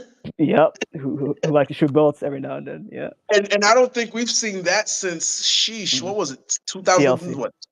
TLC when they were the demon. Yeah. Oh, that would be amazing. I can see that. I can see that, man. I can see that. I want to call Dominic the winner for this match. That is just before I even get ahead of myself. I do want to predict Dominic walking out with the championship. I'll be honest. I do predict Dominic walking out the championship.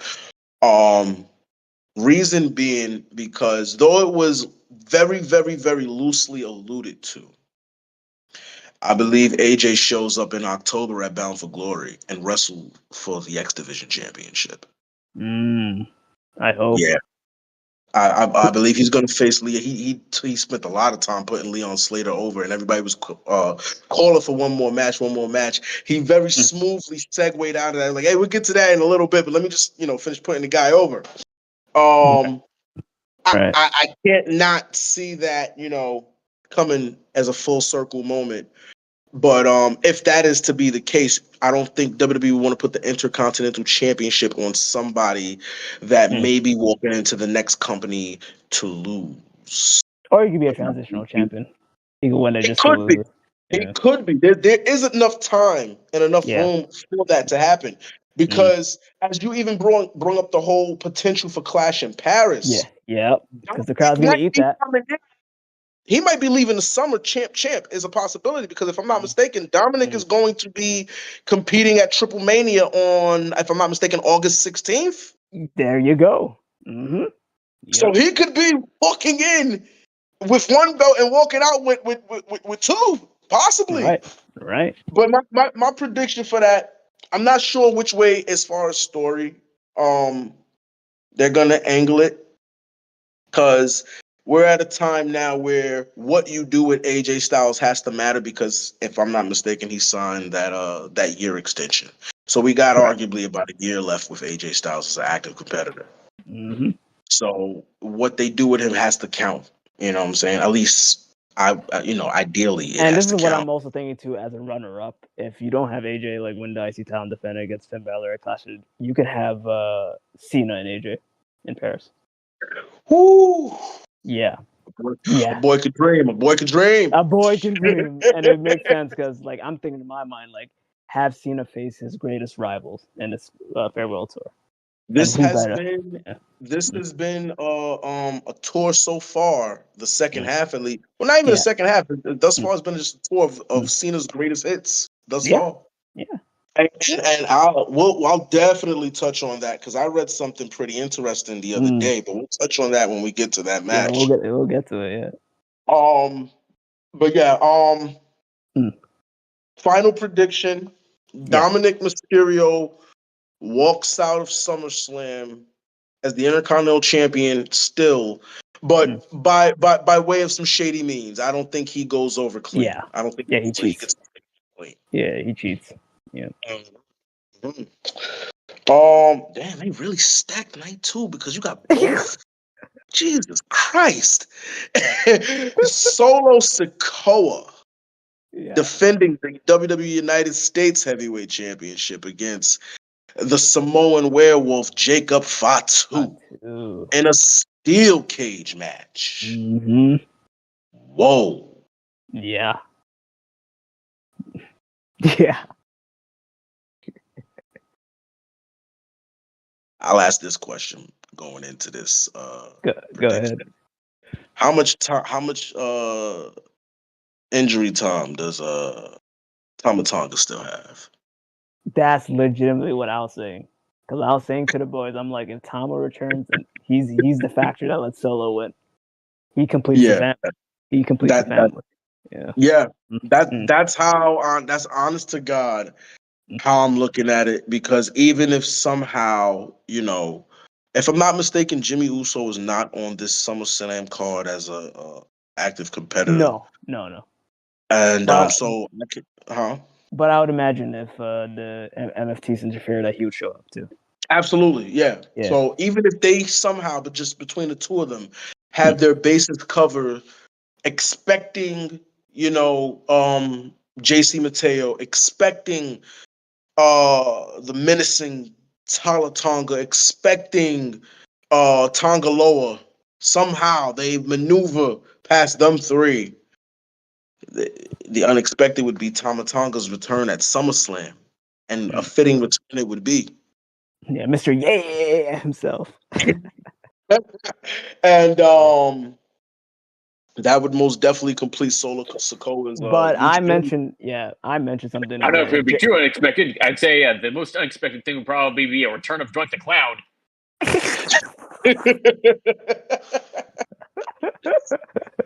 That's a good one. Who would he be in favor of? Whoever's the biggest clown in the match, Solo. Oh man. I'll tell you, man. Mm.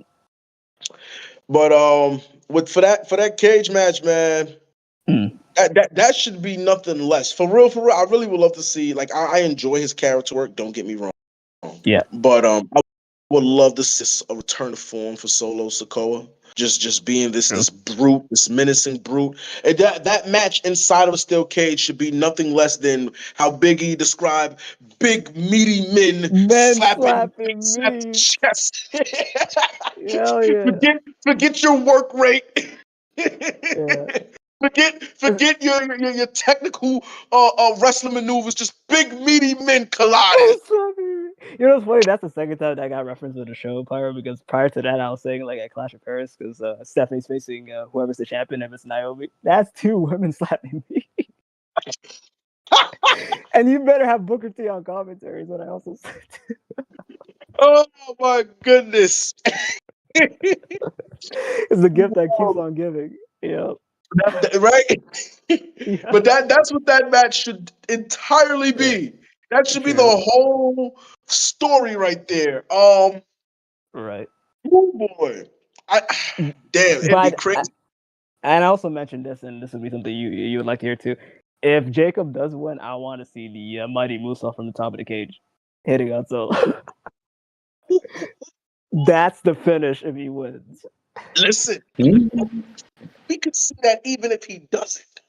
Hell, that could be because now he's a babyface. He's definitely a babyface guy now. So it's like, okay, it could do that, and that end up that being the move that cost him the match. True, he can miss, but that's what they were afraid of. You know what I mean?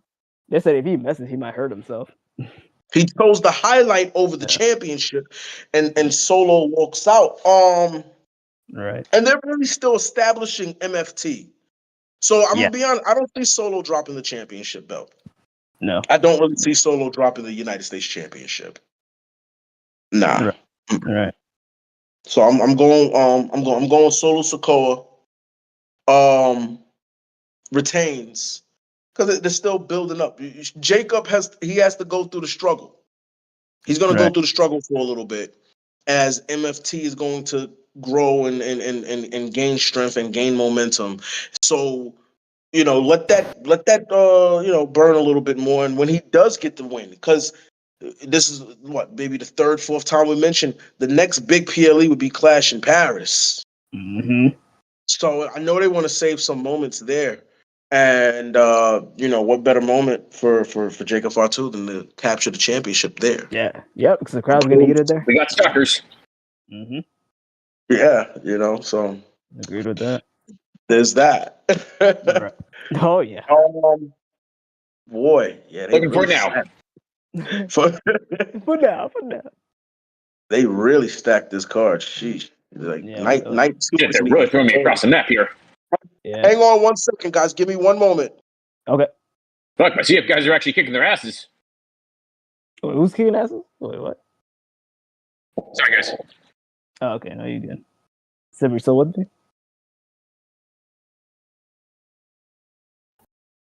Barely. You've been paying attention to what Pyro's been saying? I have, yeah. Yeah, okay. We're getting close though, because he only got 2 more matches. Actually, 3. 3. He's zooming past this. Pyro's back. Yeah, my apologies, fellas. My apologies. No, you're straight. So that 3rd match. Yeah. 3rd match. Well, match number 3 in the list, right? Yeah. We're at the halfway point. No disqualifications. No count out. Last chance match for the WWE Women's Intercontinental Championship. If Becky Lynch wins, Lyra Valkyria can no longer challenge for the championship so long as Becky Lynch is the champion. And of course, I just said their names. That would be Becky Lynch defending the championship against Lyra Valkyria, the number 1 contender. All right. What equity can we get out of Lyra Valkyria regaining the Intercontinental Championship at this time? That's a good question, because that's not what we talked about. What equity do we get out of she beefs with Bailey again? She Perhaps. completes this. She completes this towing of the line and completely goes full heel. Because right now she really comes off as this whiny. Oh, this is not my fault. It's not going my way. Like yo, Yeah. like, bro, Yeah. you act like you've been here before. Right. You know, Right. like damn, Becky got under her skin real bad. What happens? We swap the belt. Becky just gonna be done with her? I doubt that.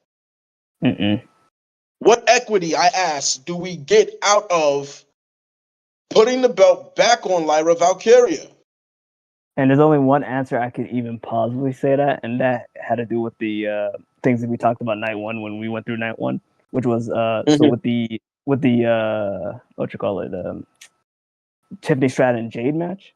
I mentioned the scenario because most of us said Jade is gonna win, and I think one or two said like Tiffany's gonna retain. The scenario in that is, let's say, it's what Chris said. Chris said he doesn't feel like the story between Naomi and Jade is done yet. Right, that was very abrupt. Yeah, so you're in the same boat. So what I suggested was like, what if Naomi interferes in this Tiffany and Jade match and costs Jade this match? And how that cooks would potentially be a draft where they draft Jade to Raw and she continues her title hunt on Naomi. Continue, right. Okay, right. Okay. So the reason I'm bringing that up is when Becky loses, you could trade Becky to SmackDown, and Jade goes to Raw. So that means that like if they do a draft, there could be new competitors for Lyra Valkyria for the IC title. This is true, and there does need to be a fresh situation. Right. But see, here's my issue with, and I'll kill two birds with one stone with that. My issue with that is this: we have had, and where the hell is he at? He is conspicuously missing from this card, maybe because of Seth Rollins being hurt. But we have had LA Knight just showing up on fucking Raw. You're right. We have had Chelsea Green and the Secret Hermits just showing up on Raw consistently. Right. Almost like there's no brand. And hey, what about that 8-woman tag match? Yeah, 4 women for Raw, 4 women for SmackDown. Naomi's actually, she moved to Raw, but she basically, Naomi's legitimately Raw. She won the championship, so her jump makes all the sense in the world. Right. But we're having people just show up. Right. And then outside of this story that has developed over the last several months since WrestleMania, Lyra would just be facing one-offs. It'd just be one-offs. While I say SmackDown has a much healthier mid-card division, then they're right now they're not going to take no spotlight away from Julia and that United States Championship. Another person who is conspicuously missing from this card. Yeah, there should have been a kickoff at least. Enough shine is already being taken away. You know what I'm saying? So true. You know, I just don't see that. And to me, and this is a personal thing, I mean no harm, but Lyra is boring to me as champion at this particular point in time. She's still, I agree. You know, and I'm not the biggest Becky Lynch fan by no means. Personally, I don't like Becky Lynch, to be honest. To me, it's not natural. It's cringe. That's just me. Yeah, true. She can't cut a promo.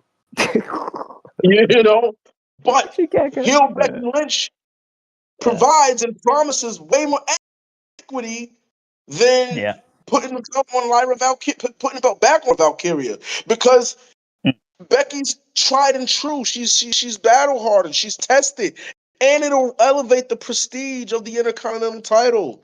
You want to put it on stages like this, and you gotta have the right person to do that with.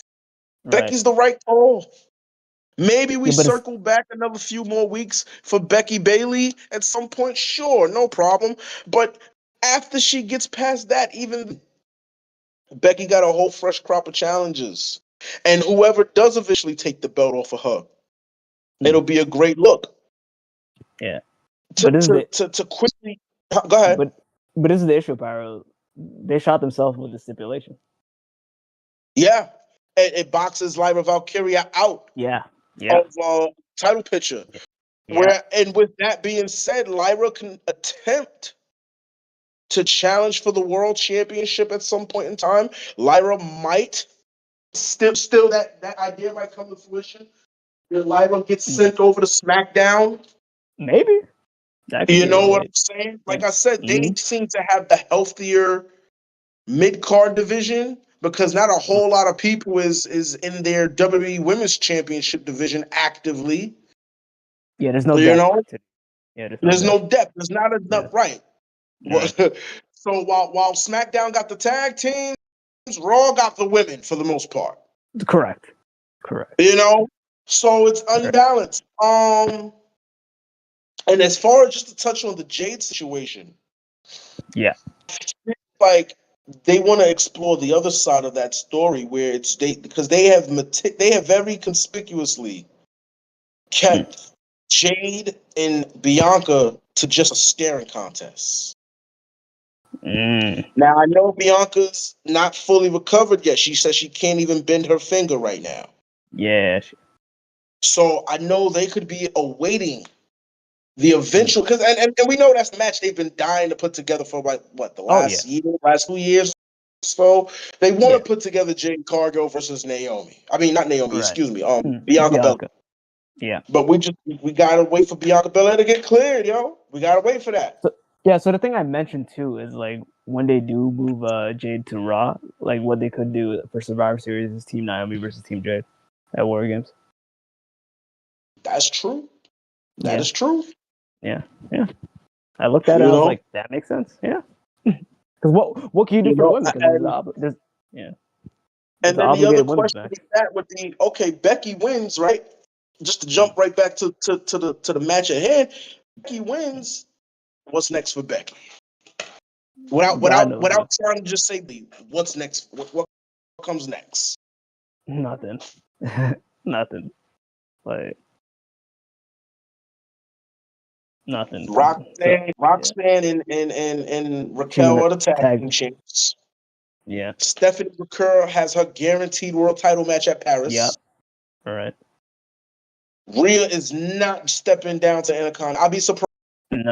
I'd be surprised. But she's not stepping down. And I don't think Io's stepping down.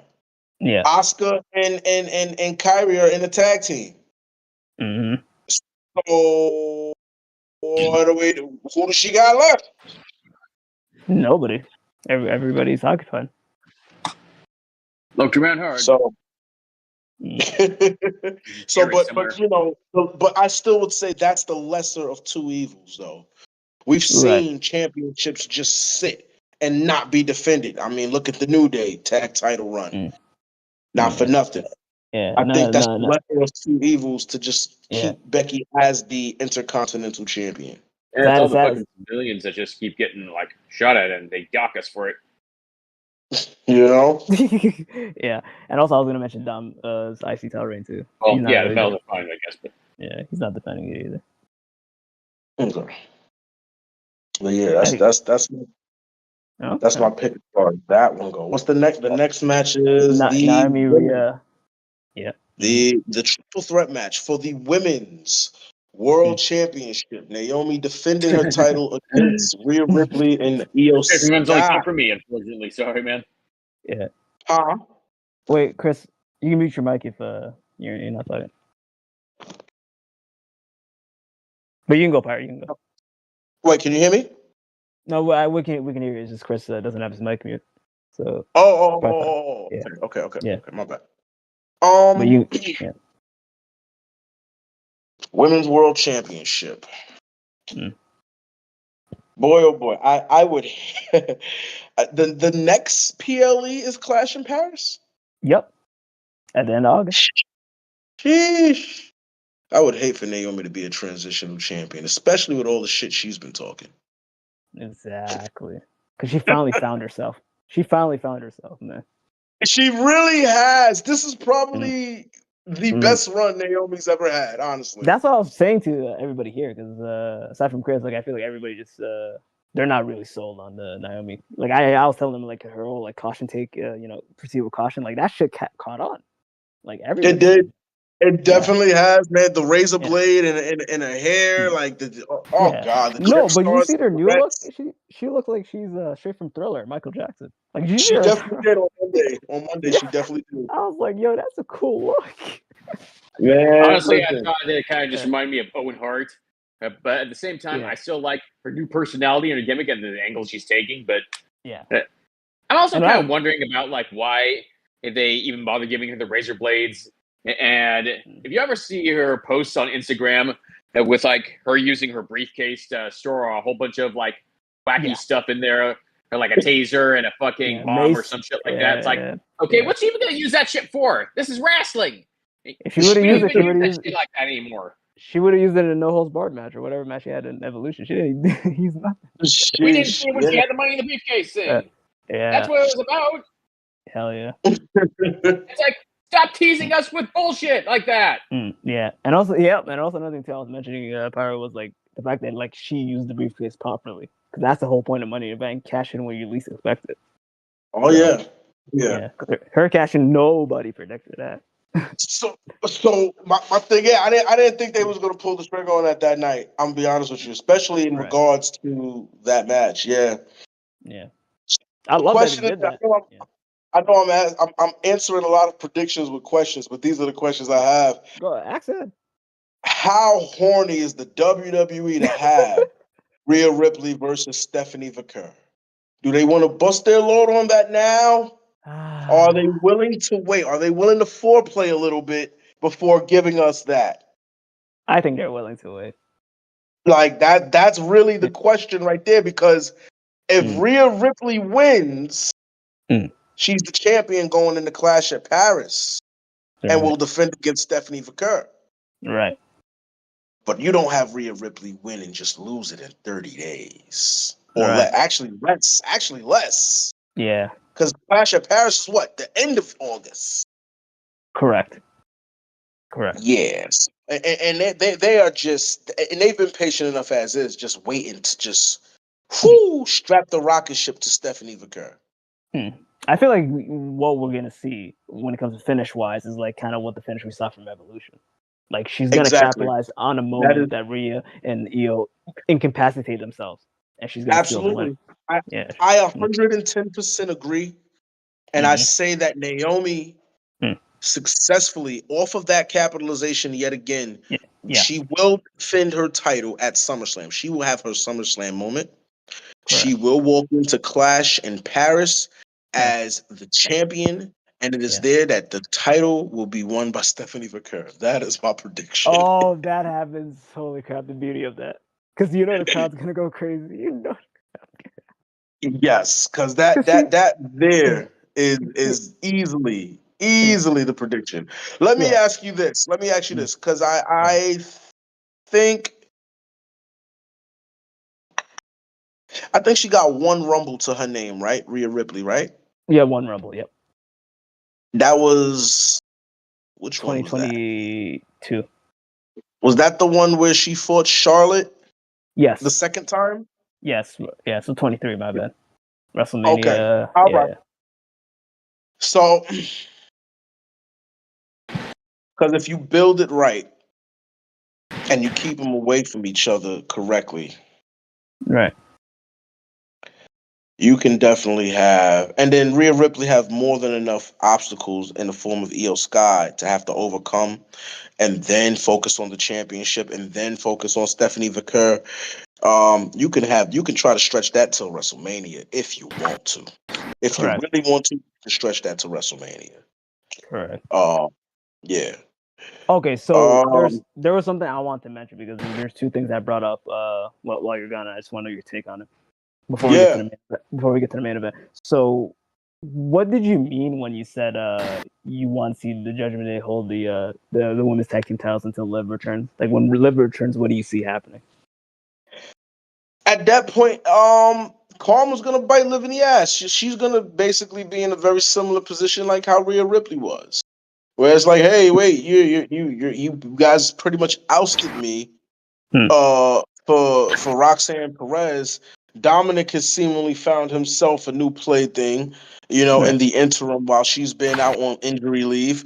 And to be honest with you, I think that I think they'll explore the idea of trying to freebird the women tag championships, but ultimately Liv ain't going to be rocking with it. And she'll be the reason why they lose the belts. Oh, okay. I feel like that's what'll happen. I feel like that'll be the breakdown of that. She would be the reason why they lose the championships because she don't fuck with Roxanne.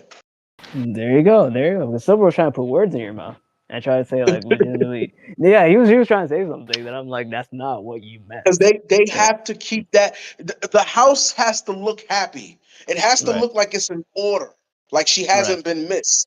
They can't be in chaos.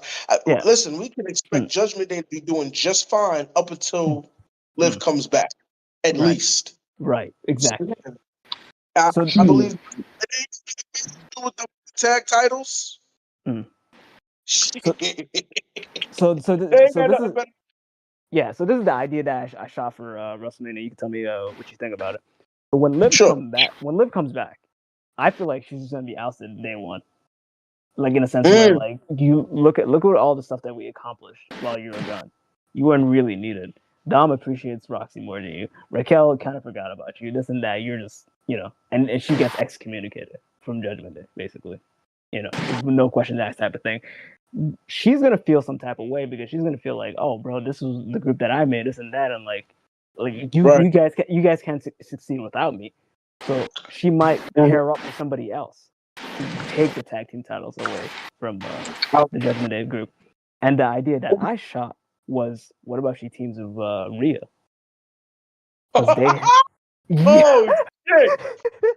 Oh shit! Yeah, so that would be something. That would be something. Yeah, because they have a common enemy. They've teamed before.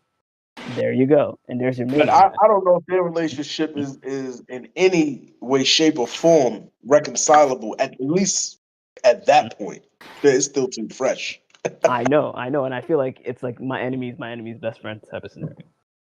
I think that's what. Yeah, and I feel and I'm assuming Finn Balor will be used to instigate this ousting, right?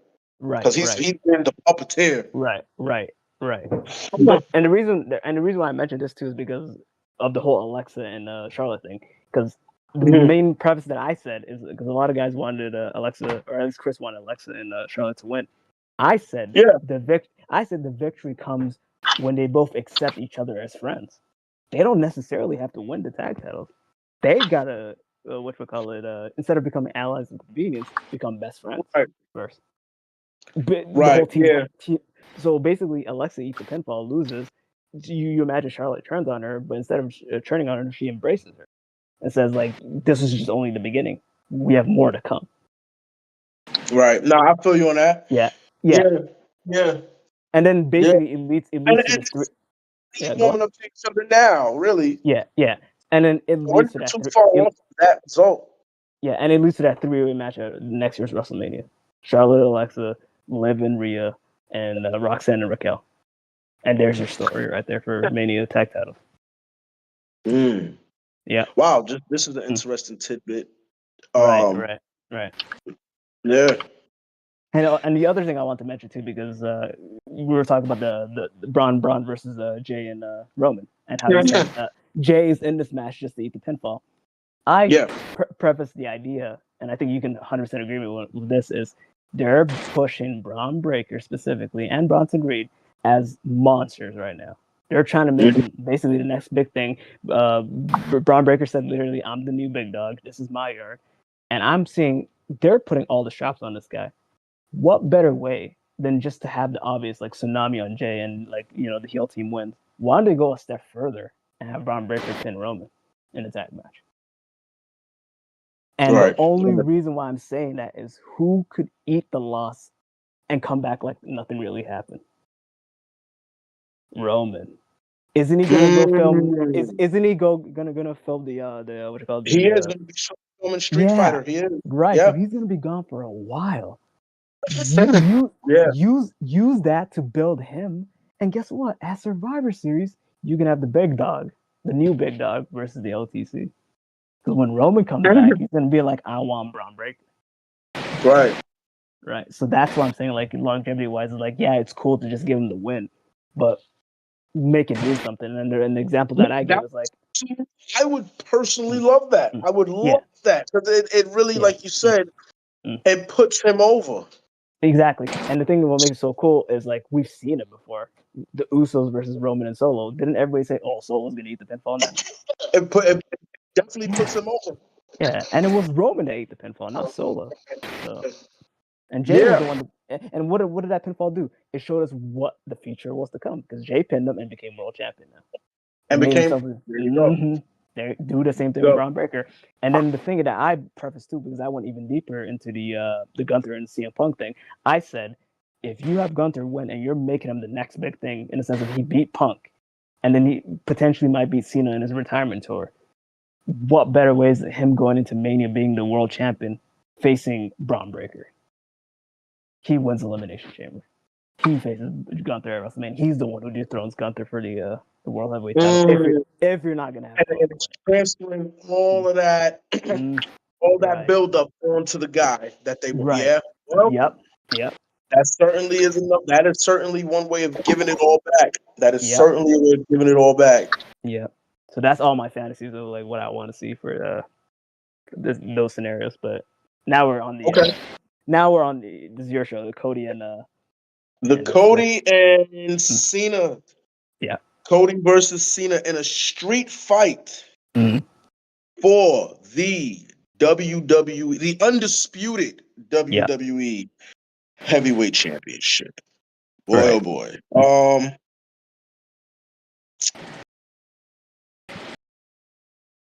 So with this one, it's been very weird watching John Cena the last few weeks. It's been weird because this he's having fun. We're having fun with him, but this shit ain't a hill run, bro.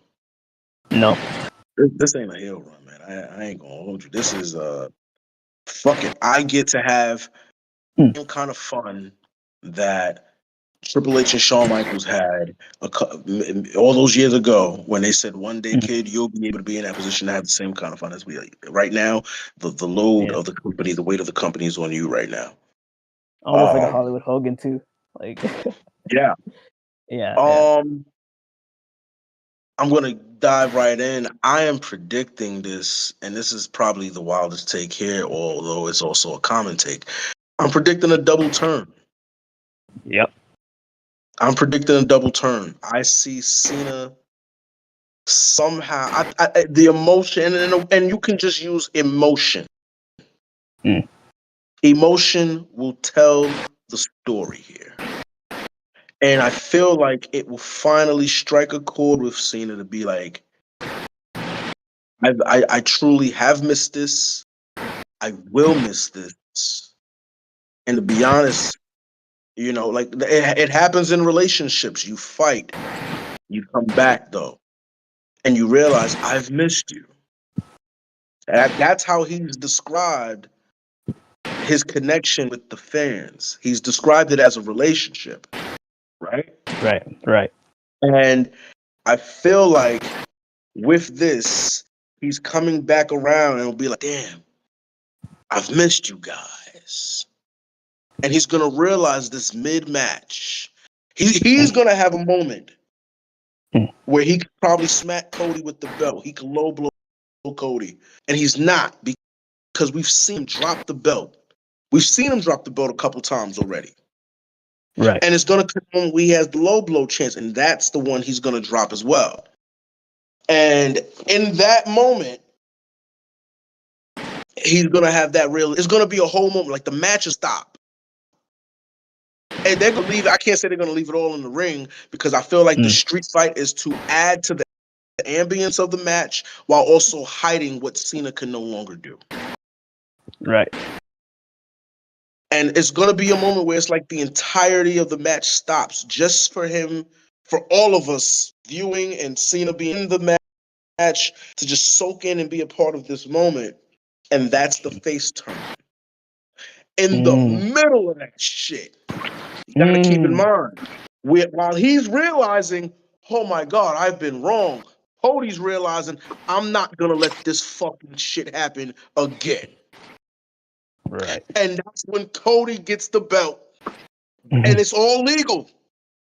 Bashes Cena in the fucking skull. Smacks him with a crossroads or 2 or 3, because we know how he likes to get down.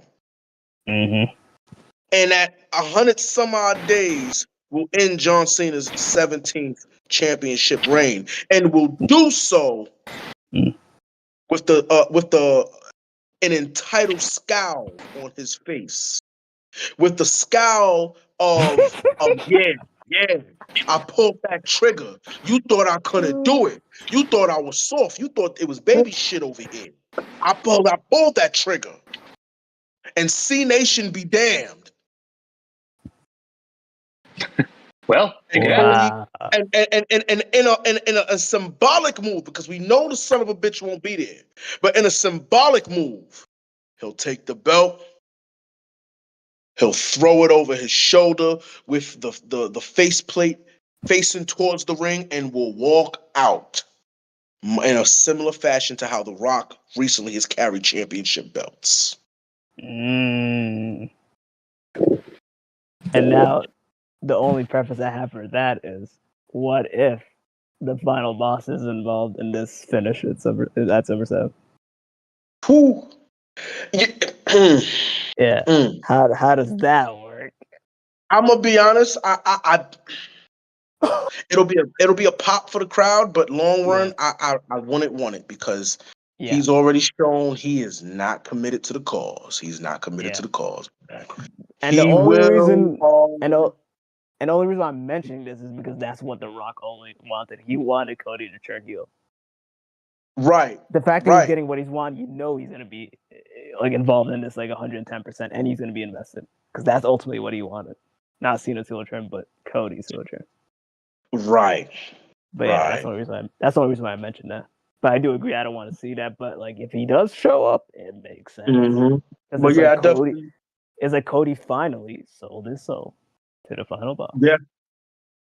Because it's like, yo, and here's how you can have art imitate life, right?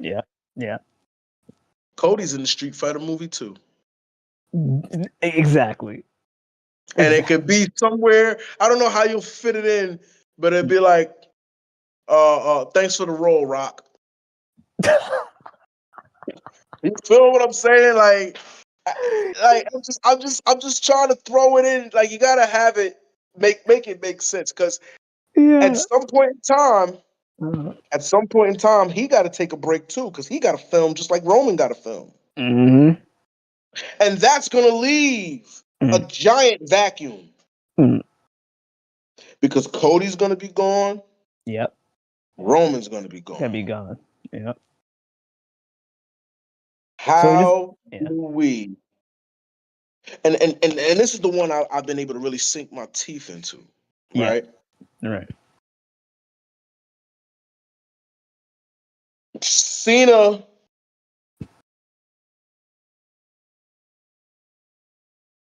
necessarily won't have to go for an expected rematch, because like I said, WWE likes to pick and choose what they want us to remember. Let us not forget, they did away with fucking rematch clauses. Oh yeah, a long time ago. They pick and choose what they want us to remember and what they want us to forget. Cena can just completely omit a rematch clause, to be honest with you. Because not for nothing, Cody didn't get a rematch. He didn't get an automatic rematch. Cody had to win King of the Ring. A factor, yet again, that's kind of been no-sold in this whole shit. But if anybody has stroke King of the Ring. Worst King of the Ring. Right. And if anybody has stroke in the company in seniority, wouldn't it be John Cena to enact that rematch clause? Exactly. So, just like how he threw himself in the chamber. Yeah, he can still do it. So, because mind you, we're also working with limited dates, and this kind of splits in. Right. Cena takes the time to reflect. Like, I don't think we just fade to black with Cody. We may even fade to black with Cena getting up, coming to, realizing he's lost the championship. Because numbers don't lie. John Cena, believe it or not, does not have very long world title reigns. His longest reign was the third one. And we're on number 17. Right. And this is one of the very few that has crossed the 100-day threshold. Mm-hmm. So it might technically, when you look at your watch, we're right on schedule for him to lose. But this is the question though: if he holds the title into the remainder of his, let's say at the end of the year, does he beat his first reign or no? No, hell no, he can't. He can't, right? Because his first reign was like, it's not enough time. Yeah, because his first reign was 300 days, right, or something like that. The third reign was 380 days. The first reign was two something. He might be able to touch that first reign if they had him hold it, but nah. It won't be his all time though. It won't be his all time reign. Yeah. I say that to say this though, like he can miss a couple dates to be like, man, Yeah. And then when he does show up, it'll be another 20 to 30-minute monologue of I've done some soul searching, you guys, and yeah. Right. And this and see, now this is and it won't be an automatic because there will have to be a very warranted interruption as to what bullshit you spewing now, Cena. Now you want us to, now you lose the title, now you need these people. I can easily see that being Gunther doing that, but if the rumor is to be true, Gunther is to be the retirement match. Right. Right. Wow.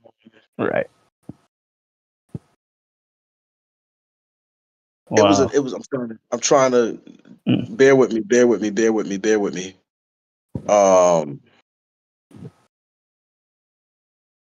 Okay. Yeah, this is what we're gonna touch on. It's for this segment here. I gotta just compartmentalize where I'm gonna put this in. But yeah, it somebody, whoever's next up, whoever could be next up. Right. It could be Braun Breaker. Mm-hmm. It could honestly, who I would like for it to be as a tune-up to get back into being a babyface. And because a lot of symbolism, I think intentionally, might I add, has been done. I would personally like to see Cena lose the belt at SummerSlam. Whenever go away for a few. Whenever his next date is, let it be on SmackDown. He comes back. He's monologuing for quite a little bit of while. He gets interrupted. He gets interrupted by Carmelo Hayes. Oh my! And Carmelo Hayes begins to berate and joust and poke at Cena. And I think he is the same way he did when Cody was just got the championship, and the same way he did when he was like, "Yo, if that was my boy, that would have never happened to me." He's the perfect person. They gotta get at least one match. Because I say Carmelo Hayes because if you remember NXT, right, Carmelo Hayes was introduced in the same fashion against Adam Cole the way John Cena was against Kurt Angle. That is true. Wow. Another interesting fact. Do you know the start date of Carmelo Hayes' main roster debut? When he got drafted, right? Oh, was it the same date that John Cena debuted on SmackDown? June 27th. Wow. Wow. Wow. You know what I mean? We got a statistician here. Holy shit. So that being said, him and Hayes gotta chop one time. Oh yeah. And he would be a perfect catalyst to a redemption arc, Cena. You feel what I'm saying? I see that. Wow. I will put a pin real quick. I'll put a pin real fast. Right. To say this before I forget, because I damn near forgot it. Yeah. Because I read that if injury time isn't tacked on, and this is far fetched as fuck, but bear with me. Stranger things have happened. Correct. If injury time is not tacked on, and if he chooses to not renew, right, Adam Copeland's contract is up with AEW in October. Oh my God. And this has been, as we said earlier, a greatest hits tour. Oh my goodness. But you know TK It is gonna would be do that. very apropos to reintroduce for a final run of his own a return to form of the Rated R Superstar, because it's like, listen, I went out a good guy. I was good. I shucked and jived for you fuckers. I want what's mine. And it's like, wait a minute. You got a taste of the venom, Cena? You got a taste of the venom and you drop the ball still. Oh. See, I was just starting to like you. And then you failed. See, that wouldn't happen. That wouldn't happen to me. Wow. That wouldn't happen to me, Cena. Once upon a time ago, I told you to wake up. And I was starting to believe that you did, but yet you let these people rock you to sleep. The same way I let these people rock me to sleep. And look where it ended me up at. On this day, I see clearly. Woo! Everything has come to light. And we could get that, maybe not the last match, but just, something, just something to think about. You know what's funny? I think you might have topped what I said. Because I gotta tell you what I said. And what I said, bro, fantasy was hitting me like I was a crack baby, man. This was some next level like projection I was trying to give. So basically, the double turn stuff, cool. If they do that, that's awesome. Depending on when they have the final boss, regardless, I'm cool with that. I said the whole program with Cody was, he said, I want the real Cena at SummerSlam. I don't want the Cena that's coming out that's wearing the title backwards. I want the Cena that's saying hi to the cameraman, Steve. I want that Cena. If it gets to a point of the match where, because this is Street Fights, anything can go, and like Cena's giving 110% and Cody's giving 110%, and instead of Cena being the one to have like doubts creeping into his head and thinking like, maybe I don't have what it takes to beat Cody. What about if Cody was the one to realize like this is what I was asking for, and I just realized I can't measure up. He's giving me the five. He's giving me the 5 moves to doom. He's giving me double A. He's giving me everything, and he's not going down. This is the Cena I asked for, and I can't see myself winning this. And then it goes into his head at that moment. It's like, there has to be a way I can win this. How did I win the King of the Ring? I won because an opportunity presented to me, and I used the rules. Like, so it could be like, okay, he's 110%. This is the Cena that I was asking for. But what happens if it gets to the point where he turns into the other Cena and he hits me with the title? What about if I beat him? What about if I beat him to the punch? So he grabs the title and literally goes for the title, and this would be like obviously like a ref bump. The ref's like out and they're like outside the ring or whatever. But then again, it doesn't need to be a ref bump because this is a street fight. So like let's just say for example like he's outside like grasping for like things, and then he grabs the title and goes in the ring with the title. He goes for that belt shot. Cena ducks that belt shot, catches him into the AA, hits him with the AA, and does the unthinkable 1, 2, 3. Cena wins. Then okay, I'm listening. This is what you call the slow burn, because you could easily flip the switch and turn Cody heel at SummerSlam. Well, why don't you have this guy revel on his loss? I literally was asking for the best Cena possible, and when I actually got the best Cena possible, the Cena that I never got at WrestleMania, I couldn't measure up. I stooped to his level and I lost. And they can play with that.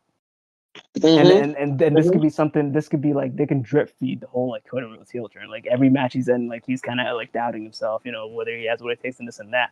and ultimately you flip the switch at some point, and I feel like you flip the switch going into the WrestleMania build.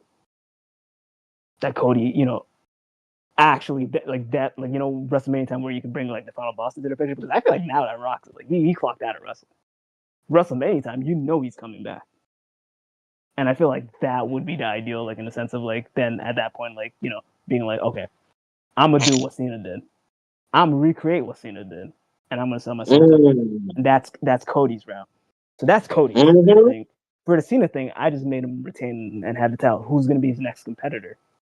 You were saying at the beginning of the show that this doesn't feel like it's SummerSlam. It's missing that aura. It's missing that excitement. It's missing that thing that like really makes you be like, yo, this is the reason why I fell in love with wrestling.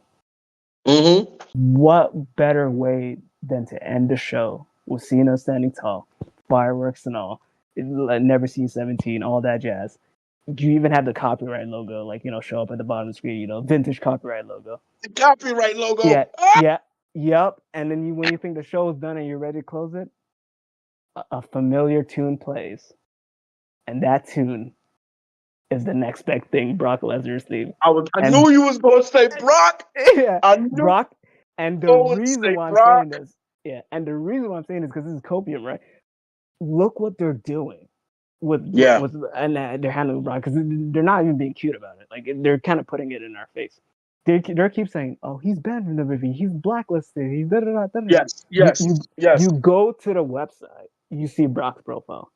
They easily remove anybody's profile if they're in bad terms with the company. Why is Brock's profile there ever since like Vince's establishment and Triple H's time? It's just been there. Even with the whole lawsuit, it's always been there. That's one thing. What the hell were they doing? What the hell are they doing on their YouTube channel?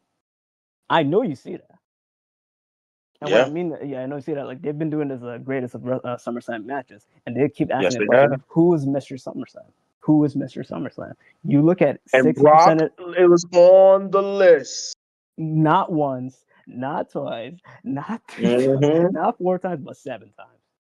Yeah, which is crazy. Yes. I've seen it. I've seen it show up on my YouTube.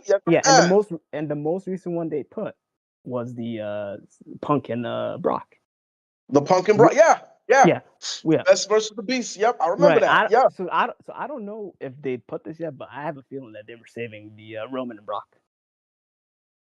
I don't know. They have on the list too. What was the best SummerSlam matches or some shit? Yeah. So basically, they're telling us in our face that he's Mr. SummerSlam. He's Mr. SummerSlam. That would be the shocking moment. Brock comes, fanfare and all, and then obviously sets his eyes for Cena, and he's gonna be the one to, for the WWE audience, I'm the one who's gonna end this. Never see 17, and you're gonna be like, okay, but where do you do this? You got Clash in Paris, baby. What better crowd? What better crowd than you have Brock versus Cena? And what makes it even special is Brock's one of Cena's greatest rivals. He definitely is. He's one of his greatest rivals that technically could still compete. Yes. And the thing is this is what I'm saying, because I think everybody was in agreement if they were to do this. If you were to do this, don't give Brock the title, but this could be a moment. This could be a moment where Brock loses and it's a phenomenal match, and the crowd eats it up like it's Hogan and Rock from 2002. Because the crowd's gonna go crazy. It's France. If they went crazy for AJ and Cody, Vive la France, Vive la France. Imagine what they're gonna do for Cena and Brock. You divided the crowd, and I can see that. Especially potentially the last time they would see both of them. Right, and I'm saying this: if that match were to happen, that's gonna be Brock's last match in WWE. I feel you. Okay. Because he's gonna get the crowd reaction to the devotion and this and that, and it's like he was a cog in the never C17 last retirement tour. They finally had like a big name, because if you look at the names, he faced Randy, one of his greatest rivals. He faced Punk, one of his greatest rivals. Now he's missing Brock, and then you mentioned the Edge thing. Yeah. They could legitimately do the Brock thing at the end of August if they were to have the balls to do that. And that's another thing too, because we talked about it. They're coasting. They're on cruise control. Bringing Brock right now is probably the riskiest thing you could have ever done. But at the same time, it's like, it's risk that is reward. You're gonna have people that are gonna be like, "Oh yeah, what the hell? Like, isn't he in a lawsuit?" Well, guess what? And let us just keep an eye on one thing. Because the other side of this prediction, I was covering the Cena side, of what it could look like thereafter. The Cody side now. I want us to just peel back to what was it? I want to say it was the Royal Rumble, not this year. No, it might have. It might have been this year, actually. No, and what happened?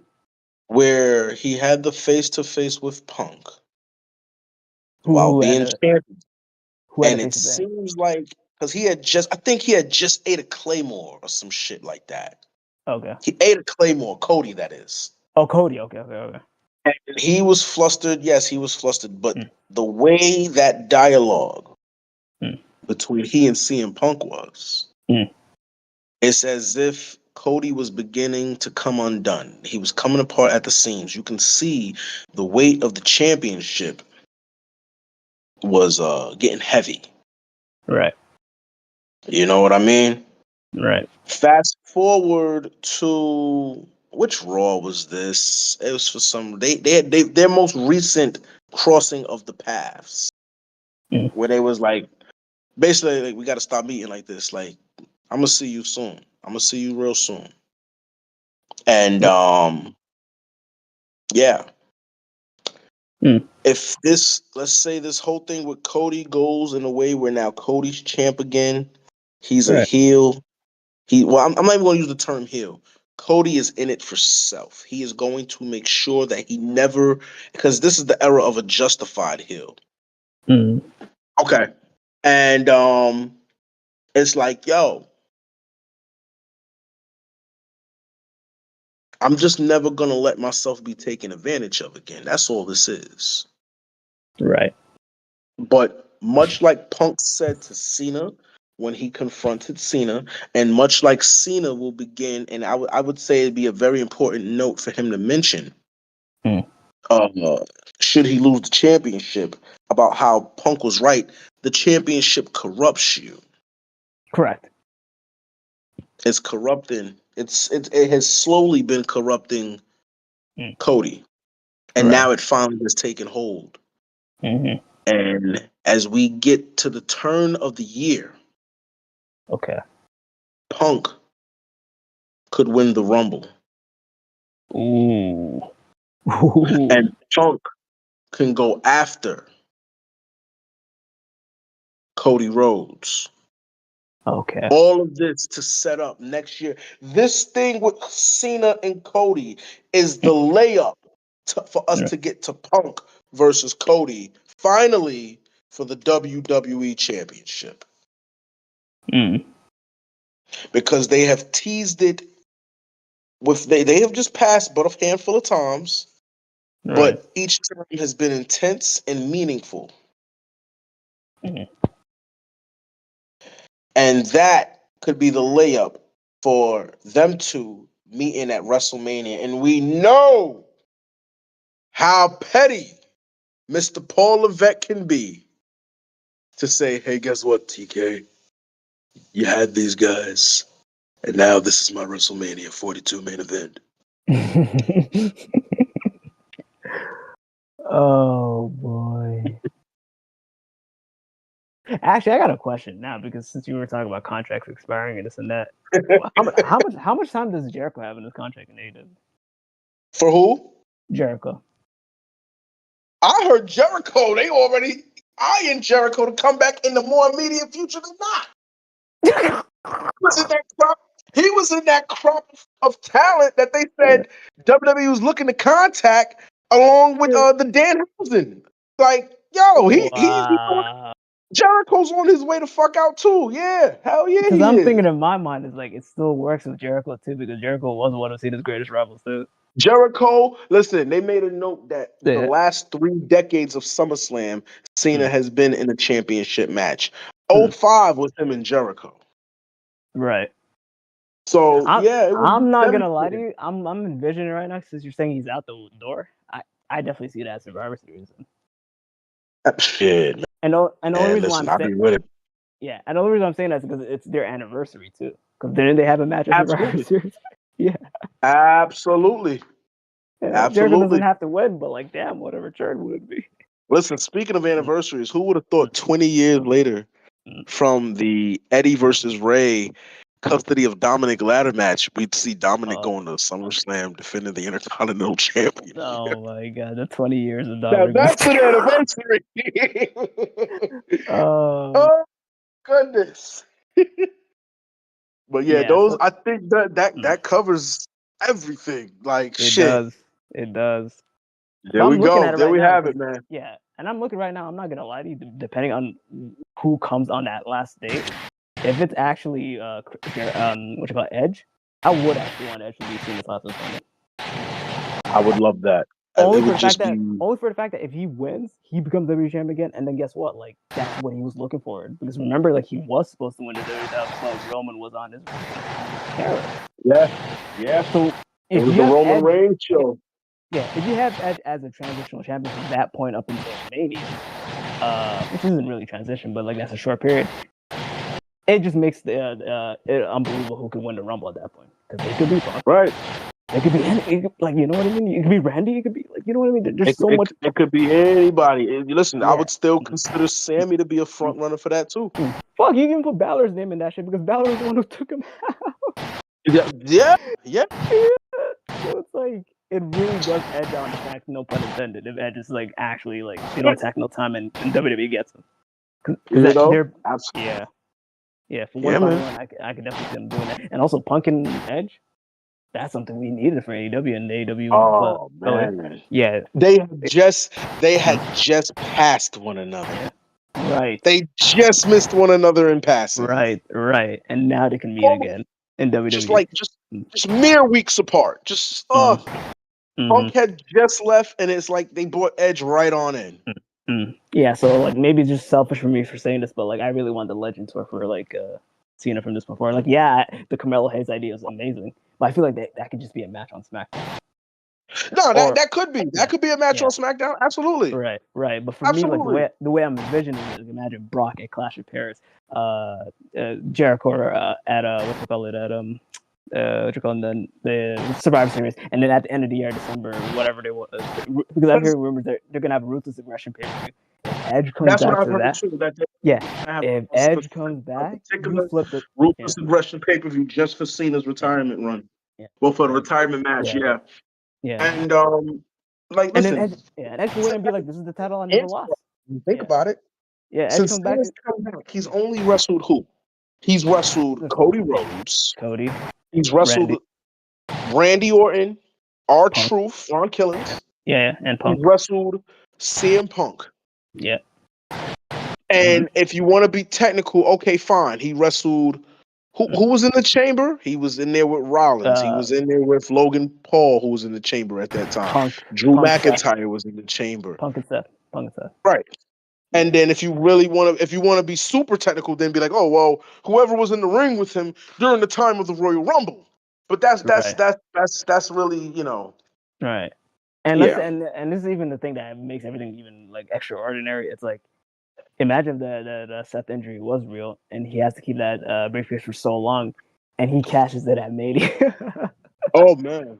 Against whoever wins between Edge and whoever he wins, like that's imagine he cures Tom's Edge. Oh no, and right?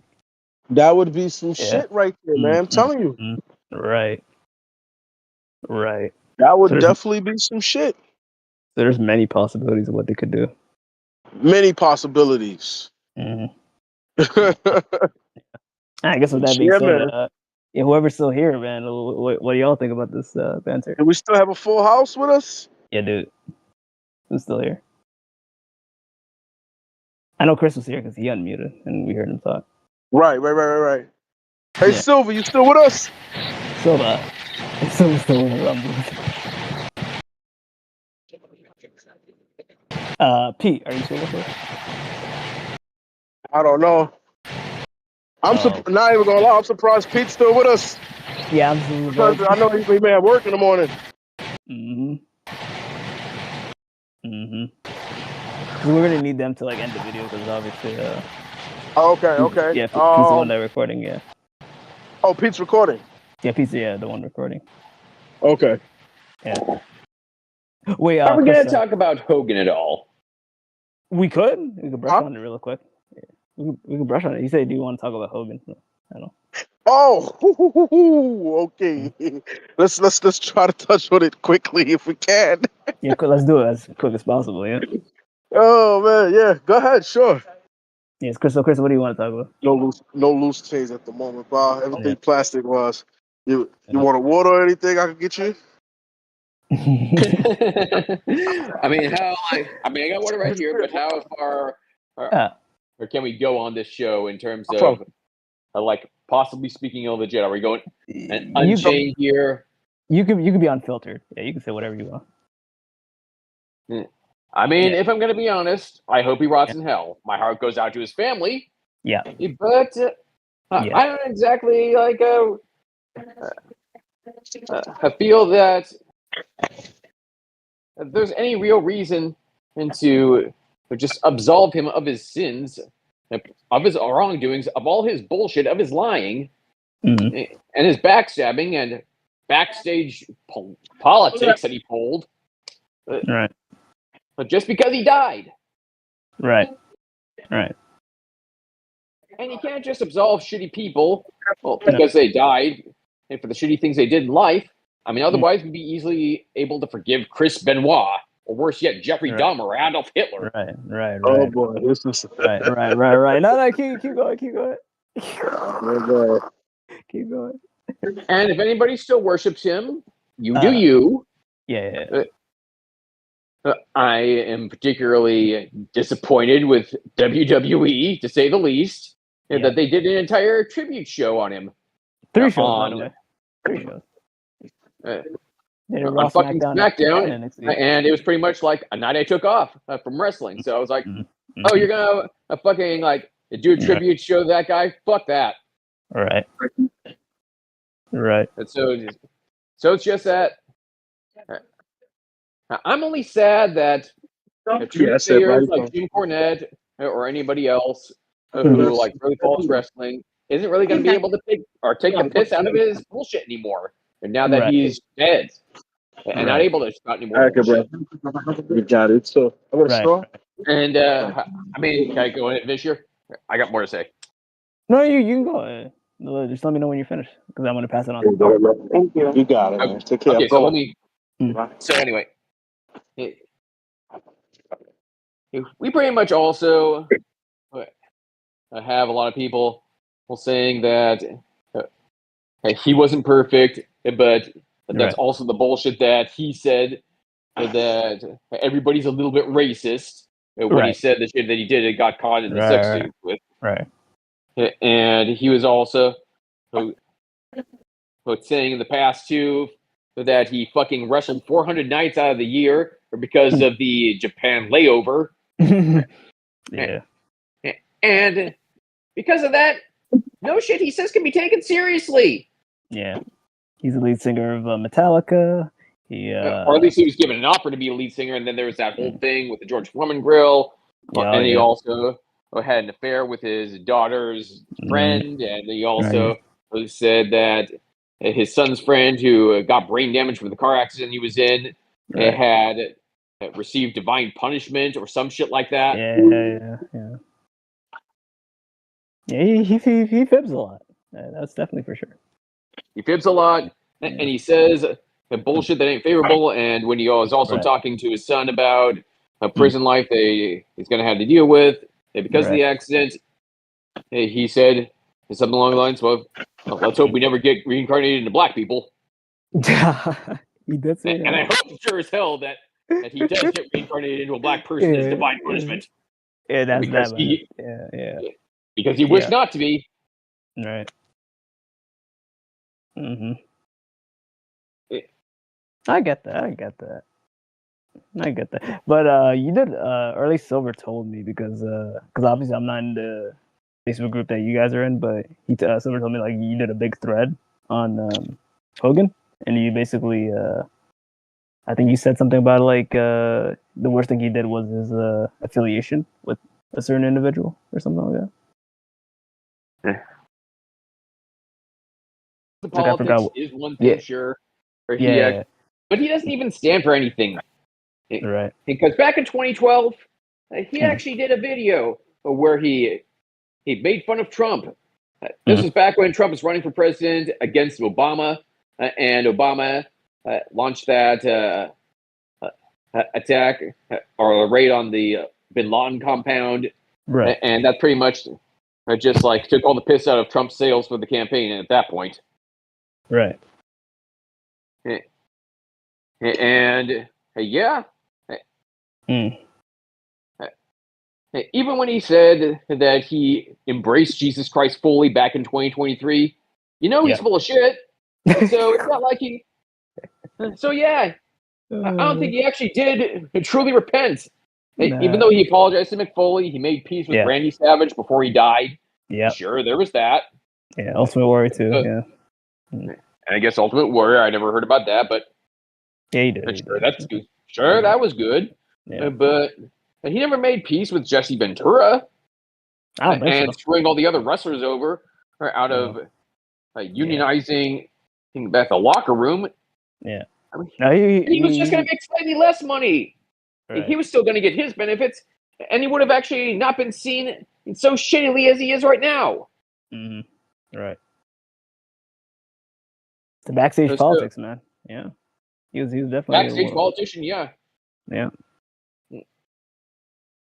That's true. Jesse Ventura, fucking legend that he is.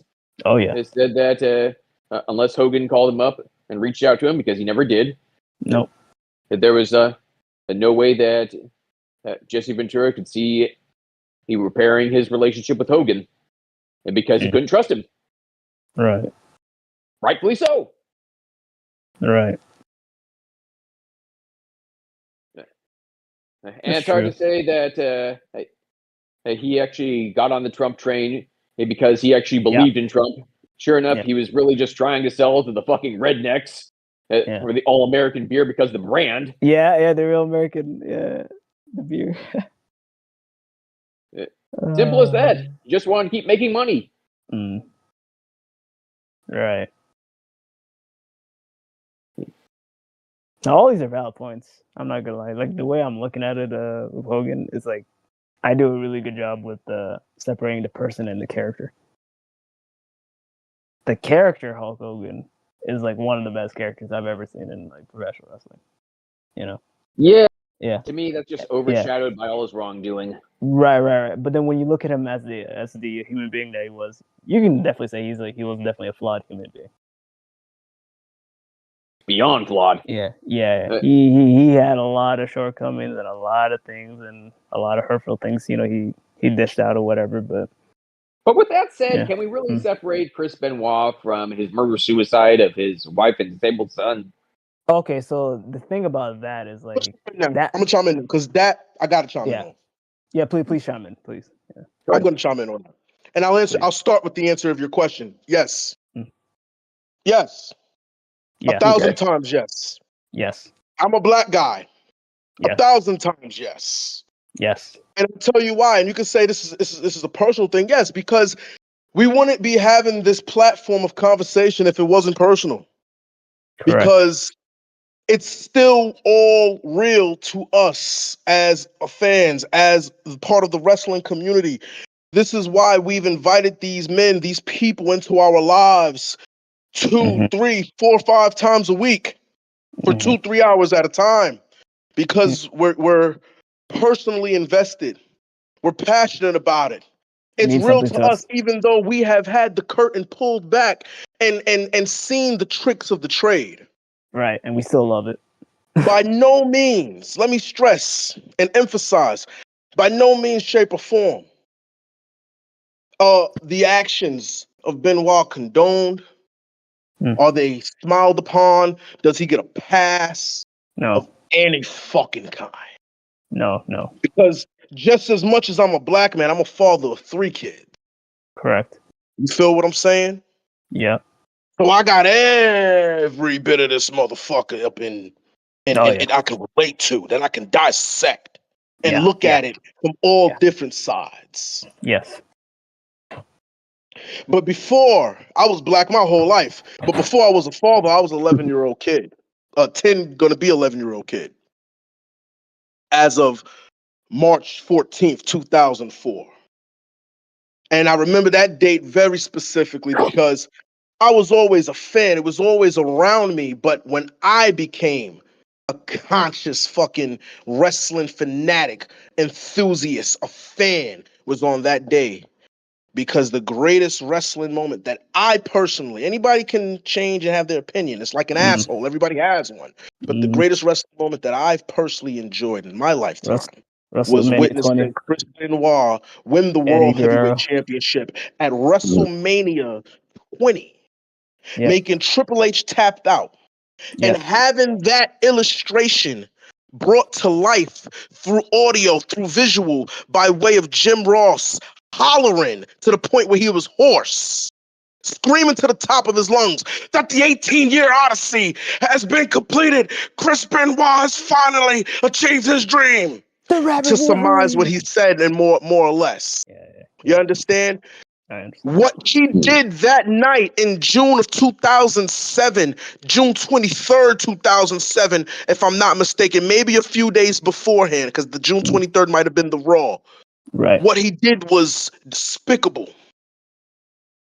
But for myself and for anybody else in the world that relates to what I'm saying, to the sentiments I'm expressing, what you did, though despicable, it does not earn the right to rip away the memories, the feelings, the connectivity that I've had with your ass. Thank you. Whether it was CTE, whether it was roid rage, whatever the fuck, you were wrong for that, bro.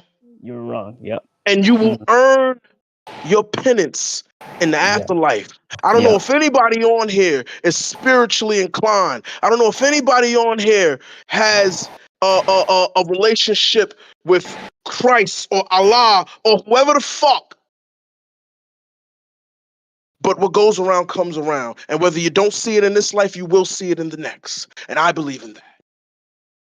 That is true. That is true. That is definitely true. When I pay a ticket of admission, when I turn on the TV, anytime back in the day before they were called PLEs, they were called pay-per-views.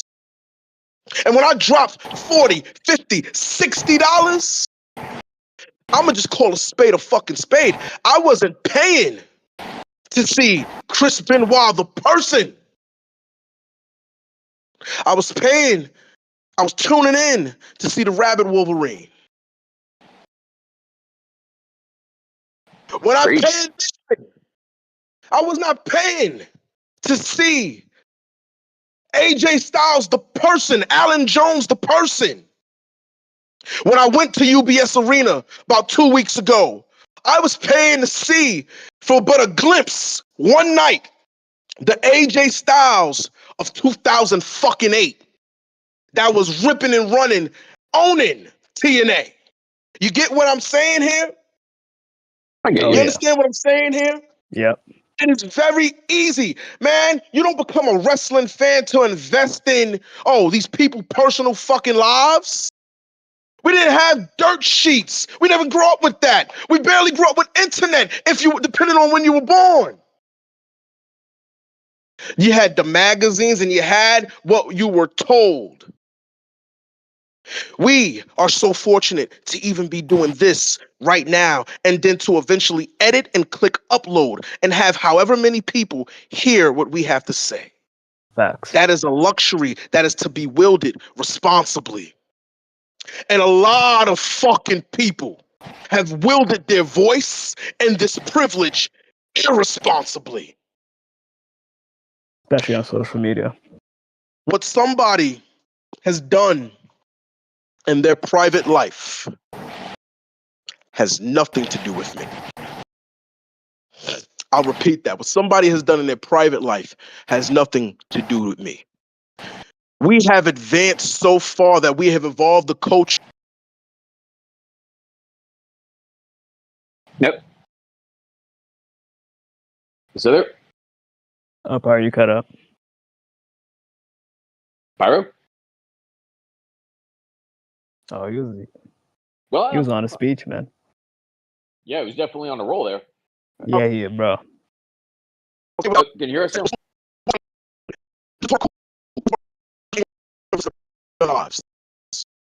Wait, Pyro, say that again because you're cutting out.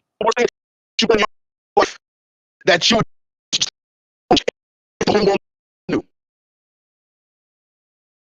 The worst thing we've done in our lives? That's for you to think, though. Okay. For anyone us here, for anybody that has heard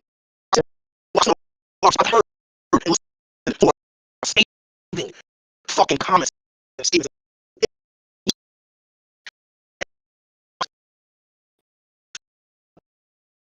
Pyro, we can just barely hear you. You're really cutting in and out because like bad signal or some shit.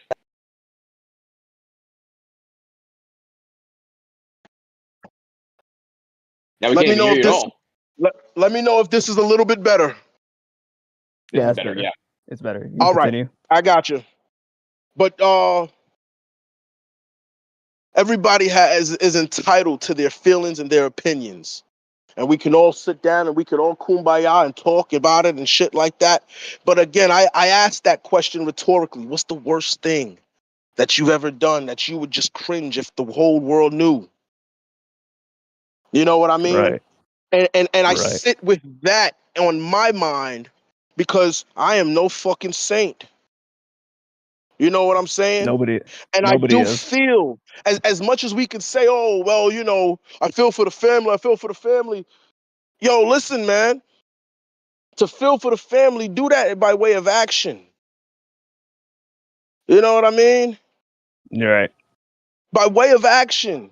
Let people mourn, grieve, whatever the fuck they got to cope with. Whatever relationships he left here on this earth that were unsavory, undesirable, you know what I'm saying? That left a lot to be desired, whether it was with his son, whether it was with his daughter, with people that he promised his life to. You feel what I'm saying? Right. That's his sin that he got to answer for in life. He got to answer for that, not us. Yeah. What we are left with are the memories as nothing more than wrestling fans, because I could tell you this, I do not, nor have I ever, nor obviously will I ever, know Terry Jean Balea. No. I was born in fucking 93, bro. You feel me? Same. So, the Hogan boom that had came and went a decade ago, clearly I wasn't there for that. But you hear the stories. The 1996 Bash at the Beach, I'm 3 years old, man. Wasn't there to enjoy that consciously. But you hear the stories that's been passed down as to the grandeur, the success of this larger than life fucking character. And it permeates through history. I'll take another sport for a perfect example. Correct me if I'm wrong, Michael Jordan has been documented to once upon a time have a gambling problem. God forbid Michael Jordan dies tomorrow. Right. The NBA will celebrate that motherfucker. You better believe it. Yeah, he'll be the new poster boy. They'll have him as a new logo and everything. Jordans will not stop selling. No. If you thought, now there's a lot of injustices. Like Pete said earlier, they didn't celebrate Ashley. I could say they didn't celebrate Macho Man. How he went out was bad. They didn't celebrate Umaga. They didn't give a 10-bell salute for this person or that person. We can definitely, we can. And it's a lot of injustices. It's a lot of unfairs.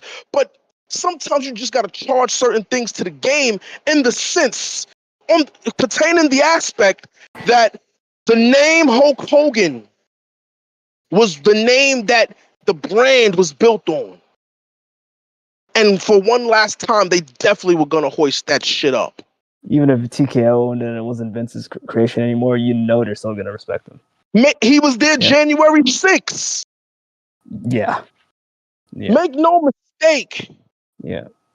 The like I said, I'm a black guy first. Right. I was born with the skin. But I was also born with certain struggles, certain realizations. It all came with the territory. You charge that shit to the game. Make no mistake, man. I'm comfortable to say anything I want around you guys, man. Facts. You feel me? We're good. Each and every last one of us here on this stream, we're good. But hear me and understand where I come from when I say this. You show me a racist white guy, and I'm gonna be like, okay, that's a bag of chips in the fucking store. Exactly. I'm supposed to be taken aback by that? That he was a closet racist or a public racist? Listen, the guy had at least had the wherewithal to be like, oh, I don't want that to get out in public. Hey, guess what, brother? It did. You're right. It got out. It leaked because according people who were in the know, you were dropping N-bombs in your private life like a motherfucker. So they set you up with that situation where it's like, hey, let's get this on camera and expose Terry Bollea. Exactly. It's kind of like a documentary. Okey doke. Yeah. It didn't matter in time you were in your life. You was at a low point in your life. You was fucking your man's wife, whatever the situation have you. Right. You feel me? And it doesn't justify you dropping the word hard R. It doesn't. No. But again, I asked this question, and I posed this question to any ear that might just so happen to listen to this shit. Right. What's the worst thing you've ever done in your life that you keep sacred? Right. And imagine that coming to life and letting everybody know who you really what are. You want. We created such a toxic fucking culture. It's not just the IWC. It's fucking life. It's the internet culture, man. Yeah, this social media culture. We live in a world of cancel culture. We live in a world where redemption is of yesteryear. Nobody knows what that word means. Nobody knows what that word looks like. And it has to be genuine. Make no mistake, because he said, oh, I apologize 100. I apologize 1,000 times. Where? Right. I know every fact. Where did you apologize? When did you offer a genuine apology and change of behavior? Right. But that's not for me to judge you, my guy, because what the fuck do I get from it? And don't pay my bills to judge you. Right. If all you got, I've seen content creators show up on my feed that has never showed up on my feed before, talking about this Hulk Hogan shit. If that's what you need to pay your bills, God bless you, bro. But find a new line of work. Find a new line of work, man. Because that's all these situations are. You don't really give a fuck about the situation. You care about the content. Exactly. Some people, not all. The new scoop, the slander piece, you name it. You feel what I'm saying? That's it. Yeah. That's all. You know what I mean? It's true. Everybody is throwing their stones, casting their stones out of these glass houses. Celebrating a man. Getting the fact that one day you could be in a situation, whether public or private, where you would ask for just a little bit of mercy. Shane Helms said something that I'll surmise here, and his take on the Hogan passing. I pray whatever you didn't learn in this life, you learn in the next. Whatever education, whatever lack of empathy that he did not have in this life, I can only hope if you do come back in some way, shape, or form, that you learn that lesson then. Yeah. I am not a Hulk Hogan super fan. Yeah, me neither. Fucking all. Yeah. You feel me? But I am not fucking naive to recognize the contributions that the brand Hulk Hogan did for the product that we all enjoy. Yeah, Mount Rushmore. Because at no point in time did anybody boycott Netflix after they paraded Hogan on their screen. Let's be mindful. Right. That shit was 10 years ago. The main, because not everybody is aware of the fact that jail call with his son was leaked, and he said the thing about being reincarnated as black dudes being the worst thing that could happen. Not everybody's aware of that. Right. They're probably aware of it now, especially if they follow Sean Ross Sapp. Oh yeah, he leaked it. You feel what I'm saying? But with that being said, negativity is only going to beget more negativity, man. I ain't saying, oh, because homie died, now all of a sudden he's a fucking saint. Hell no. But I ain't about to smoke no Hogan pack. I ain't about to dance on your grave. I ain't about to piss on your grave neither. Yeah, and we're not going to celebrate it either. You feel what I'm saying? Like, yo, you lived how you live. I knew who you were. I know who you were. I heard the stories of who you were. Right. And I'm not celebrating, but I'm not exactly like crying either, so. No. You don't hear me shedding no tears. Yeah, I'm not crying either. Not a single bit.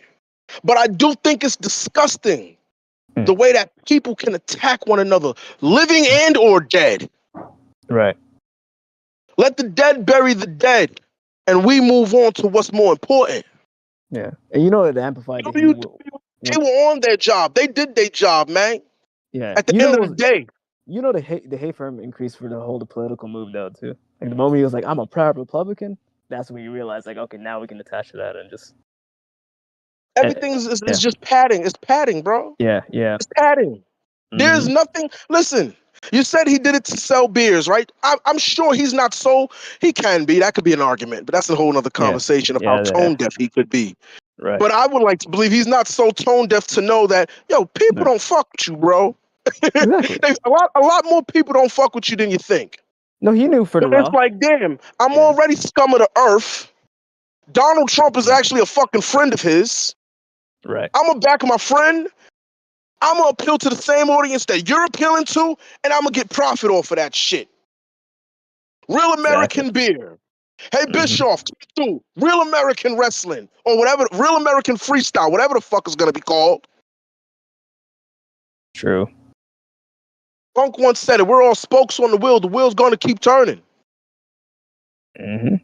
But to pile shit on top of shit does not make the world a better place. Exactly. Because you gotta have enough hate. Celebrate this one death does not make the world a better place. Exactly. Whether Hogan was in it or out of it, it doesn't make the world a better place. But for those who were born in 1975, I have a cousin who just turned 50 on the 29th. So I'm sure he can probably recall way far better than I can what it was maybe like growing up during that time in real time. Right. By the time 1983, 1984, 1985, so on and so forth, where there was the Hulkamania craze and what that meant to a motherfucker's childhood. Yeah, it's a movement. You feel what I'm saying? Yeah. You wonder why the 90s is so stuck in nostalgia, because it's all the fuck we got. Exactly, because the greatest things were made then. And new shit that defined the decade in which we are cutting our teeth. Right. All we have is the nostalgia of when times were easier, when times were once good, when your mother and your father might have been alive, when your mother and your father may have bought tickets and taken you to a show. And you have to pay $10 for a cheeseburger. And the hype was, we're gonna see Hogan or whatever the fucking case may be, or during the reign of when Benoit was champ, we're gonna see Benoit or whatever the fuck. It hits people different for different reasons. Right. And that don't make them people coons. That don't make them people incels or idiots or assholes or whatever the fuck I've heard. Not saying that any one of you guys here have said that, but for the people who have.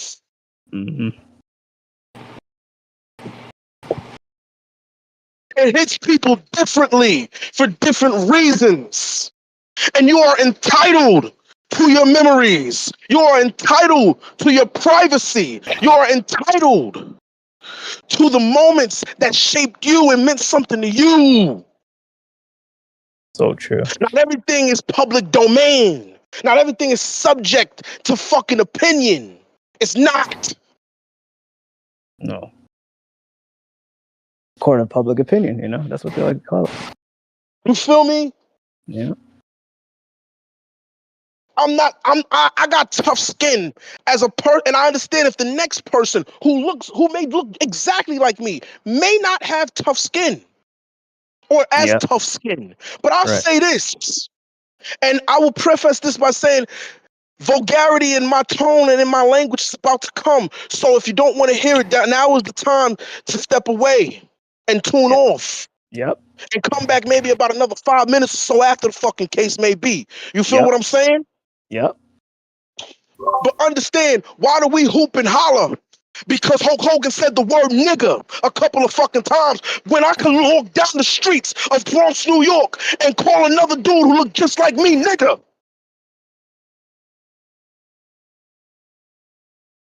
That's a real fucking question. See, you can be passionate, but at the same time, you're not about to hit me with stupid shit.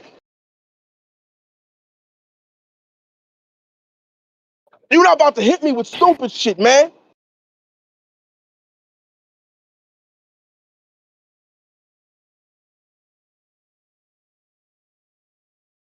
I have a 99% chance of being called a nigga first by my own kind than somebody outside my own kind.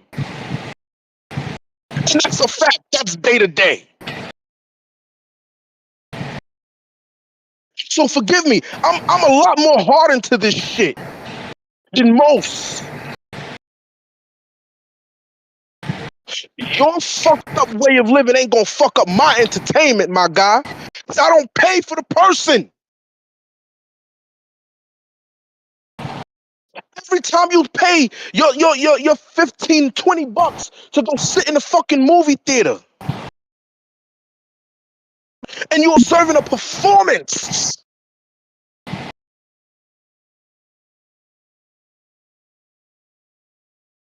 Do we know the ins and outs of all these people's lives? Nope. Do we know their private thoughts?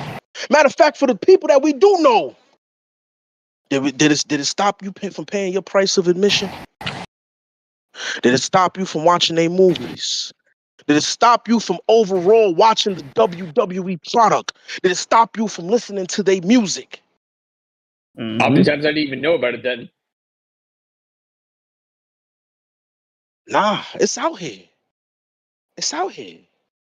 It's out here. Everybody, let me show you how brazen this shit is. Hulk Hogan died on a Wednesday, right? Right. TNA said rest in peace Hulk Hogan on a Thursday. Right. Friday Night SmackDown said rest in peace Hulk Hogan on a Friday. Right. Monday Night Raw had a 10-bell salute on a Monday.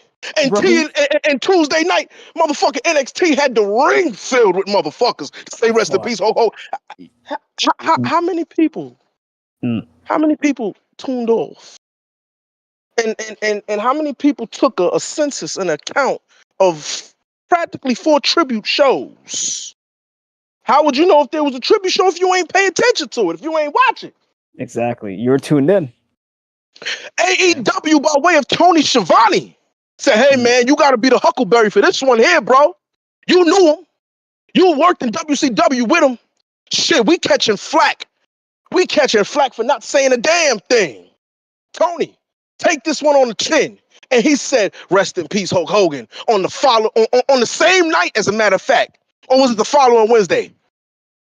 Whichever Dynamite. No, it wasn't even Dynamite. My apologies. It was Collision. So that was a Saturday. So you had the Tuesday, you had the Thursday, the Friday, the Saturday, the Monday. Come on. Not exactly knocking Tony Schiavone for his half-assed contribution. You feel me? So it's like he said, Babe Ruth died. Babe Ruth died in their world, in the wrestling world. You feel me? And for some people, that's their guy. For some people, that's their guy. Not for nothing. I say this just to be fair. I want the same, and I love this dude. And no disrespect to the dead, but I love this dude a hell of a lot more than I do Hogan. Y'all guys know this, considering how I came on the show tonight. When not Hulk Hogan, when Ric Flair dies, I expect the same fucking energy. I expect the same energy. Reason why I say that, public documented story by way of Theodore Long, Teddy Long.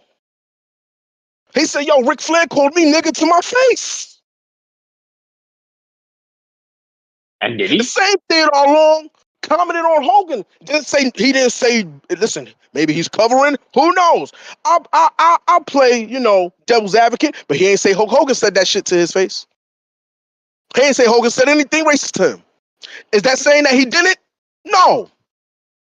But for what we know, we're going to base off the things we hear, the things we supposedly know. Let that same energy apply.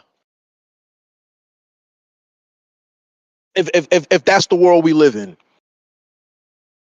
For comparison, though, because I don't know if it's out there as much that Ric Flair would actually be a positive racist. Or even an in-your-face racist. Ric Flair would be a drunken racist. I can imagine that. and I say that jokingly and not disparagingly, but just because, hey man, you're gonna say whatever comes the first thing to mind when you in a drunken stupor, the way that he supposedly, allegedly may have been in his time, in his day. Pastor, close us out. Because the recording should be ending.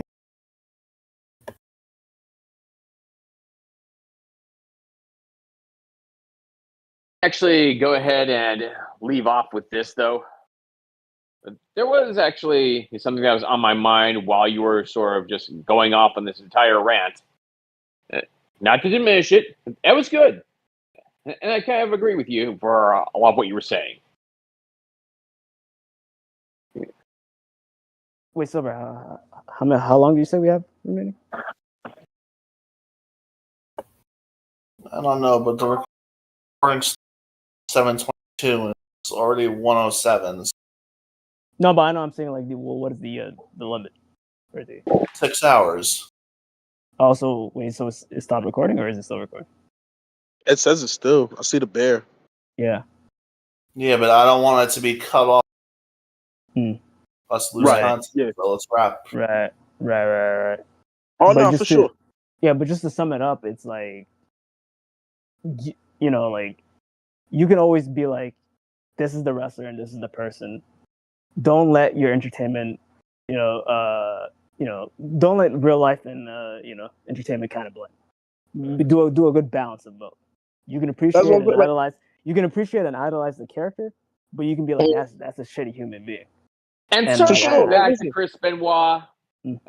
It's disappointing. Not to cut you off, because I'm gonna definitely hear you out. I definitely want to hear what you have to say. It's disappointing, right? To be like, damn, this human being is attached to this, right? And it sucks, especially with that particular case, because you're now erased from history altogether. Exactly. You know.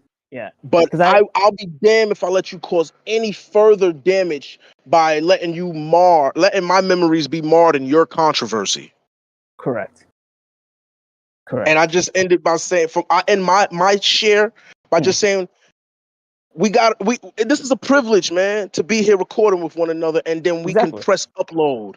Right. We gotta be so much more responsible, and we gotta somehow, some way, we gotta be able to love each other better than what we do. We gotta take care of one another better than the way it's being displayed out here.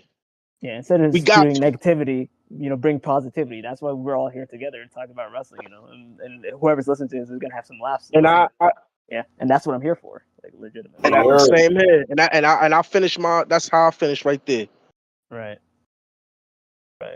But I'll say this though, the whole Benoit thing, I feel like you can 110% like despise a person, not acknowledge him at all whatsoever. But when you me and Silver are always like this. When it came to the person, and you echoed those statements, Pyro, when it came to Chris Benoit, the professional wrestler, he is up there in one of the greatest ring professionals we've ever seen ever in professional wrestling. Like, I think he's probably the best submission specialist I've ever seen in my lifetime. That's my sentiments. Yeah. I would even go as far as to say, if you could just separate the person, put this man in the Hall of Fame. Because what he contributed, despite, like, and it's not even saying despite in the sense that, like, I'm not like, I hate the person. But and if WWE can overlook all of Hogan's flaws, they should be able to overlook Chris Benoit's flaws. Right. And they still kept fucking Donald Trump in there too. Right. Even after January 6th. Yeah. So, and like Pyro hit it on the dot. Like, one of the greatest moments was to see the end of WrestleMania 20 with him holding the big gold, with Eddie coming out on that embrace, and you're trying to take that away from me. That was my childhood. You guys had Hulkamania. You guys had all these like 80s and 90s moments. That was our childhood. That was our generation. And all we're asking is just acknowledge the wrestler, erase not erase the person, but just don't you don't even have to say one nice thing about the person. But the wrestler, you gotta admit that guy brought so much happiness. That's the way I look at Hogan too. Because another thing I didn't mention on this is because y'all know I'm Canadian. I was at that WrestleMania 18. I was literally 12 years old in that crowd, losing my shit to the whole freaking Rock and Hogan match. And to this day, I also say that's Hogan's greatest match. I lived for that moment. So Hollywood Hogan will forever be the best to me. But looking outside of it, that moment set the stage, set the precedent of what it looks like to pass the torch at a particular milestone event. The two of them standing on the ramp, one of Hogan raising Rock's hand and pointing to him like, "Hey, this is your guy now." You know, we've seen it replicated a couple of times already. That set the stage for that. One of the few times when they used that term, "Oh, this is a larger than life moment," that was literally a larger than life moment that I will cherish for the rest of my life. It's like, holy crap, that was so good. How do you even top that type of shit? So you mentioned the Benoit thing. That's my moment with Hogan. So I'm saying the wrestler, the character, this and that, all love and praises to that, because that shaped a lot of us and maybe potentially who we were people to this day. You look at Hogan's his on character, persona, say your prayers, take your vitamins, this and that. It was pure positivity. You know what I mean? I'm looking at that shit and I'm like, bro, this was at a time where it wasn't just a catchphrase where it's hustle, loyalty, respect, or it's a marketing thing. He said that shit, and it's life values that everybody should live and follow, type of shit. I looked at that shit, but I'm like, that's still not that's not what did it for me. What did it for me was seeing matches with Ultimate Warrior, with Macho Man, and then ultimately the whole NWO stuff. I was like, I'm sold. Hogan, now I get the terminology as the character, the immortal Hulk Hogan. When it came to his persona stuff outside of it, whether he'd be lying and fibbing, this and that, this is where Pyro hit it on a dot. Nobody's perfect. Everybody has a sliver of malice, evil, dissension, this and that. It's just a part of being human. You can't be. Some people are more flawed than others, but you can't just be I shun you and I cast the stone on you because you this and that. When you probably kill somebody, or you probably unintentionally kill somebody, or you bully somebody, or you there's so little stuff that you've done in your life that could equate to the evilness that is, but it's just you're putting this man as the poster child. You're putting this man as we should celebrate his death because he's a Republican and he's a da-da-da and he's a da-da-da. But at the end of the day, he's a human being, you're a human being, you bleed red, I bleed red. He said what he said about black people and this and that, and he's 100% wrong about that shit. But the thing is that's him though. That's him. And whether you want to be hey, I'm shunning this guy for the rest of my life, and this really hurt me, and this and that, so be it. Don't idolize that guy. You can mentally cancel this guy and never this and that. But to ruin the enjoyment for somebody who was a diehard fan is where I'm yo, come on now. Just because your immersion, your love, you got killed doesn't mean you got to kill my love for this guy. You're stepping to what I love this and that, and I'm not even putting Hogan at that pedestal. He's not even in my top 5. He might be in my top 10, but he's not in my top 5. But I look at him as the the wrestler, and I look at Benoit as the wrestler. I'm like, these people need that same acknowledgement because they gave everything. They gave their whole body to the business. And with the Benoit stuff too, and as much as how horrible that shit is, I feel you got to put some blame.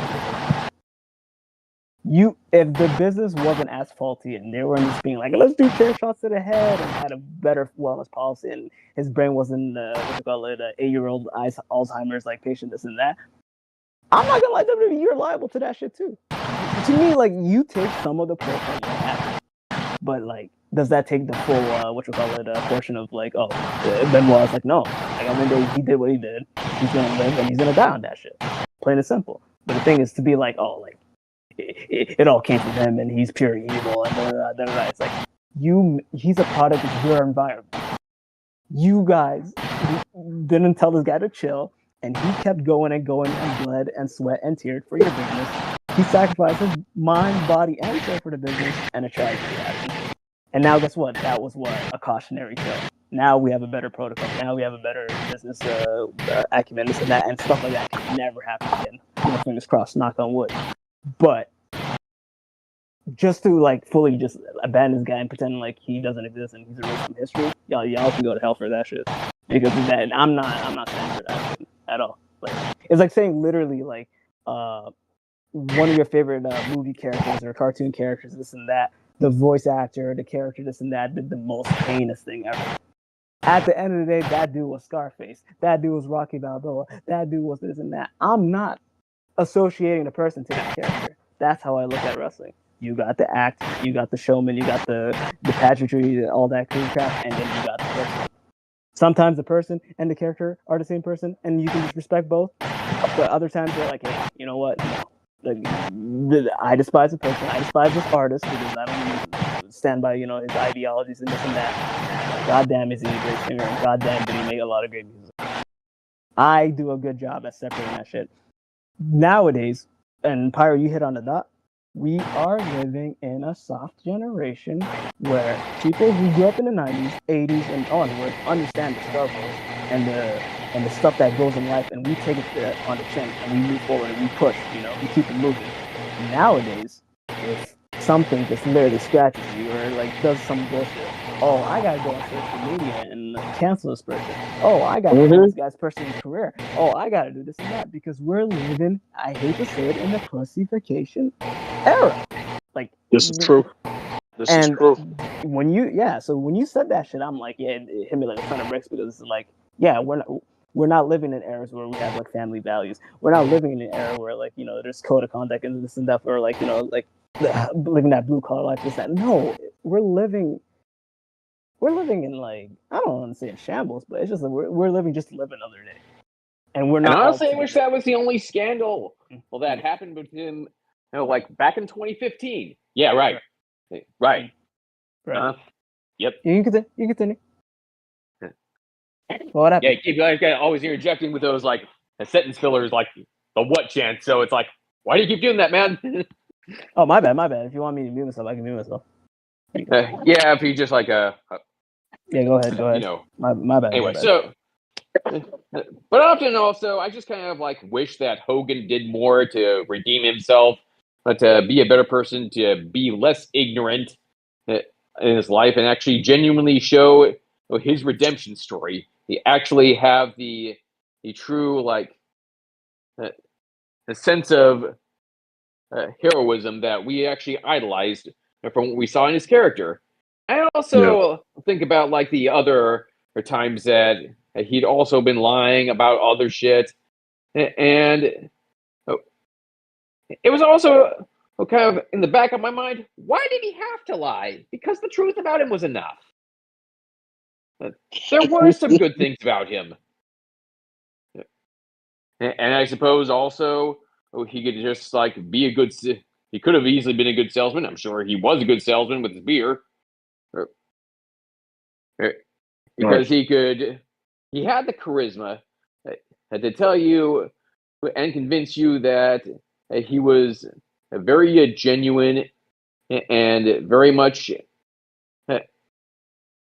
like on the level with anybody he talked to. But that was only unless you really knew the story behind what he was talking about.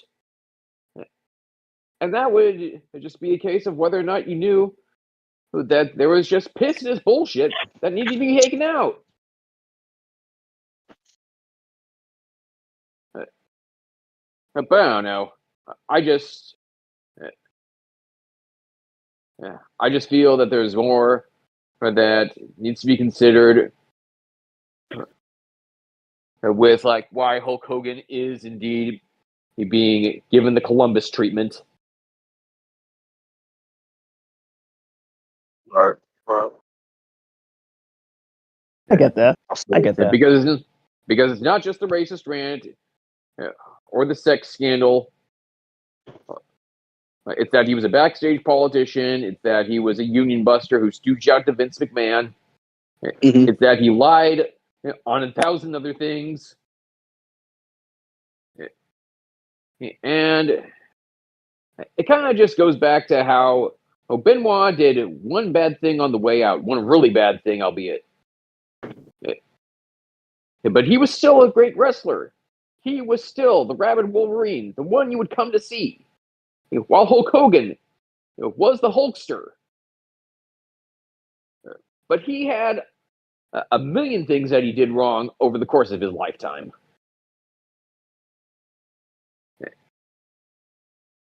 And I guess it's like discussion. Huh? I'm sorry. An amazing discussion. If you guys want to hear part two, we are more than willing to get them together. Yeah, we could definitely continue this, but recording is about to end. I have Thank you, everyone. Wait, before somebody ended, like, can you just end it and then like peek and get it, or like how's it gonna work now? As soon as the recording stops, it's gonna be sent to Pete. Okay, all right, you can do the outro. Yeah, we all said our piece. Basically, just did. Oh, you did? Okay, but how's it gonna end? I'm gonna press stop recording. All right, then do the outro. Do it. And I guess I don't really have anything else to say, so. Oh, I was gonna say, yeah. You can chime in your final thing before you, like, if you have anything you want to end on the show with. No, just thank you everyone for listening. Hope everyone. You can continue. Yeah, try again. So. Sorry, go. Why do you try again? You're not doing the outro. I just did. Thank you. That was